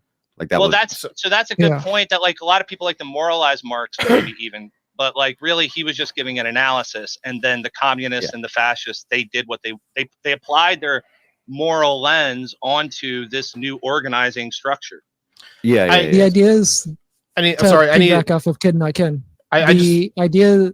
Oh god. I'm sorry. I need to make a note for the show because I completely lost track of time. We actually were supposed to end about 15 minutes ago, so I just want to make it very clear. Waka waka. If anyone wants to kind of roll in here as kind of the open Pegman segment, like feel free to do so because we're wildly off topic as it is. But I just wanted to make it clear. It's like we didn't get to topic 2, but everyone was just beating up on KOE, which I wanted to see happen anyway because you deserve You know, it. and again, like when it's 5-on-1, 6-on-1, 7-on-1 that's really unfair to the other 7. Okay, like when you're putting me up against 7 other people, I don't it's know, just man. very I unfair don't to know, all. man. Like somewhere in you is the personality of about 7 different people. So I feel like we've just been arguing No, with I just have the voices. presence. I like this guy. That's I why I just like have the your presence of head. animal magnetism of about 15 to 20. Don't I worry mean, about it. Listen, Phil, Beckett- I had to Beckett jump is in dynamic. to throw Tiberius in, so at least then it wasn't a 2-way fight; it was a 3-way fight. True. Three-way Because Ty- dance, WWE style. But now, like, so it was fun sparring with all y'all. And Ty, should we start getting to our closings? If you all need, I'll put it this way: if anyone's out of time, has to bolt, I'll give you a closing. Otherwise, we're just going to let it roll. I see a few people are already wanting to join the Discord, or you know, Nice. thinking about getting in. Leaf, Aiko, I see you out there. Get in here. And then I think Viv might want to join, and yeah, also put Lack Viv of in. choices. So I'd like, Viv. So, but I Viv, would like Viv needs to to be a stick around, cat.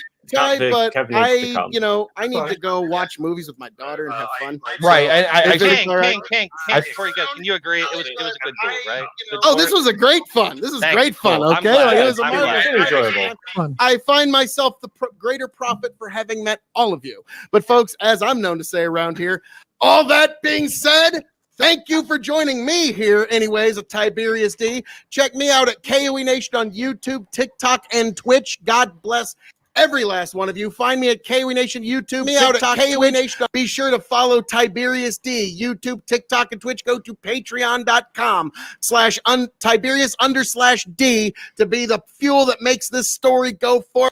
Aiko, I see you out there. Get I Viv- would like Viv needs to to be stick a cat. around, Ty, Viv- but Kev needs I, to you come. on. know, I need Fine. to I go just need to watch check movies with something. my daughter and have fun. right. So, I if it's King, all right. King, I- before you go, can you agree it was a good duel, right? Good Oh, sport? this was a great fun. This is Thank great you. Cool. fun. I'm Okay, glad. like, it was a I'm marvelous, glad. It's been enjoyable. marvelous Fun. I find myself the greater profit for having met all of you. But folks, as I'm known to say around here, all that being said, thank you for joining me here, anyways, at Tiberius D. Check me out at KOE Nation on YouTube, TikTok, and Twitch. God bless every last one of you. Find me at KOE Nation YouTube, me out at KOE Nation. Be sure to follow Tiberius D, YouTube, TikTok, and Twitch. Go to patreon.com/Tiberius_D to be the fuel that makes this story go forward. God bless every last one of you. My And tonight brilliant was promo Saturday short. Night I don't know. Lights in the big I think city, we're gonna have to folks. talk about Can't this, wait Ty. to catch all y'all. And Tiberius, you and I might be catching up with each other here very, very soon. Oh, Lethe, God bless. Got to catch What you is on the way good? out. I'm on my way out here, but God bless you, sir. before bless you. before you get Oh, thank you. out, tell them what they can expect tomorrow. Oh, well, tomorrow, Tiberius and I are going to be going on Truth in Fiction podcast, Truth in Fiction Pod on YouTube, where we're going to be getting into all kinds of crazy subjects of the day. We might be getting into fusion. We might be getting into Star Wars versus Star Trek. Who would win in an all-out war between the two of them? And so, folks, if you want to see how it's going to go down and how it's going to be the Truth in Fiction Pod tomorrow night, folks. And hey, Vivian, fuck, how you been? Well, hey, he watches Star Trek, so that explains his politics right there. Well, when I was a kid, I I'm resent nearly that. communist enough to getting watch this- Star Trek. I was on the weeknight it was on. I was allowed to stay up an extra half hour that one night to watch Star Trek. That was it. So Now, if you go back to Amazing. original series, they're a little less commie than Yep. than I mean, we commie. I remember. just mean utopian. It's not about commie. They're just Oh no, kids said not nearly It's literally commie a enough for watching post-money Star Trek. society. It's Like, like I don't know what to tell you. It's like I'm a right winger and I still like to watch Star Trek. So like, I mean, hey, now There's I'll be still honest. hope for you. The Ferengis were the most logical race to me. So, but that should come to no surprise. Yep, that comes at no shock to anybody. But you know what, folks? It's getting to that hour of just being a little more casual. I know. Believe it or not, I can actually just be Phil, the KOE, just here on my own. But yes, I'm going to get one more thing going for you folks, at least one more, for this beautiful evening. It's Chill Stream. So here we go, folks.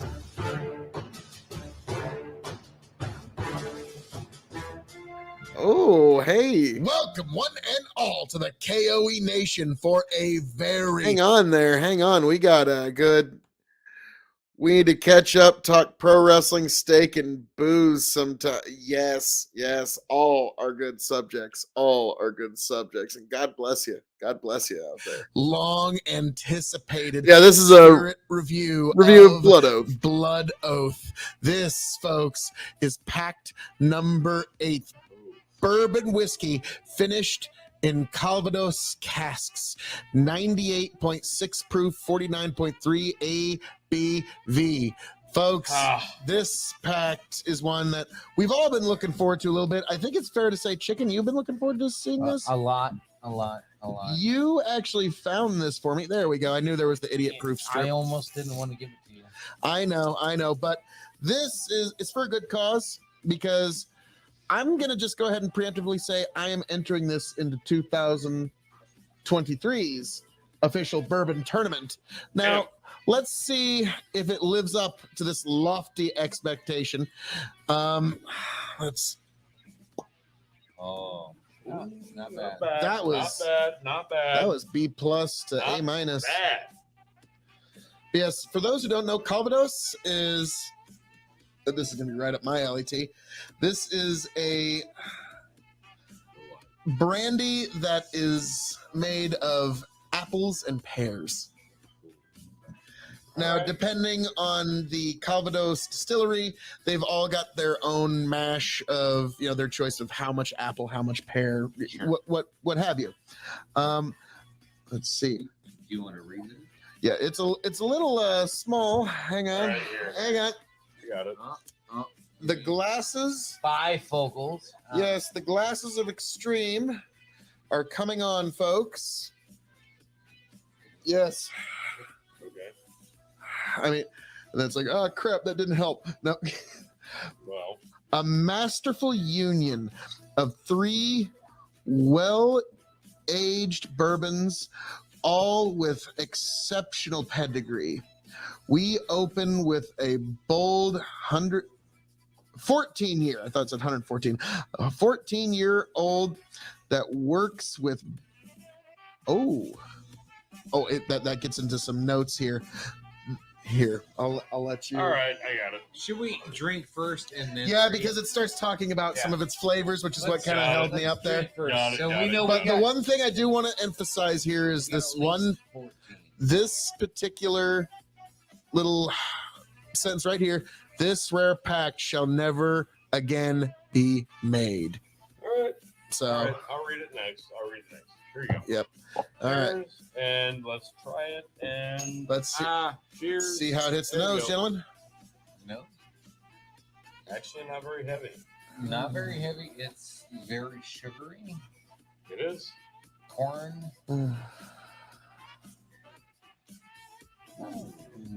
A little caramel, but I was about to say I'm getting sweet appley toffee caramel.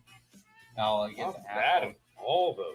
Really, really pleasant. Get the apple. Really pleasant. It's a green apple What's caramel. proof? Let's see. It is 49.3 ABV, 89.6 proof. All right. It hits. All right. It hits harder. Now, I'll edit it seamlessly, don't worry. But T, will you give that a quick little read while we nose this? Blood Oath, Kentucky straight bourbon whiskey, finished in Calvados. Calvados casks, basically the devil's work. My God, 49.3 ABV, 98.6 proof, packed number 8. Oh, this is one of the greatest presentations I've ever seen. Oh, okay. So I'm not alone. Yeah, that No, this is beautiful. that cursive you need like a magnifying glass for. Tell us to be like, watch me get it in one try. a masterful union of three. Well, Jesus Christ. A masterful union I'm not quite as Mr. Magoo of as I thought. three well. Here. Dear God. No. I got this. Like, you need to go right under the light there and yell it at us. Well-bred-eyed bourbons, all with. My God, they don't want anybody to. Yeah, there you go. No, that's cheating. Well, I'm sorry. I got 20/20 vision. All right, we're good. Well-bred-eyed bourbons, all with exceptional pedigree. We open with a bold 14-year-old that evokes rich butterscotch and hints of chocolate. Next, an 11-year-old Excetes? The palate with the sweet and spicy nose of vanilla and cinnamon. And lastly, because that's not actually a word, an 8-year-old finished in Calvados? a made-up word casts. I'm not kidding. Like, this is the moment we're all having to concede that we're old here. It's like, hang on, let me get No, myself this all is actually like- offensive. Delivering notes of juicy Let's just stop where we're way No, behind, T. notes of juicy Pete? I don't know. that. And that's a German note. O-P-P-P-P-P-P-S. Here, let me see it for a second. Let's see if Chicken can do better. Cinnamon of the oak. Christ. God, it gets bad. Previous life. Jesus Christ. That's no. Let's see if you do any better. Yeah, no, yeah, Chicken. by all means, Chicken, go ahead. This is more fun than Yeah, the drinking. fuck you. At the end here. Yeah, try not to get a headache. Yeah, don't shine that in the camera, though. That's gonna hurt your And head. lastly, an 8-year-old Jesus. finished in Barbados cast. Yeah, make up all the words you want. I will. Yeah, Delivering notes of juicy peats and ripe apples, unincentuated. uninhibited. I just made that up. Yeah, you did. Of the oak barrels, previous life, this year, to Kipatika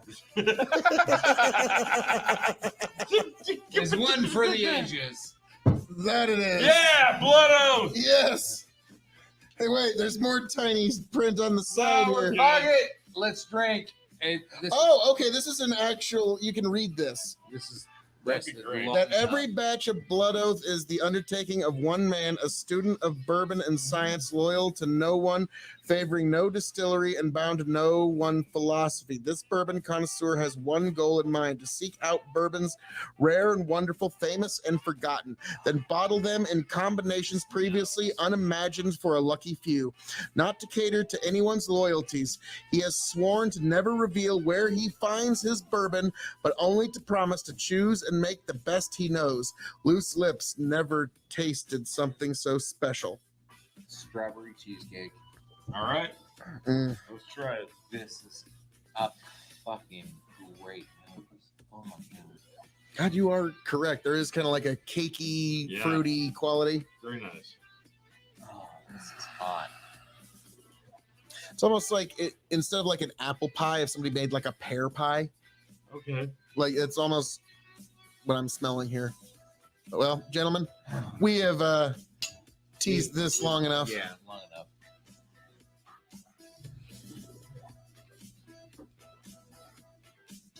Oh shit. Wow. Mm. Oh, that's delicious. Yeah. Nope. The Oh. cheesecake comes through. Damn. Damn. You're right. It is like a cheese, like no fruits on it, just the No. cheesecake, Yep. and then the fruits kind of on on the side. Yeah. You know, like that's the best way I can describe Yes. it. So Fruits are an aftertaste. Yeah. yeah, cheesecake whiskey. Oh my God, this is dangerous. God. So this guy will never tell you where he got his stuff, and just trust him. It's good stuff, and he's got a good enough reputation to the point where we do. I can see why he's got that though, because this is one of the better whiskeys we've tasted all It's night. delicious. Good. Like, yeah, all of our mouths are watering. Yeah. This might be the best whiskey I've had tonight. Yeah, and we've had William LaRue Weller tonight too. So And it's up there. the nose is 5-star. The nose is like Macallan good in that it's Yeah. just hauntingly good.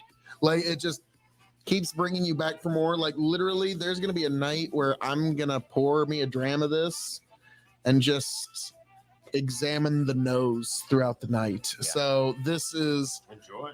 yeah, it's well, we will be coming back to this because I think it's fair to say, guys, we're Fine. entering this into Bring it up.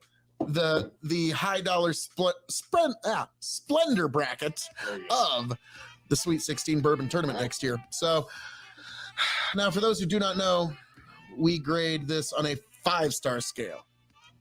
5 meaning you have to have it before you shuffle off this mortal coil. 0 meaning pass it on by. The K.O.E. Nation has advised you well. So we're going to grade this as a bourbon, Okay. as a whiskey, as a cask-aged spirit. It's shelving. And for those new to the show, the secret 5th question. So, as a bourbon, how are you going to grade this? I'm going to give this 4.25. Easy 4.25. Sweet, heat, and just delightful. Through and through. 4.25. Not surprised. I do agree 100%. Oh, God, I want to go 4 or 5, but I'm not quite sure it's there. Split the difference at like 4.35 or something. 4375. Okay. There you go. As a bourbon, gonna be honest, Calvados finish is not the first thing you think of when you think of bourbon. Right? So I'm gonna be all over the place on this one. All right. I'm gonna dock a little here and give it 4 stars Ah. as a bourbon. And that's me docking points. Okay, 4 out of 5 stars as a bourbon. But that things will reflect here a little later. Now, as a whiskey, putting it up against everything in the world of whiskey. I'm going to give this 4.5. Whiskey. This is gorgeous. Yeah. Gorgeous. Can't disagree. I'm gonna go 425 as a There you go. whiskey. You can do damn near any. Yeah, this is beautiful. Yeah, this would work in any cocktail, but would you really want to? Like, No. I think No. It's an perfect. ice ball would be premier with this. Awesome. Just one big ice Yes. ball, and you don't let it dilute too much. You get to the whiskey before it gets down too far. There you go. So yeah, 4.5 here. As a cask aged spirit, I'm gonna go ahead on this one, guys. And this is achievement and art in cask aging, also in blending. But the Calvados finish cannot be understated here. And this is all in its casking. And like I said, it's blending. But as a cask-aged spirit, I am going to give this 5 stars. Wow. 4.5. 4.5 stars, Yep. cask-aged spirit. Yep. I agree. 4.5. Yeah. Everything comes from the cask aging. of It is. this. Like, It's gorgeous. maybe I'm underselling. Maybe I should go 475. But this is. Maybe after a few more We've days. had a lot of good shit tonight. And this stands out. This does. Yeah. So, yeah, I can't begrudge either of you for that particular choice. Now the shelving, gentlemen. Oh, yeah, top. Totally. This is Yeah. unique This is enough. totally going to This is sneak unique enough. into- It's good enough. This can go on the top. This is good enough. It can go in your hide it Yeah. cabinet. I was going to say this goes into my bottom secret shelf Yep. that nobody knows I have, so Yep. they don't ask to drink it. There you you go. Yeah, I'm probably gonna do something similar. So yes, this is gonna go back on my top shelf. I don't think I'm gonna put it back with the box now that it's been opened. The box is not nearly as attractive as the bottle. But yeah, I'm gonna go with that top shelf. And then last but certainly not least, the secret fifth question. When this Yes. bottle runs empty, will I seek another one? Yes. Yeah, I don't think I'll be able to, but yes, I'll seek another one. Chicken, what exactly did you pay for this USD? I can't remember off the top of my head. I know it was well over $100. Yeah. And like we did some back and forth wheeling and dealing for some bottles he wanted, some bottles I wanted, and this ended up coming back home with me. So it was, yes, it will be going on my top shelf. I'll seek it again if I find it, but I doubt I ever will. And this is now an entrant into the bourbon tournament. Go ahead. Very hard to find. This was a happenstance bourbon. I like come into a store and they're literally putting it on the shelf with other allocated bourbons. I was like, wow, fuck this shit. All right, I'm gonna grab it. I'm super happy I did get it at retail because sweet. I'm pretty sure I paid like 150, 160 for this, something like that. However, I know I see these going on recycle groups for $200-$300. Damn. So this Damn. Well, it's a good deal. Yes. So, folks, if you find it, definitely pick it up. But, gentlemen, as I'm known to say around here, all that being said, thank you for joining us here at the KOE Nation for this very interesting review of Blood Oath. This blood oath, this blood pact, if you will. Pact number 8, folks.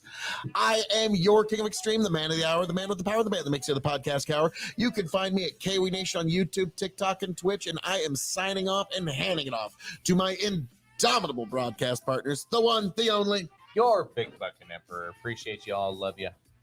and Just Tony fucking G. Like, share, subscribe. We'll see you next time. See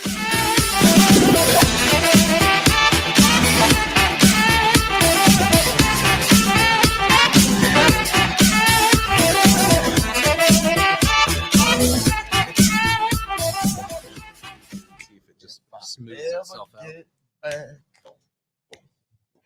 tell you what I'll do.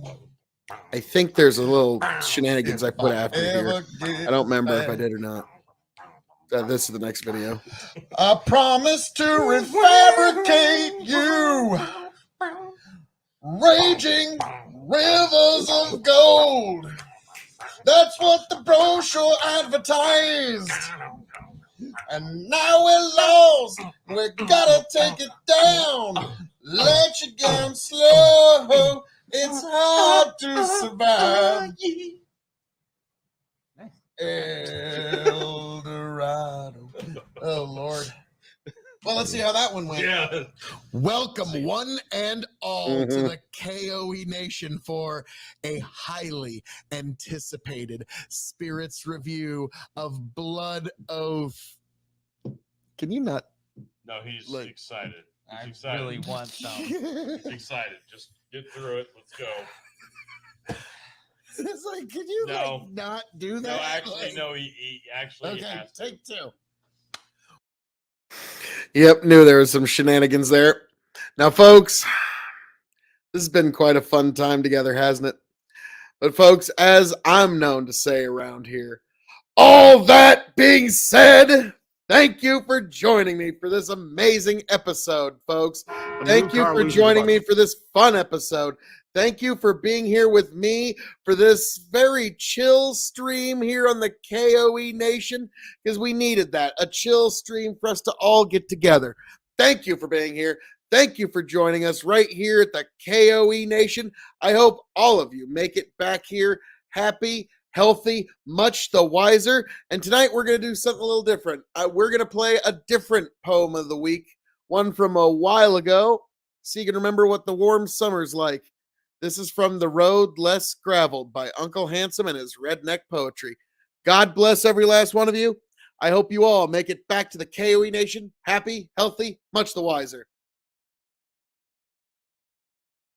Catch you later, folks.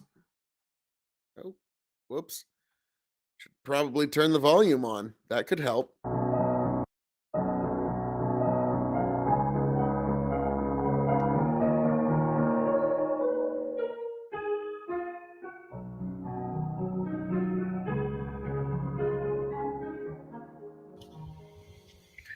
How we doing, folks? Another poem of the week. Another one from Uncle Handsome, The Road Less Graveled, redneck poetry. Just great stuff. And this one is titled The Road Less Graveled poem. So here we go. Two old roads split off in the woods, and I took the road less graveled. And my truck got stuck out there in the muck, and my wife kind of came unraveled. But then she got to looking at some of the wildflowers growing by the side of the road, and she mellered out and apologized to me for acting like such a toad. And I managed to get the truck going again, and we drove through the hills and the hollers. I wouldn't take the memories we had for a bushel full of greenback dollars. We got lost twice on that ruddy old road, but we didn't really much care. We even stopped for a while to take a little nap and got awakened by a big black bear. That bear started sticking his nose through the window, thinking we might have some food. Eunice came sliding way across the seat. It put her in a real foul mood. So we headed home just as fast as we could. But all of the roads that we're traveled, there hasn't been one where we made more memories than we did on the road less graveled. So, folks, that was the poem of the week, Uncle Handsome's redneck poetry, The Road Less Graveled. If you got a poem you'd like me to read, or if you'd like me to read your poem, just let me know in the comments. Just get a hold of us, get a hold of me in any way you can, and I'd be more than happy to read your poems. But yes, folks, this was The Road Less Graveled.